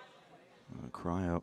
It's a slide off angle from Scuba. It's devious work. Cryo's definitely considering it, though. Yeah, thinking about it, but just spotted out there. Scuba's giving that signs of life and acknowledgement now forwards. Asuna is way ahead of the curve and the rest of his team, yet still matters not. He's able to take out Brock, following through. Team at his back, and now 1v3. Just have to minimize the mistakes in the micro. Asuna with a stick. Wanted this defuse, just covered by his teammates. Twirling around, getting the acknowledgement. Shots through the box, not enough to take out the opposition. A pistol round is what 100 Thieves needed, and that's what they got. We know how good they are in terms of maximizing all of that value if they can win the pistol round to begin with. It's a lifeline for 100 Thieves. On a map that's extremely winnable for them. Listen, NRG have decided to pick into Fracture, but all of the maps here, I think, are great ones for this series, where you can see both teams really get tested. Full buy up from 100 Thieves. No quarter given. A lot of respect, though, shown. Making sure that they convert this. Tino, give it a chance, give it an angle here. Moving a little bit further forwards. Hold on, not even thinking about the other player, because Kiko's there. Classic in hand. Asuna's ready with a trade. An attempt to pick up that gun. Did they get it? Yes, they did. Outlaw in the hands of Mada, but we'll see if it matters. Scuba not realizing that 100 Thieves had 3 players over here towards B. Hoping that it was just Asuna and Timotino. Walks into his demise. Smoke. And Nate is pretty perfect on the timing. Asuna, get away from that orb. He's like, I've been farming those the entire game. I'm not letting you pick one up this time. Mada got the Outlaw into his hand, but he doesn't really have any targets to be able to look at. No. 3 players still with full armor. Even if an Outlaw does go the way of the opposition, making sure that there's no danger. Walk up through Vora. Yeah, just a bit of movement there. Making himself a difficult target to take down. So 8-6. And now Asuna becomes the key player to watch, in my opinion. You have a bonus round here. 100 Thieves coaching staff have been so good at coming up with cool ideas for these bonuses. I expect it's going to be a trap play in some area around the map, but he could easily use it, instead of it being a trap, to just flood out, try to take out NRG as they go for an exec. It does look, based on where these players are positioned early doors, that they might be on opposite sides of the map to each other. So Asuna may have a bit of footwork to do in order to get to where the action is. Cam broken instantly, could still be part of it. Slow and steady in the shot. Does get the connection, but Mada with that full armor lives another day. Not just that, he's doing damage here with Timotino taking out. Showstopper's going to be used. This is crazy early. Just try and squeeze this outside player, Cryo, just with the Spectre. And that fuse is running dry and out, but Scuba will be obliterated regardless. And it has flipped the side ever so slightly. Still Kiko running forwards, setting the pace for the rest of the team. It leaves it just into the hands of Vora. Really, IGL. Really strong wraparound there from Brock. Credit to him. Goes underneath tunnel and deals with Asuna. A chance for 100 Thieves to get straight back into the game. But Vora with a tall task in a 1v3. Not even sure about the post-plan positioning of these players. He's only got the Bulldog. He's poking, prodding, hoping to see if he can scout out an isolated player, but it's a pretty perfect post-plan. Slight jiggle at the off angle and a crossfire setup that is played for here. So Kiko gets himself 3. Pivotal player for NRG. A lot is being demanded of this guy in terms of the roles. He's having to play a lot across their entire map pool. And we've been talking about it. This match means an awful lot. Yeah, it really does. He'll be going back home if he ends up being able to win this one. Yeah, playing Duelist on both of these first 2 maps, and then swapping over to Killjoy, map 3. Yeah. So if he's having a crazy game across Fracture and Breeze, he then has to take a back seat and trust his team to be able to convert things. Complete change of tempo. It's always impressive when you see players capable of that. Deep Haunt. It's not broken. NRG think that it's clear, but this is 100 Thieves actually gearing up for a bit of a refight. They've got two players, Asuna, Timotino, close forwards now. A slide and a glide forwards now. We see it. Matter's going to be gone, taken out. The nade rebounds and a flash is perfect. And Kiko, he's not done, not finished whatsoever. Wants to put the squeeze onto all of them. Vora single-handedly pushing back the opposition. Vora has just been amazing in A main. Those 2 kills have taken all of the sting out of NRG's rounds. Kiko and Brock have actually worked their way back into things here. Yeah, Kiko though, taken out, rattled with that hail of lead, and Brock is just limping into this fight. So 1v3, weak as anything. Doesn't even feel comfortable to get that spike down. He's hoping that one player will potentially overextend, but possible scenario for this guy, despite how well he's been playing in this stage. Tap to see if he can drag and draw some of these players out, but 100 Thieves not convinced. Play with discipline, bide their time, second one. 30 seconds It's left. time to full stick, and now potentially the go button hit. Players activating across the board, and they swarm him on the site.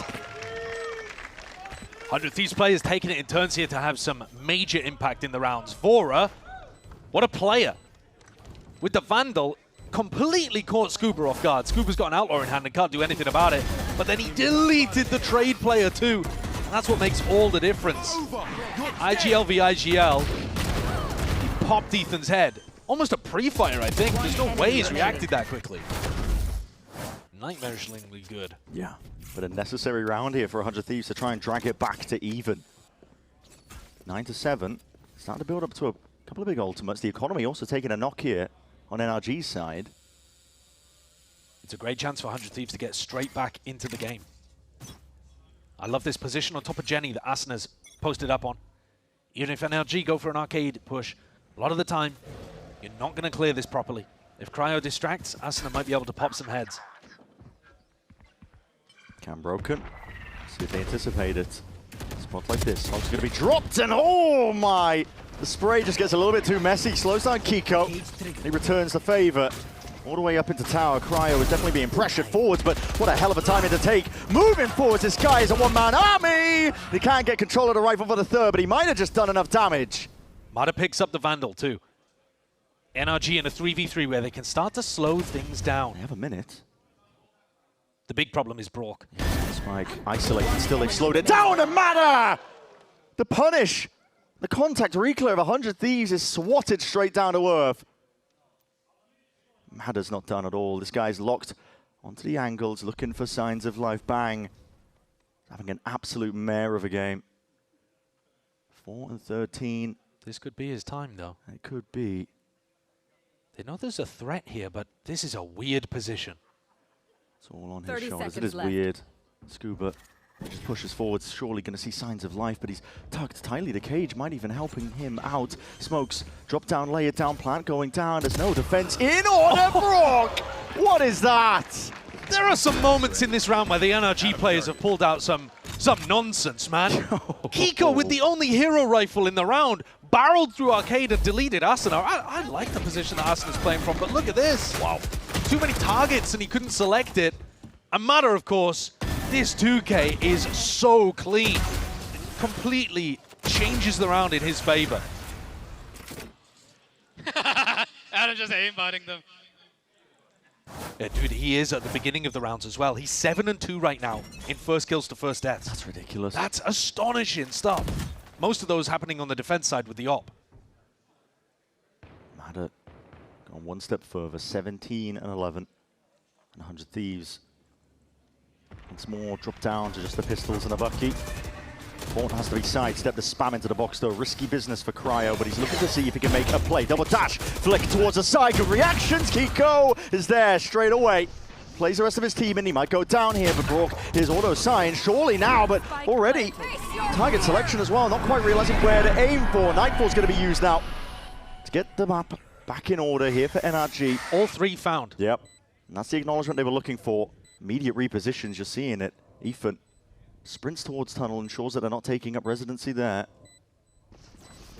Scuba very much alone. His fast lane is going to be causing issues. Overdrive into Timotino's hands, and he's looking on a scouting mission. Boombot finds him first. There's Asuna filling up the feed. And what a win for 100 Thieves. They had barely anything to work with. Scraps, odds, and ends. Back-to-back Thrifties. Neither team really had money in these last couple of rounds, but they come away with the victory anyway. Absolutely overwhelming Brock. He has to be the pillar here. Atlas holding up the post-plant positioning for NRG. And he just couldn't hold on. Timotino's movement is great. The air jiggle peek into Asuna swinging, and then he just sends it with the ultimate. Yeah. Showcasing that, listen, slightly overtuned look of Neon at the moment, but making it work really nice. Not for long in NRG. They call for the pause. They want to kill this momentum that 100 Thieves are starting to build up, because on this defense half so far, it's been, you know, here and there so far, but you don't want to let this team run away with things, especially when you have the lead currently. Yeah. Brent, I'm talking about first kill to first death, right? And how good Mada has been, generally speaking. He went down in that round to begin with, and they ended up trading out things a little bit. Aside from that round... You've got the voice on that you're about to tell me a ridiculous stat. Yeah, 100 Thieves have only won 4 other first duels. And they're 8-10 currently. What? Every round that they've been able to win, basically, has been them kind of like struggling back into things in some kind of 4v5. Okay. NRG are dominating the first kill to first death, and they are still, you know, squeaking through. Now, part of that is we've had a bit of nonsense here just towards the end. But yeah, only 5 first kills in the whole map so far for 100 Thieves. And they're still making it very competitive. Very competitive. Just a 2-round difference. In a map that could be incredibly pivotal. Yet to be seen in this match that is not just elimination, but to book that ticket to Masters London. Timotino with the operator. He doesn't take an aggressive line. Holds the ground that he stands on now with that operator well trained onto the corner and anticipating it, and that is a double face and a quick punish at that. Sharp shooting. Prowler though, it's going to get a connection all the way forwards now. We see an orbital strike being used. 100 Thieves looking to completely stunt and shut out NRG. They've donated the spike as well, just fully onto the B site. It's the middle of nowhere. The explosive play of NRG is immediately anticipated, reacted towards, and can do all the unconventional smokes you want, really, Brock, but in a spot like this, tough going. Really tough going. Oh, attempting at the final moment to deny Asuna an Altor, but he got the kill anyway. I mean, any fight that happens over an Altor, Asuna gets a +2 to his to his aim. NRG got destroyed by that orbital strike as well. Hey, Timotino gets the first kill and gets away. That's, again, the power of the Neon op. Yeah. So good. But then just tucks inside a smoke and gets delivered a second kill by Bang's ult. The tide has changed ever since 100 Thieves got to this defense side. I mean, NRG struggling for answers. Absolutely. Now I know where the last is. Brock. He needs to keep this gun, I'm pretty sure. Ethan and Mada are brought down to 0, so it's important that he holds on to it. It really is. Yeah, you can see Asuna looking around over towards Halls, but I don't think anyone's going to be able to run this out of his hands. This is tough now. This is really difficult. If 100 Thieves start having some good early round ideas and start getting those first bloods, it is going to be more and more difficult for NRG to come back into this game. They were the ones in the first half winning those big ult skirmish rounds. And if that's not the case... Last player standing. Wow, that guy's bad at the game. That's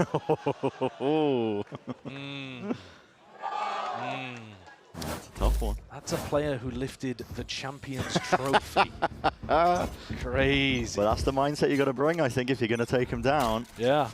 Listen, the evidence of our eyes and ears. We saw the fight. NRG are on such an upward climb here, but they're actually going for a half buy. It's still a pretty dangerous half buy. Yep. Got some bite to it. And the Vandal in Kiko's hands was so good last time they went for this exploration in Arcade. He's got that ult in his back pocket. It's the player you want with that rifle. And leaving him, I was wondering, as a bit of a solo insert towards that tunnel angle, but... Well, if Cryo and Bang go for this walkout tree, they were thinking about going for an exploration there, down the stairs, and they would have ended up walking straight into Scuba. Timotino's going walkabouts at Dish. But this angle is so good to op on. Go, go, go. It's an insane amount of information he's going to be able to offer up. So surely 100 Thieves realize, it's got to be ending over towards B. Asuna Waiting in spawn, he's got that ultimate to respond towards that noise, and he hears it. Run it back for what? That is ridiculous! It's just Kiko, an ult for an ult. But you know who the winner is now. Bang. Let's see if he can stop it all. Up onto the ropes, taking another swing of things with a volley at his feet over the strike. Pick your poison! You can't escape! They absolutely destroy him. Timotino, though, he's not finished. Not content to just leave it. Standing back, trying to assert himself up onto that arcade angle, but the damage, I'm afraid, might already be done. Vora trying to move forwards now in the 2v4. Realizing, how the hell do you even play for this? Timotino's trying to make a lot of noise. Pop up the feathers, try and fake like it could be a little bit more than that, but this is NRG on top of it all. Vora had a huge round earlier on, but he is not going to get this one done. It's just impossible. The time isn't there. The positioning of the NRG player is too strong. It's another round, Brent, where they come in with... It's a half buy. They have some stuff to work with, 2 Guardians and Kiko on a Vandal. But this shot... Oh my god, it's Kiko. It's otherworldly. This is ridiculous. This raw aim is why he was brought into NRG after he had a stonker of a year with Team Liquid. I hate visiting. And he just gets unleashed in rounds like this where they slow take arcade. It seems to put him in some phenomenal positions. That was the round where the money was a little bit weaker. NRG, they didn't fully invest into this one, and now the pressure fully on 100 Thieves, calling for the pause once more. Tactical timeout again to correct the course, because it's an important one. This opening map, it's a nail biter, and it could be the deciding element. Yeah, this round that we just watched, round 20, so similar to round 6, I think it was in the first half, where 100 Thieves have massive ultimates and can win a decisive round, but NRG steal it away. They upset the rhythm of things, fight back against the momentum, and suddenly they're in the driving seat. And I think we may have just had a similar moment again. 100 Thieves are looking like the better team on this half of the map. But with a 2-round lead and NRG now with a little bit of an economic cushion to work with, they might not catch up in time. No. NRG are just occasionally putting another round on the board. And a lot of it coming off the back of Kiko, to be honest. NRG, they're such a difficult team to just keep down as well. That's even if you can get them at a deficit. I mean, Doombros was talking, I think, to Pedro Romero about it, and talking about the experience difference, right? Because it's a 100 Thieves squad. They are 0-3 this year against NRG. And he was pinning it mainly down to the experience difference. NRG, they make every single round difficult, an arduous struggle. Well, this may be another one. This one is absolutely critical. There's dribs and drabs of money to work with. But you need this to be able to either close out 100 Thieves or to get back in the game, depending on whose perspective you're looking from. NRG were getting so much success with that arcade default. And instead now they've gone to the south side of the map to work towards Tree. They haven't done much exploration over here. Very cautious.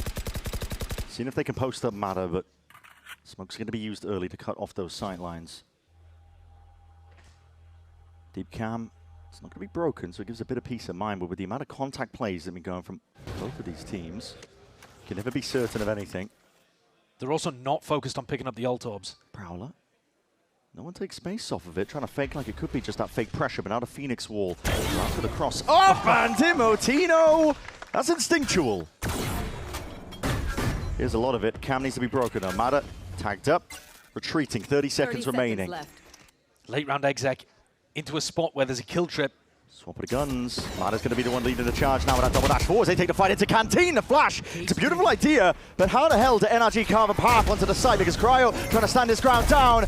Refracted absolutely everything being thrown at this guy. The kitchen sink while you're at it, but NRG still carving and pathing towards this one entirely. Ethan with the plan down. There's no real pushback, but the nade will claim him anyway. It leaves it down into the hands of Asuna. 1v2. What is that? Plugs broke out of the picture. Jump around the corner, and Kiko pushed to the extremities now. Asuna left guessing where he could be. Many angles, but patience is being played by Kiko in a spot like this. In a 1v1, the time pressure will start to mount. Asuna guessing, hoping for signs of life just to see if he can make his life a little bit easier. Kiko's so far away. He's so far away. He's getting the sprint on now, and he's made all the noise now with a jump spot. Gets the acknowledgement. Knows Asuna's not sticking. Flash forward's not dodged. And now it's really, really getting away from him. Asuna! Not enough time to work with, and it's NRG up to 12. Beautifully, beautifully played there by Kiko. I was worried when he was that far away and the tap comes through. It looks like he's opened the door for Asuna. And instead, the jump peak was immaculate. Exactly predicting the angle that Asuna would try to fight on. A great attempt by Asuna as well, honestly. Yeah. But Kiko plays every part of that perfectly. And he's 22-12 with another Phoenix ult to work around. Ethan's slow at calling. It's put them in some funky spots, but NRG good enough to run out. 3 opportunities to close on their map pick. Kiko will look to, again, set the pace towards his A side. He's got to run it back. Ready and primed. He's taken over this entire map, determined to see if he can get one step closer to Masters London. Flash forwards into spawn, and there's the connection he was looking for. Bang! Taken out. Free reign given up here, out towards our Hall's angle. 100 Thieves. We're going to see if they can batter away forwards. It's just Vora left alone, but being quickly assailed. Scuba taking him out. Cryo.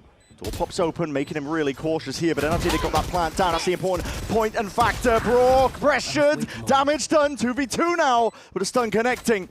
The tap is needed to see if they can pull these players way out into the open. NRG sitting tight for now. A tap to see if they can force out the fight once more. Left guessing towards it, but Mada potentially playing it. Picture perfect stuff. A 3-piece to finish towards Fracture. It's NRG one step ahead. Crucial, critical rounds won there by NRG.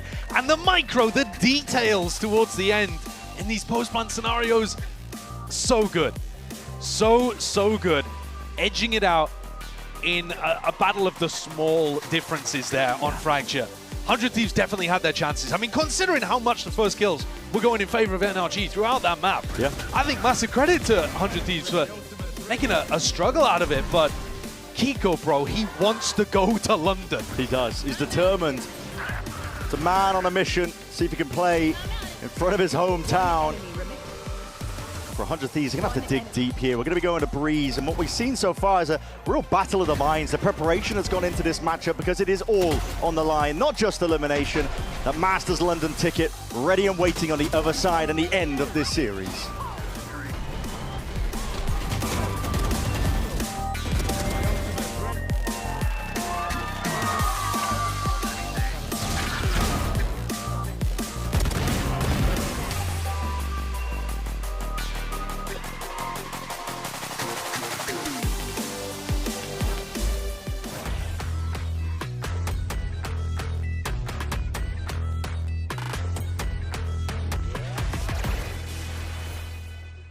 XL2566X Plus, which uses the newly developed Fast TN panel and upgraded Diac2 technology, provide clearer and sharper images, helping you focus and avoid the distraction of unwanted after images caused by rapid motion. Zowie. Want to find your fastest server every time? Express like a pro and optimize your connection in one tap. Express and game without ISP throttling. Express and shield yourself from DDoS attacks. Express and choose the VPN trusted by gamers everywhere. ExpressVPN. Experience gaming the Express way. Fast, stable, competitive. Outplay the world. It's time to Express. Unlock free cosmetics, including Lightning Kicks Buddy and more. Scan to subscribe.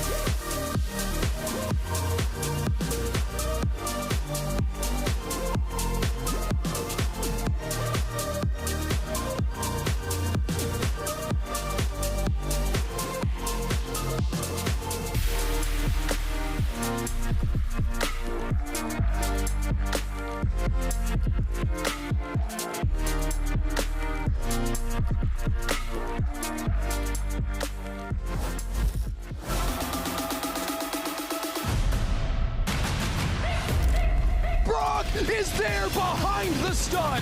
Perfect setup. One shot, two shot. A final shot from the ITL, and Vora locks it down.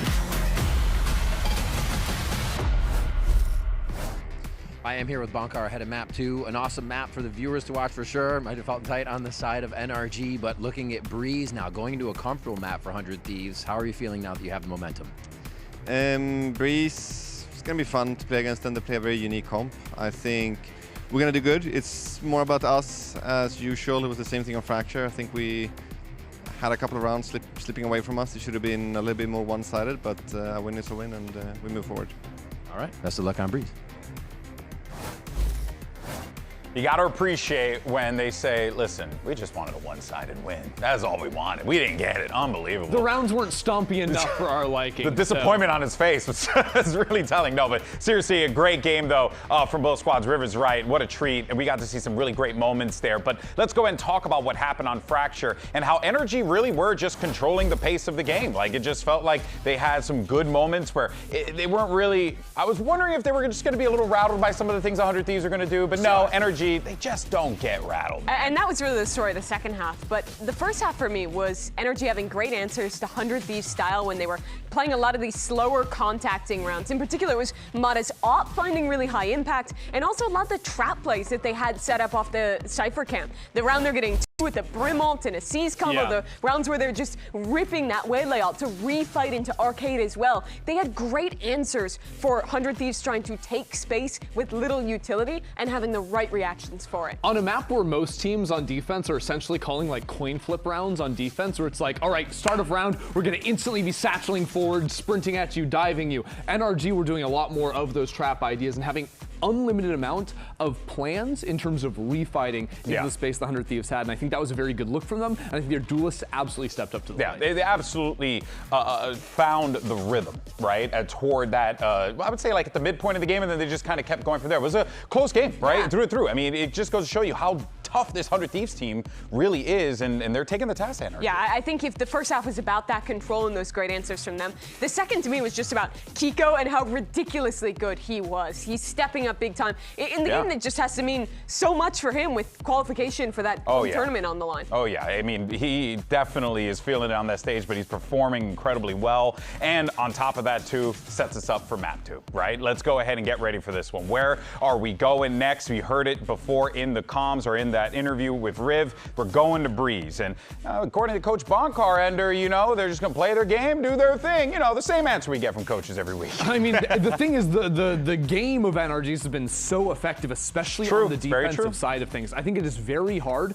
to actually break NRG's stronghold on the map, and I think it has to come down with finding answers into breaching into the mid space. Yeah, now Mimi, I know that you had something you wanted to break down with the telly. What do you got? I do. Yeah, I want to talk about exactly what you're bringing up and how good they are at dominating mid control. So this is from the game against Crew. This is round 4 for NRG, and I want to talk about NRG's overall approach. They're a team that loves holding space in mid and playing retakes from it, and that's because Harbor utility from this area is just so strong, being able to wall across towards A, have different variations over towards B. Sometimes they'll even throw retake walls to respawn, whatever you may want to do. But that often hinges on them having this space, and a lot of the times they're going to get it for free. Mada's just going to walk down bottom mid, but sometimes they have to contest it. And I want to look at the rounds where they're getting aggressive to punish lurkers in this space. In this one, you notice Crew is playing super far back, but NRG posts for a mid-round re-clear idea where they are setting up with Kiko on the operator here, and they have three different people ready to set him up and fight through. One that KO for that flash, the Sova for the dart, and then also having Mada there on the Harbor to be able to throw out his utility as well. And here comes that pop flash, immediate swing. It's actually Mada to get the kill in this round. But what I love from this one is that once they back away, they stay active. Look at Kiko there, going back into fight, dashing into that protective cove, and then they're re-pushing elsewhere. Immediately when they get this kill, they're staying active on the map. NRG is so good at constantly giving you problems. Here they're re-pushing elbow, they're re-droning into A main, and Crew has absolutely nothing. Their entire team is just sitting back in spawn. Really quickly, I want to show you another round. This is a variant where they have that operator up now that I was mentioning. And it's a super similar idea, right? They're off of a bit of a timing, about 5-10 seconds into the round. They let this lurker get into the corner, and then they flash, go for the refight off of that harbor stun as well, and punish there. And again in this round, you'll notice that Kiko is still trying to swing back in, still testing this space. Even once they go for a set play, they still have other ideas to hold on to that area of the map. And for a team like 100 Thieves that has a very exec-heavy comp, plays a unique approach to this Breeze, I want to look to see their ideas to shut down NRG's mid-control. That's one of the questions ahead of Coach NBS as we check in with him ahead of Breeze. Yeah, I'm here with NBS before the next matchup. It's going to Breeze, but you're facing elimination now, but also the chance to carry this series onto a third map. Why is Breeze so comfortable for 100 Thieves, and how can it be that map you need to get back in the series? Our guys just feel comfortable on the map, whichever comp we play, it doesn't really matter. It was always in the very start. It was really tough to lose against NRG the last time when we lost with like almost 0-13, but since then we changed the comp and it feels just like fresh, and the good parts up from the old comp kind of carried over. So yeah, like we're very comfortable, confident, and hopefully we can make it to map 3. All the best in bringing it to 3.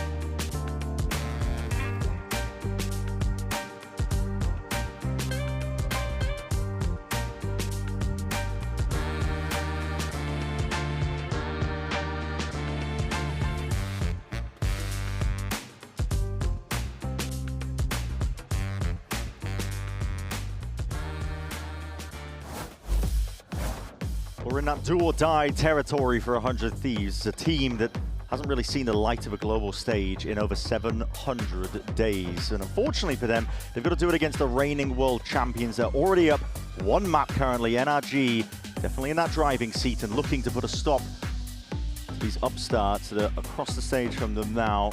Yeah, 100 Thieves have been our dark horse team this year, putting people on notice during kickoff, and now I think even more so in this stage. One of the big reasons has been this composition you're staring at on your screens right now. It's unusual. No one else plays this. 100 Thieves, this is a completely unique territory, and they're so good with it. They're so creative with it. They have lots of good ideas that we'll walk you through as the map goes on. NRG, though, choosing to go on the attack side to begin with, which is the opposite of what Mimi was showing you. Mimi was showing you their defense side and how good they were against Crew with those flash peaks. They have clearly noticed something about the way that 100 Thieves want to play the defense that makes NRG confident that they can call this attack side and get out to a good start here and cement a position where they're in the driving seat headed towards London. Yeah. One map away. I might see some of those elements. I mean, Josh, you were talking about it. Bang has, he's left anchoring over towards the A side pretty frequently. Oh, I think there's lots of things that you can dig into here, but I do think that that is one of the main ones that NRG might have an idea for. If you can increase the tempo and get Kiko entering into Bang, I think that could be a win condition on the attack side. We've got to see a big performance out of Bang. Hit a rough start in that first map, but we know what he's capable of all year long. He's been dominating, genuinely. A variety of stats, leading in some of them. Tested once again. We'll see how it goes, though. Got to imagine NRG with some tricks up their sleeves, some intention. Yeah, I think the KO is such an interesting twist. It is, isn't it? Not many teams leaning into the KO very much. I was wondering today if we might see NRG or 100 Thieves even play on Ascent, where we might have been able to see it as well. But Ethan's KO is world class. One of a kind, honestly. His KO is best in world level. And it's going to be difficult for 100 Thieves to get past it, but on the attack side, you're looking towards how he's setting up Kiko. I think we were talking all about Kiko in the second half of Fracture, and we're going to be talking about him again here on Breeze. That Jet has playing the Jet. Phenomenal. Yeah. Might be sharing the duelist role, of course, but it's a very different play style compared to the Phoenix, so he's been able to do it all. Putting a lot of weight on this guy's shoulders to see if he can get it across the line here. For NRG, they're on a precipice. One more map is all that is needed.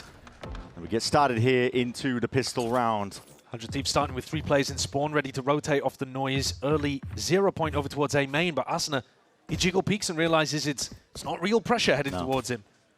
So these 3 players in spawn start headed B instead, assuming it's a fake. But Ethan is calling a very slow round here, poking and prodding. Both areas of the map, Spike uncommitted in spawn. And 100 Thieves go for an info push in elbow. Okay. Could be punishment on either side here. Steadily walking up. MIBR just opened up onto the sight line and the angle. It's Cryo. Picks him off. Takes him out of the picture. Jump spot as well. But Kiko has found himself that slider. So pockets. There's the punish. Activating. Off onto the flank. And they don't bite off more than they can chew. 100 Thieves immediately getting back while Kiko looking for a little bit more. He's trying to answer back from these earlier kills. And he's just found the right timing. Patience played all the way through. And it's a risky game that this guy is playing currently. Game of timings. None the wiser. That is absurd, man. Cryo's head clean off. Deep spawn control already going to be obtained, and that B site now with the plant down. Another angle, Ethan! No clearance whatsoever. It's the IGL with 2 trophies under his belt. Just giving 100 Thieves the absolute business. Asuna twisting and turning, see if he can see and wrangle a way in through this round. He's been given the slimmest chance. But this is pure discipline on display by NRG. A tap, Ethan gets the acknowledgement. He knows that it is that fake pressure once more, realizing that it's not quite there. Ding through the wall, Ethan lowers anything but that time pressure mounting now, ticking away, and Ethan, he's happy to just put his body on the line. It's a 4-piece for him in a pistol. He's happy with it. It's a ludicrous pistol as well. There were 4 kills that happened with no 100 Thieves player seeing an NRG player that killed them. Look at this one. Cryo backs up. The highlight reel is Kiko and Ethan staring at the side of the 100 Thieves players' heads. That composure from Ethan. I genuinely can't believe that VORA didn't clear that in elbow, though. I mean, you've got 3 players there. That is such a mistake.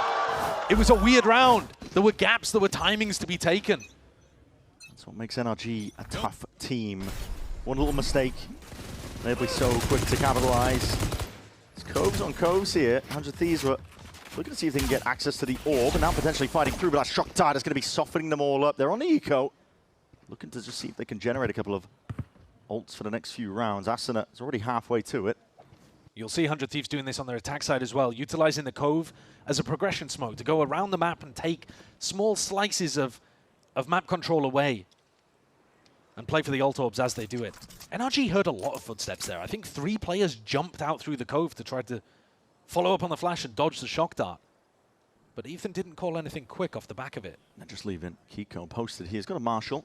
Flash forwards again, going for the no-scopes, and he was quick with the reaction times. Managed to dodge that first flash and went forwards. Did Asuna blind himself as well? He didn't follow up. Not too sure. He's so ready for the repush. I feel like he must have done, because otherwise he's got to follow up with Timotino. Snake bite layered down. This is NRG looking to see if they can take control now over towards this A site. No real chances with the weaponry at hand. Bang is going to be doing some risky business. 30 seconds Here's the left. footsteps, looking to see if he can take a timing forwards. Again onto the angle. Not quite spotted. Now barely there. An adjustment. Brock is missing a couple of those stray shots. Going down, almost punished for it. Long range with the pistols. It's not ideal. Scuba with that rifle. Trying to put a stop to it. Nasty work. Cryo. Deep peek. Danger player removed, but the rifle remains. They can afford to have a few deaths here. It's a very greedy buy that NRG have gone for. 2 pistols on the Marshall. Enemy remaining. But coming to complete fruition, really. It's just VORA left alive, so NRG look to be sailing ahead. And with all of these multi-kills happening in the rounds, Ethan 2 away from a null command, and Kiko pretty close to his Blade Storm as well. No massive snowball generated just yet, but a very good start for NRG. 100 Thieves beginning on the back foot. Unusual territory for them. They've been so good on these pistols. Key win condition for them. Being able to set the pace early, get the economy underneath them, but we'll see how 100 Thieves respond when the pressure is fully on them now. I want to see as well in this round, what is the theory? I feel like round 3, round 5 is where you tend to see the most clear anti-stratting from the teams. And I'm wondering if it comes down to that contact walk that we saw into B. You see where he's running the trips at the moment. None of these trips are actually for information. They might just try to walk in for free here.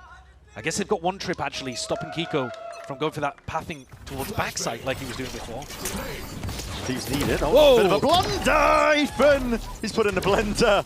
Lucky to be alive there. Yeah, that deep A main control he was trying to counter. Way up. But he's around also, every corner. He's trying to fake it too. The drone spots it out. FURIA realizing that pressure from Ethan is not real. Completely vacates. Deep cam as well from Cryo. And that's not broken just yet. It's a nice adjustment based on what NRG were doing on the pistol. Again, just trying to contact. He's got walkabouts here. Brock. Pixel angle. Here. Spots a contact. At least a play being made. Bang! It's a bullet to the dome. Luckily, the box in the way. Still alive, but barely. Now calling for the pivot. NRG. They don't have space towards A. They're fully grouping up here. Guessing, umming and ahhing as to what they want to do. It's a sound bait. But there was no one there to hear it, was there? No, I mean, 100 no, Thieves are going exploring, though. Assuming it now, yeah. 100 Thieves with the contact re-clear. This time, not punished. Hold on, VORA. VORA isolated. Clearance into the corner and accounted for. VORA activating when they needed it. It's 3 kills before he's finally brought down. And surely the damage done. 100 Thieves. A desperately needed round for them. They put it on the board and make a statement with it. Dangerous stuff there from 100 Thieves, going for that information peak, similarly to what they did on the pistol round where they went for the elbow push. When Asuna swings in, or maybe it was Timo going for the juggle, they spotted 5 players out in cannon. And VORA, putting himself in a multi-kill spot, comes up with the goods. You had it coming. Great way of turning that around. Ethan's calling is putting the squeeze on 100 Thieves. They are having to get proactive and find this information. A lot of guesswork. Yeah, I think they're a bit more comfortable in these teamfight scrap scenarios. Well, he's going to be ran past, but second guessing it, that has done a lot of damage to Brock. Still caught into the corner. Asuna is in a troubling spot. The wall. See if he can get out of dodge. Drone up towards the top. That's a big tag, but it's going to be broken, and the high tide had to be used early. It's a big one. I think these are the kind of rounds that the 100 Thieves are happy with. Big scraps over A main. The Phoenix gets so much value, but they've bled every piece of util here out of Asuna. Same could be said as well for Bang. Solo Harbor in this composition, it is a bit of a weak point now. You're seeing it. It's going to see that no command emanates out. Ethan moving forwards now, trying to lead the rest of his team all the way through into this side, using walls on walls, dropping down with a curtain. Fights to be taken here. It comes down to that game of timings, but NRG, they slip the net. Straight through to the back of the site, unaccounted for. It's Kiko and Ethan doing the most. Not a plan to be going down, and a watchful eye for that game of timings. 3 rounds now for NRG. Great beginning from Kiko. Again, stamping his authority upon the game. 6 and 2, wraps around the back as the rest of his team's taking this scrap. Looked like it was going either way. Yeah. You couldn't really tell which team was having an advantage there up until Kiko and Ethan finally wrapped around their pyramids and were able to backstab those 100 Thieves defenders. Nice! I was happy with that. If they can scrap things out against 100 Thieves, that's one of the best win cons. This is the final round that 100 Thieves will be able to buy in if they keep losing. That's scrappy stuff, though. Has to be a win for them. 4 players on the half armor, and Scuba's the one with the outlaw in hand. You're right, it has to be a win for 100 Thieves. They've been starting at the back foot. Yeah, much more pressure on them. And this slower calling style from Ethan, we've seen it from lots of teams. Yeah. But I think NRG and Leviathan being the 2 that you have at top of mind right now based on what we've just seen. The love to put the tension in the air, put the pressure on the defenders, force mistakes out. Priority on that slow squeeze, and now just minimag hit. Bit of util, making it really antsy stuff. The shot just going wide there, but the operator could have been a big chance for Timotino. And Mata lets loose with a high tide nice and early. It makes it feel like it could be an A hit, or at least a split into the site, but NRG have different ideas. Timotino's been fooled by this, I think. Going deep into the A side to try to reinforce. It's going to weaken B. Ethan's got a timing to hit. Yep. Cryo's got to be good for this one. Mata all the way up through mid here. Waiting for the noise pressure from the rest of his team through B main now to see if he can get a bit of a timing and activate. Trip stay up. Trip stay up indeed. Kiko updraft and a dash forwards. It's a big tag onto the 2 players. Gives him the timing forwards, but that flash does connect. Asuna though, he's isolated now on an island. Run it back. That is risky stuff. Oh. He's going to get pressured from multiple avenues. Oh, it's so they rough. Their time. They waited out. Ethan finishes the fight. Forwards with the defense, and VORA, he's punished for it. Trying to defend his comrade. NRG steamroll all over them. It's another example of that perfect slow calling from Ethan. The B fake, Mada's wall, sells a ruse over to 100 Thieves. Yeah. And he can see the pressure that 100 Thieves are under here. I mean, Asuna is ulting and can't do a thing with it. He just has to hover in place, desperately defending his own respawning body, and then calling for reinforcements. Come on, Ethan! Come on, Arnold! He won it. Yeah. I mean, there is energy in the NRG camp right now. 100 Thieves struggling. Onto a low buy. The previous round had to be the one to save them and keep their economy running. The early A main control isn't really useful. It just bleeds utility out of Asuna too early. NRG just sit there and wait out the molly, slow re-clear A main. So the big thing that 100 Thieves were working on, they now have to take a step back. Throw one way, try to refight, but they don't catch it. No, it's so passive. Look at it from NRG, just absorbing the refight, say, no, it's coming. It's even slower than 100 Thieves are expecting. Yeah. They know they're not going to fight early, but they're thinking, surely by a minute 15. NRG reading 100 Thieves' minds, and it's going to take sharp shooting on display, quick reaction times. The drone spoils the surprise, though. Asuna are going to get a little bit more with that one. Molly lay it down at the feet. This is fairly nice, though. 45 seconds. Yeah. 4 defenders. Trying to make their way through. We'll see if these shots in the dark can land. NRG are doing a bit of a scramble. Hold on. They do not have a lurker to go back to. No, they do not. They have no idea what the rest of the map looks like. Question marks across the board here, and NRG, well, instead of going for the full B pivot, it looks like just going to maneuver into the A split. They've realized that they don't have the time to work with Asuna now forwards. The Hunter's Fury, this is pure chaos now. And we've seen about 100 Thieves, they're throwing everything in the water, see what sticks. Cryo forwards again, Cove planted in the face of all of them. There's only 15 seconds left. This is brute force, NRG leaping through it all. 100 Thieves though, crossfire setup, rifles, not even necessary, it's just the pistols at play. But time fully against them, 100 Thieves. They turn it around. A great adjustment from 100 Thieves, honestly. And they take risks because that is a thrifty. That's the first thing to say. They're not going to huge gamble stack on the A site on a rifle round, probably. But I love the adjustment coming out of Asuna. He decides to refight in and then save the molly for as long as he possibly can. And that delays so much time and buys so much time for the rest of his team to come in and help him on A. Yeah. Nice. Despite good the round. fact, Come on. Let's make this half good. Despite the fact he's at the bottom of the scoreboard here, 2 and 5, it's the way that he adjusts playing that A main defense that helps 100 Thieves get a brutally important thrifty. Commitment from NRG here, though. We're going to speed things up. We're going to see it now. Reckoning rolling forwards. Hunter's Fury as well onto the side. 100 Thieves looking to see if they can answer straight back, but it's already Brock claiming that first kill. Highlights there. NRG, we'll see how they deal with all of this now. Everyone freeze. Chill. Fuck. Running high. All half full, boys. All half full. I'm gonna ping one. Get ready to spam, guys. Get ready to spam. Minus 50 on 2. Cypher and Harbor. Is it all of them? Yeah, bingo. It was bingo. Bingo half full. Yeah, they're gonna flank probably, guys. I'm gonna hold it. Guys, listen to me. I'm gonna wait for Cove and I'm gonna plant. Yeah. Care flashes, boys. They're gonna hard bolt as well. We have Viper wall. No one make noise. Here, I'm No gonna one make noise. Can you wall No. Wall up. Brock's blind. Needs help. Pushing. Right side, nose. They know. Down B. Backside and nose the quad. One enemy remaining. Now we see it left into that 1v2 for Cryo. To pick up the pieces was a pretty stellar spot, but he's left guessing as to where they could be, and it's Mada. 3 kills in a round for him. NRG, they steadily assert this lead. I think usually when we listen to the NRG comms, it is clinical. They are normally very, very clean. That one was quite messy. There were multiple different ideas there about how they wanted to play the post plant.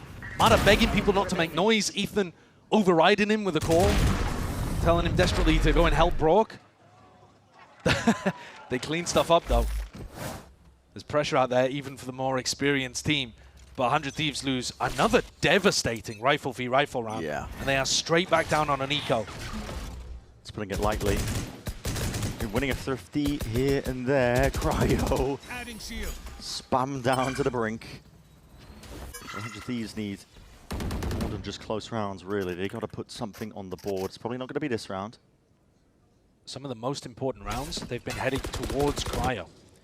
That feels like one of the big areas of the anti-stratton coming into this. They want to try to put pressure onto the B site. Yeah. Kiko holds this passive line on A. waiting to see if somebody like Asuna would peek his head out. Instead, Vora swapped over, playing here with Bang. Let's see what the protocols are. NRG, they ran out of time. Last time they were against the Eco. Yeah. Abundance of caution can be bad sometimes. Well, especially if they get slowed down when they try to take A main here. If they can't take A main cleanly, they are going to be in a world of trouble again. It's Bang.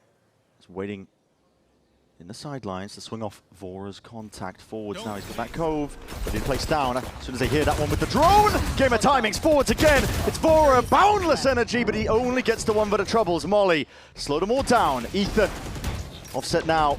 Pops the ultimate, 20 seconds remaining. 2 players to be cleaned up towards the back of the site, and those the danger players. Asuna, Timotino, what can I do from the spot like this? Not a lot. Against the rifles. Swept away. It's the util that makes that so difficult, and Ethan just turns it all off. No opportunity for a stun or a flash to come through and create a scenario where 100 Thieves, even with the lighter weaponry, can come out on top. It looked crazy for a moment with Vora dipping inside of that Cove, but NRG managed to deal with it in the end. It's expensive. They do use the null command. That'll be a silver lining, a small breath of relief for 100 Thieves, but this half is slipping away from them. Yeah.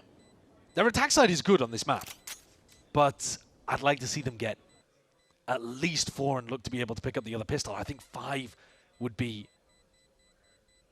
what they're aiming for more so. Slowly, this is NRG putting the squeeze on this 100 Thieves team. 100 Thieves not able to take a win against this squad this year. NRG firmly set in their ways right now. The goal set in Masters London as well to join the other greats. Last time we saw 100 Thieves play on this map, they had a lot of nice trap setups with Asuna's Phoenix ultimate. You put the cam somewhere to take contact, let's say, towards tunnel on B. And if they go up mid, Asuna pops the Phoenix ult towards it. Could be a nice usage of that. Throw something different in there to try to catch off NRG. Timotino's going to pick up the op again, though. And he might have a fight first. Yeah, potentially. We'll see it. NRG, though, they're squaring up now for a bit of a scrap towards that B angle. Cryo, and a count of 4. Snaps up towards the side as Kiko plugged out of the picture immediately. Cryo! How's he done that? Cryo! Recon! Look and weave! An ace from the bloody brink. He'll pull his team straight back in it.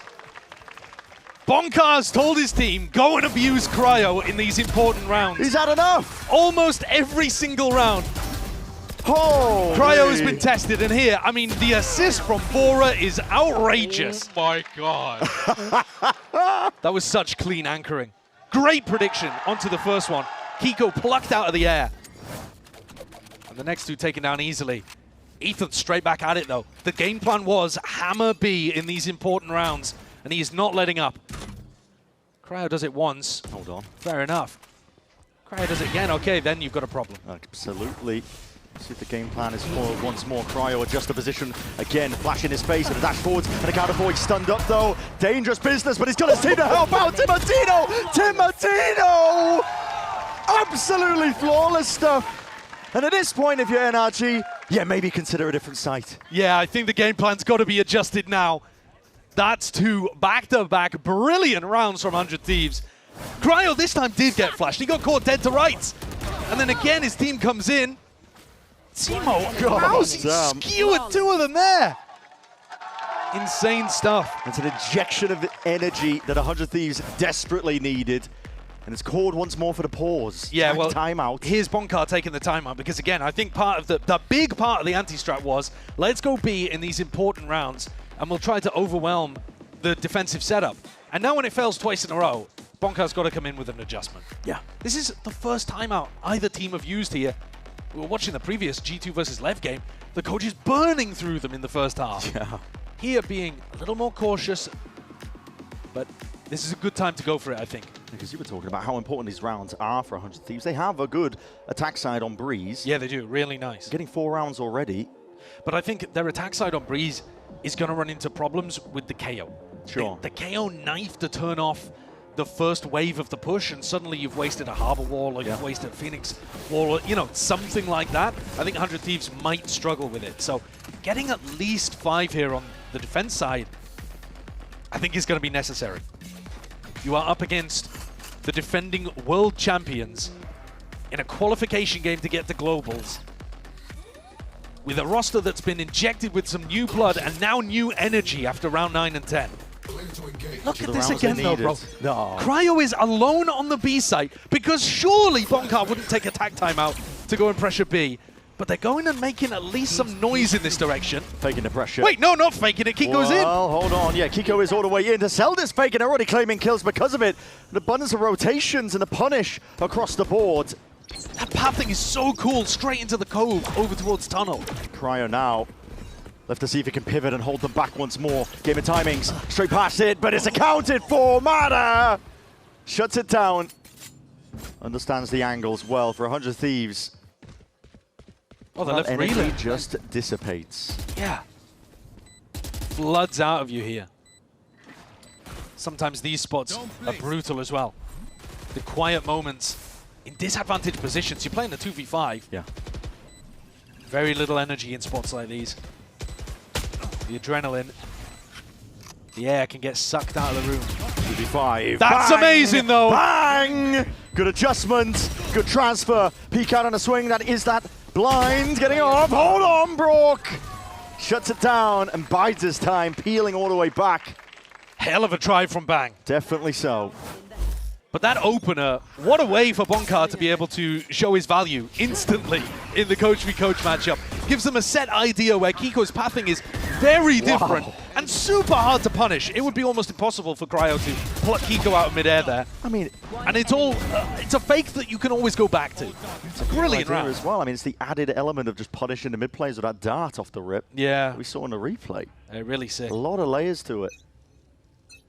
They've got money, though, in this final round. 100 Thieves really want this last round. NRG, though, they are sprinting full lead towards this A site now with the setup being maneuvered. All the way around. Flash dodged, I believe, for a degree. Asuna has to get away with that.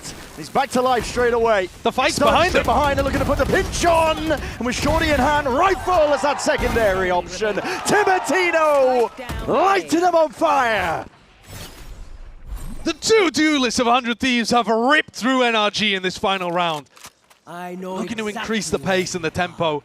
Brock left in a 1v4. I think 100 Thieves will be very happy about the way that this round has ended up.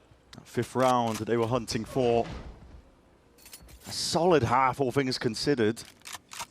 Brock's going to do his best to see if he can play spoiler, but too much to deal with. Timotino posted. And as I was saying, 100 Thieves to drag it back to 5 rounds despite losing the pistol. Nothing short of amazing. Anytime they can get some big team fight brawl, anytime that the pace is increased, I think 100 Thieves are so happy about that. Yeah. Astra and Timotino seem to thrive in these situations. They were struggling early on with the slow, criminal pace that Ethan was playing at. Almost torture for the 100 Thieves players that just want to get in there and scrap. They got their 5, even with NRG winning the pistol. This next one could be everything for them.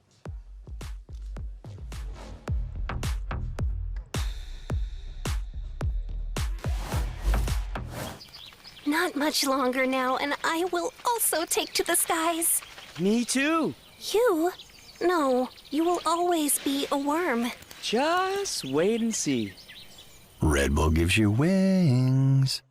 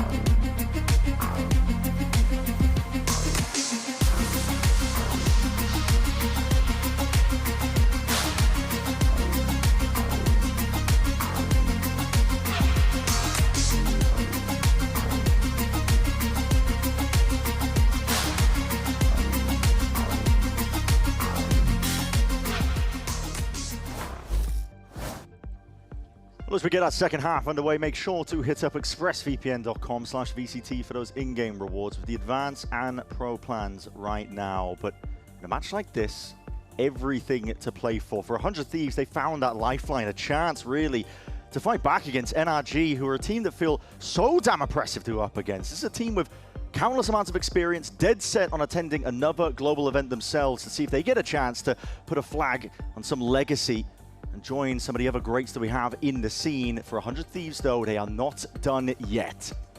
They've still got fight in them. You could see that towards the end of the first half here on Breeze. Timotino up out of his chair. They want this, and their attack side often looks good. You saw how impressive Ethan's flashes were in mid in the previous game. 100 Thieves do not normally path mid super heavy at the start of the rounds, but they're going to do it here on the pistol. And slipping through the cove, looking for exploration, seeing if there's a straggler left alone. And now getting to move on. A lot of bullets being flying forwards alongside Timotino. He's setting that pace single-handedly. Flash forwards, good blind, good connection. Greater shot from Brock. Ethan, he's straight there. Weaving in and out past that high tide. A punish being placed onto these anchor players. But for 100 Thieves, everything lies in Cryo and Vora's hands. A 2v3. Earn themselves a bit of respite onto the site, but how do you bat your way through this one? Cryo hunting for the timings. There's a tap to see if you can pull some of the sight lines. NRG players out into the open again. Twisting and turning around the pyramids. Cryo, right time to strike. Could be now! He's found it with Kiko gone. Flipping the map entirely around the site. Ring around the rosies. More damage done. The reload committed. Surely not. Cryo is trying to find it now with the pressure mounting. This guy has got it all contained. And now twisting and turning. There is no hope for Ethan. A pistol round that has eluded 100 Thieves for so damn long in this series. Finally theirs. Second half pistols. 100 Thieves have got him. What a performance from Cryo this is. It was a game of timings, but the way that he plays around this, isolating the ones, is genuinely superb. On their attack sides, Cryo's normally the player off on an island, alone, often throwing out his cam towards elbow, taking areas of the map that the rest of his team is stacked up somewhere else alone. He'll be controlling the pushes if NRG go for an aggressive defense side. Here, picking a very defensive position. Yeah. Doesn't want anything to do with elbow. Nope. Get me out of there. There's danger lurking all around the map, even against the weaker buy. Yeah, these kind of smokes are the ones that Bang throws out. This time, using it as a fake. Often, 100 Thieves will be behind these coves. 0 point reveals that NRG have got the wrong read of things. 5 players stacked up to try to punish a non-existent B pressure. Wow, my eyes are down. And this is a chance for 100 Thieves to start some kind of ult snowball. Should drag them even, assuming nothing goes awry. Well, for NRG, I think you just want to die to Spike here. Yeah. You do not want to give Asna or Bang, literally anybody, a chance to build up to some kind of orb. So now, this is hide and seek. We had Ring Around a Rosie in the previous round, and now we've got hide and seek. Every young British nursery rhyme as we go towards Masters London. Yeah, just seeing if they can stay out of those sight lines, maybe run into the spike in the final moments. Asana, he knows what's up. He's making a lot of noise in the process as well, not scared to hide. His intent all the way forwards, trying to transfer it down with a Spectre. Couldn't play that second one, but still it's good enough for him. Yeah, it's not bad. Hold on. It's not bad. Brock. Whoa. He was picking up the Spectre and now he's missed the spike. Now that is not what you want to see. Well. That's a punish for over-optimizing. And I think 100 Thieves will be really happy about that. They're one away from getting us an assault online. If Bang throws down a cove over towards B main, for example, or they look to try to cove off or cage off A, they can secure an ult orb. NRG, do they have some kind of play? Has Bonka drawn something up to try to deny it? Or are they just going to let that one go for free? We see Util being primed at the ready. In terms of plays to deny, the cove is already up in their faces, and No, he's going to want that orb. Slight peek. It's acknowledgement there, Kiko. Any understanding? That was the order, shock dart and a snake bite. It's such a nice idea. Ooh. Asuna takes about 90 damage from it. Healed up from the wall. And you know what? He did not take the orb either. So, actually kind of a success for NRG, but they lost Mada in the mix. Drone to clear most of the way. That's going to be heard by 100 Thieves. They don't decide to go back into the B site. This time getting a bit of a move on. Sprinting over towards A, that deep cam in A main. Yeah, like I said, Cryo just controls the opposite side of the map for 100 Thieves on these Breeze attack defaults. And he's going to come to them. Ethan, no 0 point available. We can go for this exec. Full util. Asna with an ult orb as well if he even needed to use it. It'll be difficult to get through if you are NRG. The deep dart thrown towards the back here. Runner back. Asna, there is a flank activating. It's NRG. What they're banking on. No kills to be claimed from Asna. Trip broken. Yeah, clears the way. Now with a trip broken, we'll see what the reaction is from 100 Thieves, because they do need to deal with this one. NRG might have going down. Probably one of the worst players for it when you're trying to play the retake on A, because you don't have any smokes to get in. Ethan, I'm going to use the util, see if they can carve a path in through A main. A lot of noise being made. Hoping to buy a bit of space for the rest of the team to activate again. It's Rourke and Scuba trying to play off this game's timings, but it's all being delayed and bled out. 100 Thieves are penned in for now, but the time is ticking, and NRG not getting a move on. They are content to play for the exits. See if they can contain them. They're playing a save in a 4v4 retake. Yeah. In a spot like this, I mean, the time just got away from them, but that's a bonus round that they're giving away to 100 Thieves. They take the money. Listen, you've got the guns to still be able to work with, so it's not as economically crushing as it would otherwise be. But that's a really clean round there from 100 Thieves. Listen, Matter going down early. Yeah, there's Diabolical. Yeah, it didn't help them. No. Trying to play retake on A without your harbor. Well, they got caught. They thought that it was B pressure. Yeah. That they were going to just look to pick up that ult orb and go straight into a B hit. It's technically a clutch. Regardless, big win for 100 Thieves at that bonus conversion. Now in the lead in this series, at least in this map, I should say. Yeah, still fighting back in the series overall. Yeah. Flash underhand. Oh, Cryo blinds it up, but I think he just saw signs of life beforehand, and the spray down will put the punish on. Really fast timing as well. He doubled up with Bang this time, way quicker than he usually is. Very risky stuff. Kiko just looking to see if he can equalize. Got to make a play. Got to make a play when you're down 3v5 like that. Yeah. Kiko's got to be the playmaker. He's going for it again. A lot of contact plays around the map here. This time grouping up with the rest of the team. Still at that disadvantage. 100 Thieves not willing to really rush into anything. Yeah, the slower pace is what we saw from Ethan on the attack side. Now Vora controlling the troops while dead. And it's NRG who are looking for the information. Yeah. They did just get a nice peek out, though, through elbow, so they know this is finishing A.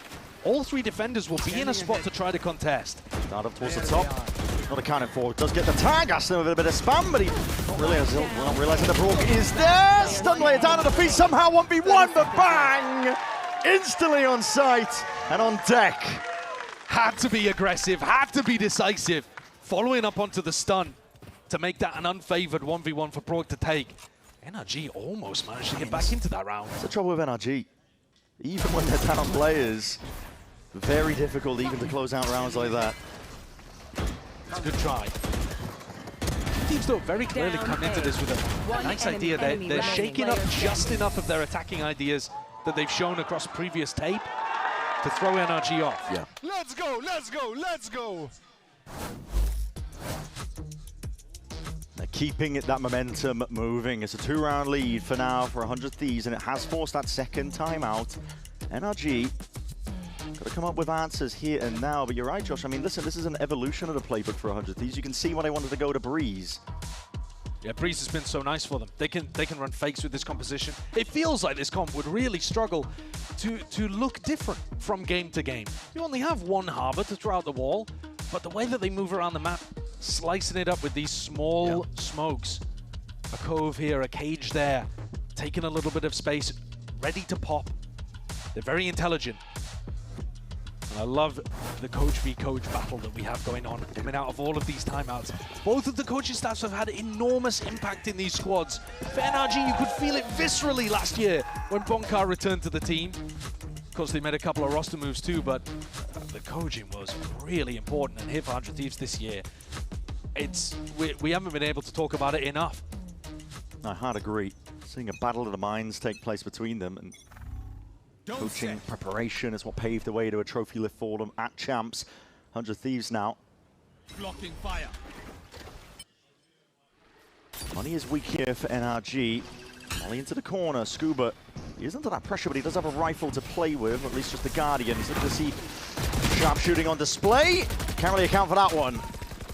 I'm out of here. Even best case scenario if he had the right gun for the job here. Seeing a bit of a fast and loose play though. NRG are looking to see if they can get involved into the conversation. Team Knife against the back wall alongside that dart. Trying to play them all the way. In Kiko! 3 players! Felled and chopped down. Spray transfer. Crazy work. Vora tagged up. Spamming while angle. He's going to try and find a bit of safety. Respite there. Cryo trying to bail him all the way out. Dangerous tidings. For 100 Thieves, they are being put into a bit of a squeeze. Vora trying to twist and turn, but it's Brock who just decapitates him. And now leaving it just down to Cryo. A monstrous round from NRG. Kiko has pulled a triple out of nowhere. That spray control with the Vandal is magic. Absolute magic. The lad might have done it. That was crazy. Ridiculous. I mean, he starts fighting on the back, whiffs it a little bit. Asuna and Timo come to try to bail Bang out, and I'm all about that. Yeah, Kiko outdoes them, and Brock finishes it off with some crazy martial shots. NRG will not die. No. You put them in the ground, and they just pop back up again. They are so hard to just stamp out, even when they're down. Tenacity on display from NRG. Oh, we were talking on Fracture about 100 Thieves. Oh, maybe they're using too many ults in these anti-ecos. If you don't... Yeah, look what happens. NRG breathing down the neck of 100 Thieves right now. Gap closed if they can just convert this anti-eco. Somehow, money flipped around. 100 Thieves moving around here. Shot sweep the Sheriff! Asuna! Hello! And that's a big play. Straight back in the other direction. Cryo might get his time to shine soon enough. Good snap to the side though. Scuba adjusting towards it. Take a listen in. Yeah. Oh, he's tunnel. He can't be on. Wide. He's going wide on. He's going wide on Pete. I smoked the right. Apple. Go back A. No, it's crazy, but I like it. guns are mid. We're not going Go mid. Where No, were you they guys are exactly? going mid. He's on it. He's on Where it. were the guns exactly? Like here and here. He just ran to backside, boys. They Player standing. nice All good. try. Close. I like that eco. That mid round felt nice. Keeping it positive towards the end. Yeah, still trying to keep the vibes up. Yeah. Incredible dramatic irony for all of us at home. They're calling, let's go back to A. It's a crazy call, and we can see it's a disaster. But they had no idea that Brock was lurking in this corner. Timatino, it would have been a good mid-round call in any other scenario. Where are you guys going? Well, it made sense from their perspective. It definitely made sense from their perspective. But you had no idea about Brock in the corner. And that's it, NRG tie things up. Timatino's coming into this one with only his ult, looking to fake it on an A split. Forward again, he's going to be changing directions, a bit of a pivot now, putting the squeeze once more. So Blind is going to be sidestepped here, but a spam, but it goes both ways. Trying to put a galvanizing finish over towards Mata inside that orb. Scuba weaving and dodging inside and out. That's two players. Drop down. 100 Thieves to collapsing around for them. It's up to Cryo, Vora, Timatino to see if they can find a way through and forwards. Drone forwards again. Plant will be pushed back. No close plan for now. Scuba again drifting back into the action. He's gained a lot of ground for the rest of his team. Big reveals. There's 100 Thieves that are penned in. It's really tough to make a play from this position. Hold on, hold on! There's damage done. Vora being assailed now. Shot dart towards it. Scuba on 8 HP! Oh my! Backs against the wall. It's the rookies that batter and find a way forwards. They turn the tides in that round to an extraordinary degree. It is really difficult positionally if you get stuck in the back of B side. These angles are horrible to fight on. Yeah. You're swinging out here into two players holding you. Brock and Ethan. Brock and Mata, sorry, should have easily been able to control that. And yet the swing out, a small duck. And 100 Thieves have come out with magic there to push themselves ahead again. And save their economy too. That's a ridiculous play. Scuba is going to be asked a lot of again here, Brent. Under pressure. No ult for Asuna to run at him though. This guy is caught out into the side. The trade is intact.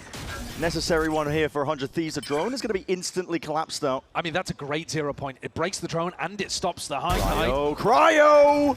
Danger player in multiple rounds. He's looking to do it again. Stunting and trying to put a stop to them. Quick adjustment off to the side as a wall up to Matino. He's able to help out and see if he can bail them all the way out here. Running around. NRG just open sideline and access. Vora poking and prodding, just trying to posture like there's a bit more resistance there. I think Ethan's got the idea here that they've lost the whole of the B site. It's going to be a tough retake, and Brog trying to fill a timing that simply didn't exist. Cryo way too fast on that one. Cryo is everywhere at once. End of that last round, into this one, hasn't slowed down. Spike planted. Online, this operator. Kiko will look to see if he can save it. Yeah, I think you're going to want to save it in this position. It's a pretty impossible retake to go for with the op. And the money's not looking amazing for NRG either.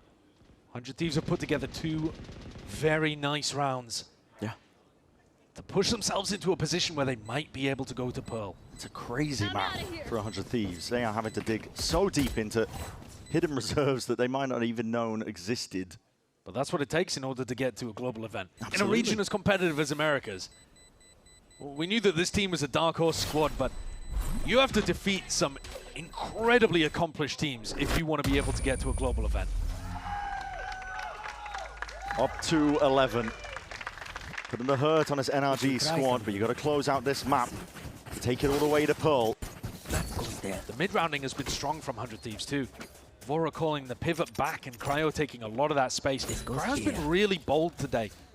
Sometimes on Breeze he'll sit back if the execs are working. He's fine to just pop in the backpack and let Timotino and Asuna run ragged around the map, but here he's been getting active. He really has. 21 and 11, opening up sights, finding those lurk timings.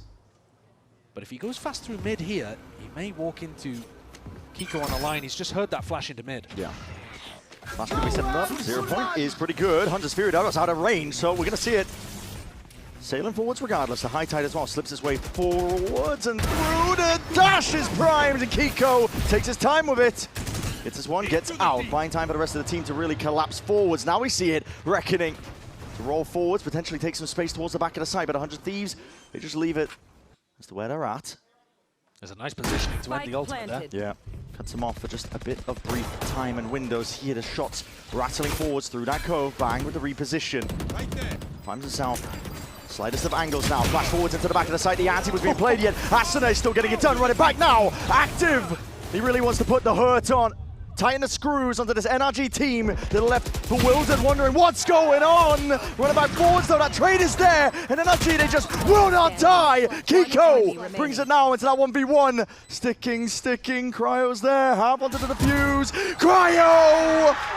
Taken out, dismissed, scattered to the winds. It's all on Kiko and he delivers. Kiko is desperate to get to Masters London. I don't think I've seen him in this form since he was on Liquid, honestly. I mean, when he was playing at Santiago, he had some amazing rounds as well. But this, he just runs through him like a wrecking ball. It's unreal. He melted his way through 100 Thieves there. Destroyed them. I loved what 100 Thieves were doing too. The Harbor ultimate, the Phoenix ult, the way that Asuna was just holding that space. But nobody there to try to save Asuna as he eventually got traded through. And the tempo on the retake was enormous. It's back to within 1 round. This NRG team just will not stay down. Even when you have a massive positional advantage against them, even when you're throwing out great post-plant ideas, you've always got that sticky resilience. Spam to see if they can break that cove down. 100 Thieves are going fast out in through this B side, but they have to contest with these players. Anchoring, tuck tight, Scuba, just trying to weave in and out. Ethan's going to be dropped down to his knees. Players towards the back of the site now. Asuna potentially trying to make a move forward, but they don't have any util because of that. Now with a no command. It's not going to stop the bullets though. Mada all away from this. He's accounting for the flank here. This is 100 Thieves to the left just wondering what is going on. Timotino in a 1v4. Snappy stuff. Kiko dismissed, but Ethan straight there. Plugs up the gaps. 11 to 11. NRG drag it level. Mara with a cove managed to get Ethan back on his feet in the midst of all of that as well. This another situation where 100 Thieves get pinned into the back of the site. The positioning, just not great. That is a filthy little angle that Mada creates with his high tide. Yeah. But this time, 100 Thieves couldn't really get their way out of it. Yeah, Mitch in the back there. I mean, timeout being taken for 100 Thieves. I think both teams really feeling positionally trapped in these B execs. But Scuba hard anchoring and NRG going for the flood style rather than the set retake style. It's something that they've been going in and out of. A lot of teams in this region do not have the guts to hard anchor the same way that people like Scuba and Cryo are. No, I mean, it feels like you're just out on an island. It really does, but he's using his orb perfectly. I mean, NRG are so creative when it comes to using their smokes in these weird opportunities, whether it's retakes, post plants, or even just anchoring like that, but give Scuba that free reign to just disrespect util. Yeah. Hide in it, wait for the right time to strike. Getting inside your Viper Orb is actually incredible against Phoenix as well. Yeah. Frame 1, it blocks the flash. Yeah. So you've got some wild tech that you can do as an anchor. 11-11 though. And now the pressure is fully back on 100 Thieves. You look at the money that they're working with here. Players have been able to pull out mad stuff with lower weapons. Asna had 2 incredible shots with the Sheriff last time they were on a weak buy, but if they lose this round with 3 Sheriffs, NRG are up to match point. Match point. Qualification point. Absolutely. Masters London waiting. Last team look towards that event. NRG finding the right footing forwards now. 100 Thieves are just taking this with a lot of caution. The wind. The knife a little late this time from Ethan. Yeah. Timatino's way past it now, looking for a timing himself, but the spam is just brutal up onto these lines. To fight towards backside seems to be accounted for. NRG playing this one very passively. Look at the contain up towards that bridge area. Timatino wants to weave past this one. Catch a timing, but he just catches a bullet anyway. Operator shot straight to the chest. Shock darts raining down. Cryo just with the rifle in hand. He's the player that has to get it all done, but with that discipline, NRG are slowly dissecting the site. 12 rounds now, and on the precipice of being able to earn a spot amongst the best teams in the world at London. 4th seed from the Omega group, placed instantly into the lower bracket.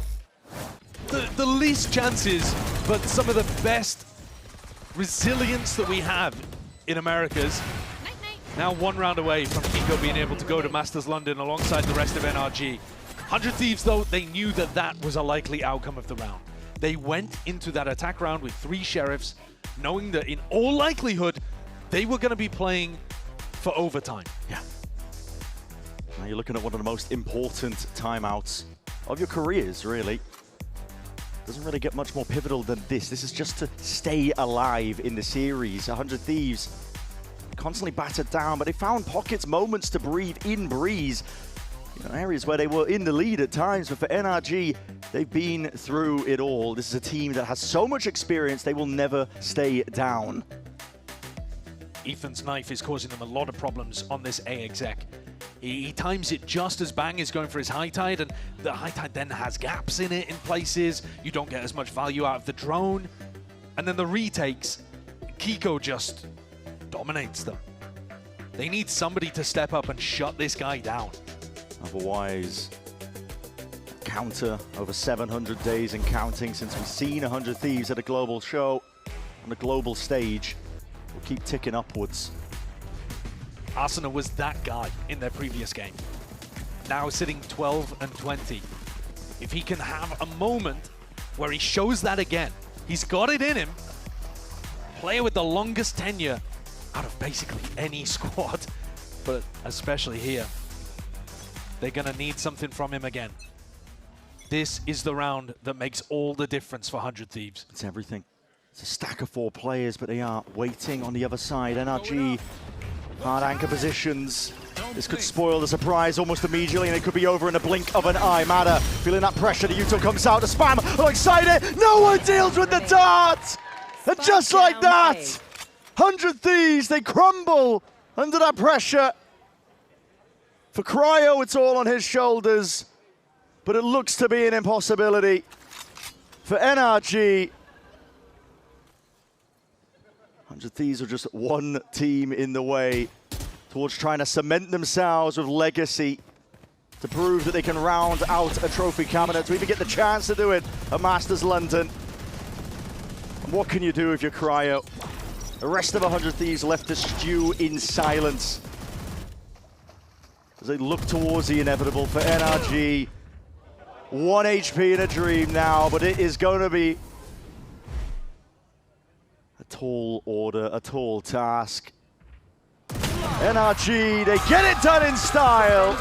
13-11, pushed into some difficult spots, but they will be your last representatives for Americas heading to Masters London, and they do get that chance to once more cement themselves as one of the greatest teams. All the way through the lower bracket. They put themselves in the most challenging spot they possibly could with that group stage, and yet they're still good for it. The tenacity and the resilience that we have seen from this squad is unmatched, absolutely unmatched. And it's what led them to that incredible Champions Trophy lift and gives them another opportunity here at a global trophy. With Kiko returning back to EMEA, back to his hometown of London, and 100 Thieves sent back to the drawing board. This squad is simply too good. When it matters most, when their backs are against the wall, they just come out with brilliance. Yeah. The prep is great. The team play, the way that they played those clutch situations at the end of Fracture, and the individuals too, because Kiko was on fire, man. Determined. His individual form is nuts. He wants to head back home. He wants to play in front of that crowd. And he'll get his chance now off the back of that one here. NRG is pure brilliance, and like you said, I mean, an unreal run from them. The very beginning of the lower bracket, they didn't make it easy for themselves, I'll say that much, but they got it done. This team, when it comes to tournaments, they are always willing to perform, always going to be stepping up. Well, their next opponents, and the team that they always struggle against. Yeah. NRG against G2, we've seen that so many times. NRG struggled to get past them. That's why, of these top 4 teams that we had at the event, NRG the only team to win a global, and yet the only team that has not won in Americas at any point. Yeah, that's the second level to this that they have been probably not at the back of their minds, I have to say. The qualification for London, probably at the forefront, but I would imagine so. A chance as well to claim another title that has eluded them. I got a feel for 100 Thieves, honestly. Yeah. This was the closest that we've seen them to being a true top squad. Within touching distance. Yeah, for so long. Over 700 days, sure, but that's, you know, that's the numbers. As a person watching 100 Thieves, Yeah, we're going home, Gio! We're going home! I mean, the fans, it's another one of those experiences where 100 Thieves promise you the word and don't the world and don't quite deliver. But man, they were so close. It's just with this level of competition here in Americas, it's so tough. It's so tough, man. Yeah, I believe we're potentially ready for the interview. We're setting up a lot of chairs down there. So, hold on, I'm going to wait. I did hear a count, but listen, you never know. But for NRG, got to be happy for them. You've got to feel for 100 Thieves as well. They've been playing so damn well, considering the circumstances. This is a team that, you know, listen, it's almost validation to a degree that they managed to combine different pieces of one core roster and another, but at the end of the day, not enough today. Yeah, they're a squad that have got a lot more to give, but man, I just keep saying it, the competition is so high. Absolutely. For now, though, we're going to send it down to Riv, down on a stage for that Verizon post-match interview. Please take it away. I am joined by Mata here on stage after NRG takes down 100 Thieves to lock in that final spot to Masters London. I heard you just hit a sigh of relief there. There's more work to do, but it's got to feel like a weight lifted off. Yeah, I mean, that was a lower bracket of doom, so, I mean, I'm very glad that we pulled through. Gio's going home. It's a good fight. It's a really good feeling. Absolutely. How much of this kind of was the team trying to get Gio home, that push for it, the fight to get that confidence and motivation to just take it all the way? It hasn't really been a topic of conversation, but I know, like, Masters Toronto, I missed out on that, and I felt pretty bad, so I didn't want him to feel that same pain. All right, I want to touch on this match real quick. 100 Thieves kept it close. They were going into the rounds hard. What kind of prevented you guys from finding the footing to just keep round after round that we usually see NRG grabbing? I mean, we're a very resilient team. I feel like you guys know that about us by now. And I feel like we could have played a little bit tighter, but it's all good. We pulled through, and now we're going to London. Absolutely. Looking at the next match, G2 is a very tough team for the squad to be beating. What is the idea this time around? It's been hard for NRG to find that win against them. Just play with no fear, no respect, nothing. Just play our game and do our things. All right, now I want to ask you about London. Going back, are there any revenge matches there? Anybody you want to get back to? I mean, PRX is gone. Yeah, I've been thinking about Paper X a little bit. I remember Forsaken was clowning me a little bit when we played, so I'm looking forward to that match. All right, Mata, thank you so much. Congratulations on the win. Best of luck moving on to London and in the rest of the stage. Now we got a little more content for you. It's going to be more NRG over at Matchpoint. Check it out. Guys, take it away. Why, thank you, Rivington. Here we are outside. Ooh, wow, we're out in the crowd and I'm hearing myself and it is throwing me off. Hello, everyone. Welcome. We're here for Matchpoint. We got Ethan. We have Kiko. Give it up for the boys, if you don't mind. Well done. Well done. Like, absolutely nail-biting matchup. Ethan, we talked about it earlier. Off camera, we were talking about the matchup. Walk us through it. How you feeling? You know, how did 100 Thieves push this NRG team? Yeah, they caught us off with a couple things on Fracture, but we were messing up a lot. It was a bad day. I think we had some individual brilliance from a couple people, and it definitely saved us. But yeah, not clean, not clean. They played well today. I'm curious, Kiko, you've been really stepping up lately, especially in the duelist role. I remember you back to like Apex all the way back in the day, like tearing it up with the team. How has it been like now getting to like really double down on that with your Jet on Breeze, your Phoenix on different maps, and now the chance to go play in London? Duelist is my favorite role, so it's fun to play like Duelist and second entry a lot. I'm off the like Smokes role for like a lot of maps, so it's pretty fun for me. Yeah, yeah. Do you feel like it was a challenge that you wanted to take with this team? Because I know like when you came in, you were doing like some smokes, you were playing like a variety of the more support roles. Mm-hmm. Did you feel like though, if you were given that opportunity, you would be like, I could run with this, I could take this all the way? Yeah, I mean, I wanted to play double Duelist a lot, to be honest, like the start of the meta, because I really like playing Duelist, and it was like leaning towards that. But it wasn't what we were comfortable yet with, but we've practiced a lot now, so it's pretty good for us. I'm also curious, Ethan, I've been noticing, especially in your play on the KO on Breeze, like you've been getting really aggressive on the attack side. Like I remember like last week, you were just like taking A main on your own like numerous times. How much of that is like built in the game plan, like we need to do this, versus you just feeling it on the day and thinking you can beat whoever's there? I just get a different type of confidence on match days. I don't really do it in practice, so it's you just got to pressure the enemy team and make them scared of you and do as much as you can to, you know, have impact in a run. Where do you think that confidence comes from? I've been playing a long time. Hey, but I feel that experience matters, right? It's a big deal. Shifting the focus, though, if you look behind us, there you are, right there, qualified for London. Kiko, I know it feels great to be heading home to play. I know you've been asked this question a million times, so I ain't gonna bother. But I do want to know, qualifying yet again with this team. You came in to fill big shoes with Sam, and yet, you know, here you are. You've now been able to lock in with this squad, a global spot 3 times actually, if you count champions back to back to back. Is that like a sense of accomplishment and pride for you that you're feeling, having been able to do that? Because that's pretty incredible, man, coming in and filling that role.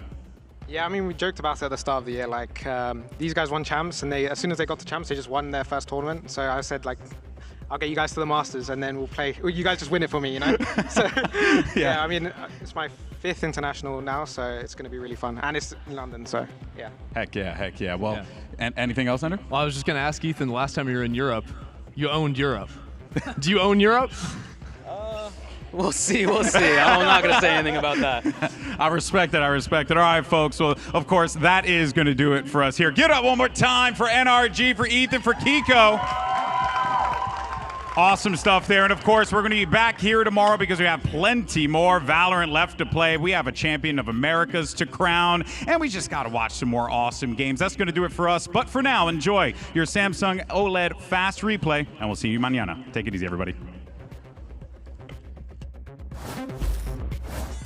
Oh boy, folks, can this young Leviathan squad take down G2 for a second straight time? There's that flash in the swing. Spike's going to be there. Oh, that's what 1,500 hours of Neon does for you, folks. He ain't done. Oh my God. Love that walk up there from Valen. A tiny little tuck right into switch out. Side to side isolated, but Blauzin's able to find Baby Bay amidst all of this now. Neon's waiting with the tour de force tucked in the corner. That's a dirty spot to be in. Jaw misses the shot. And he cleans him up. Leviathan dominates on Ascent to start this series. Blauzin's able to deal with Baby Bay. That's the Vice out of the picture now. Time a little bit short here. Trent trying to be disruptive, but eventually will be stopped. Leviathan post 7. G2 want to accelerate. That's a great stun onto Neon. Is he going to get caught? Can he still get one? Jaw gets away. Spike couldn't get that trade. Now there's going to be a problem here over towards Flowers. It's Jaw alive. Bluesy for 2. And there's Valen shutting it down. But an important recovery from G2 to take us to a decider. Flick on the angle was nice, but Blausin chimes in. Baby Bay is fighting on the ground. Blausin notches up 3. Masada's already found Jaw into the side. We go! That is disgusting from Spike. But now it's going to require 7 in a row, and Lev, pure confidence, really trying to close it out, but the rest of the team are there. A dominant split showing from these young bloods who barely sat in their seats.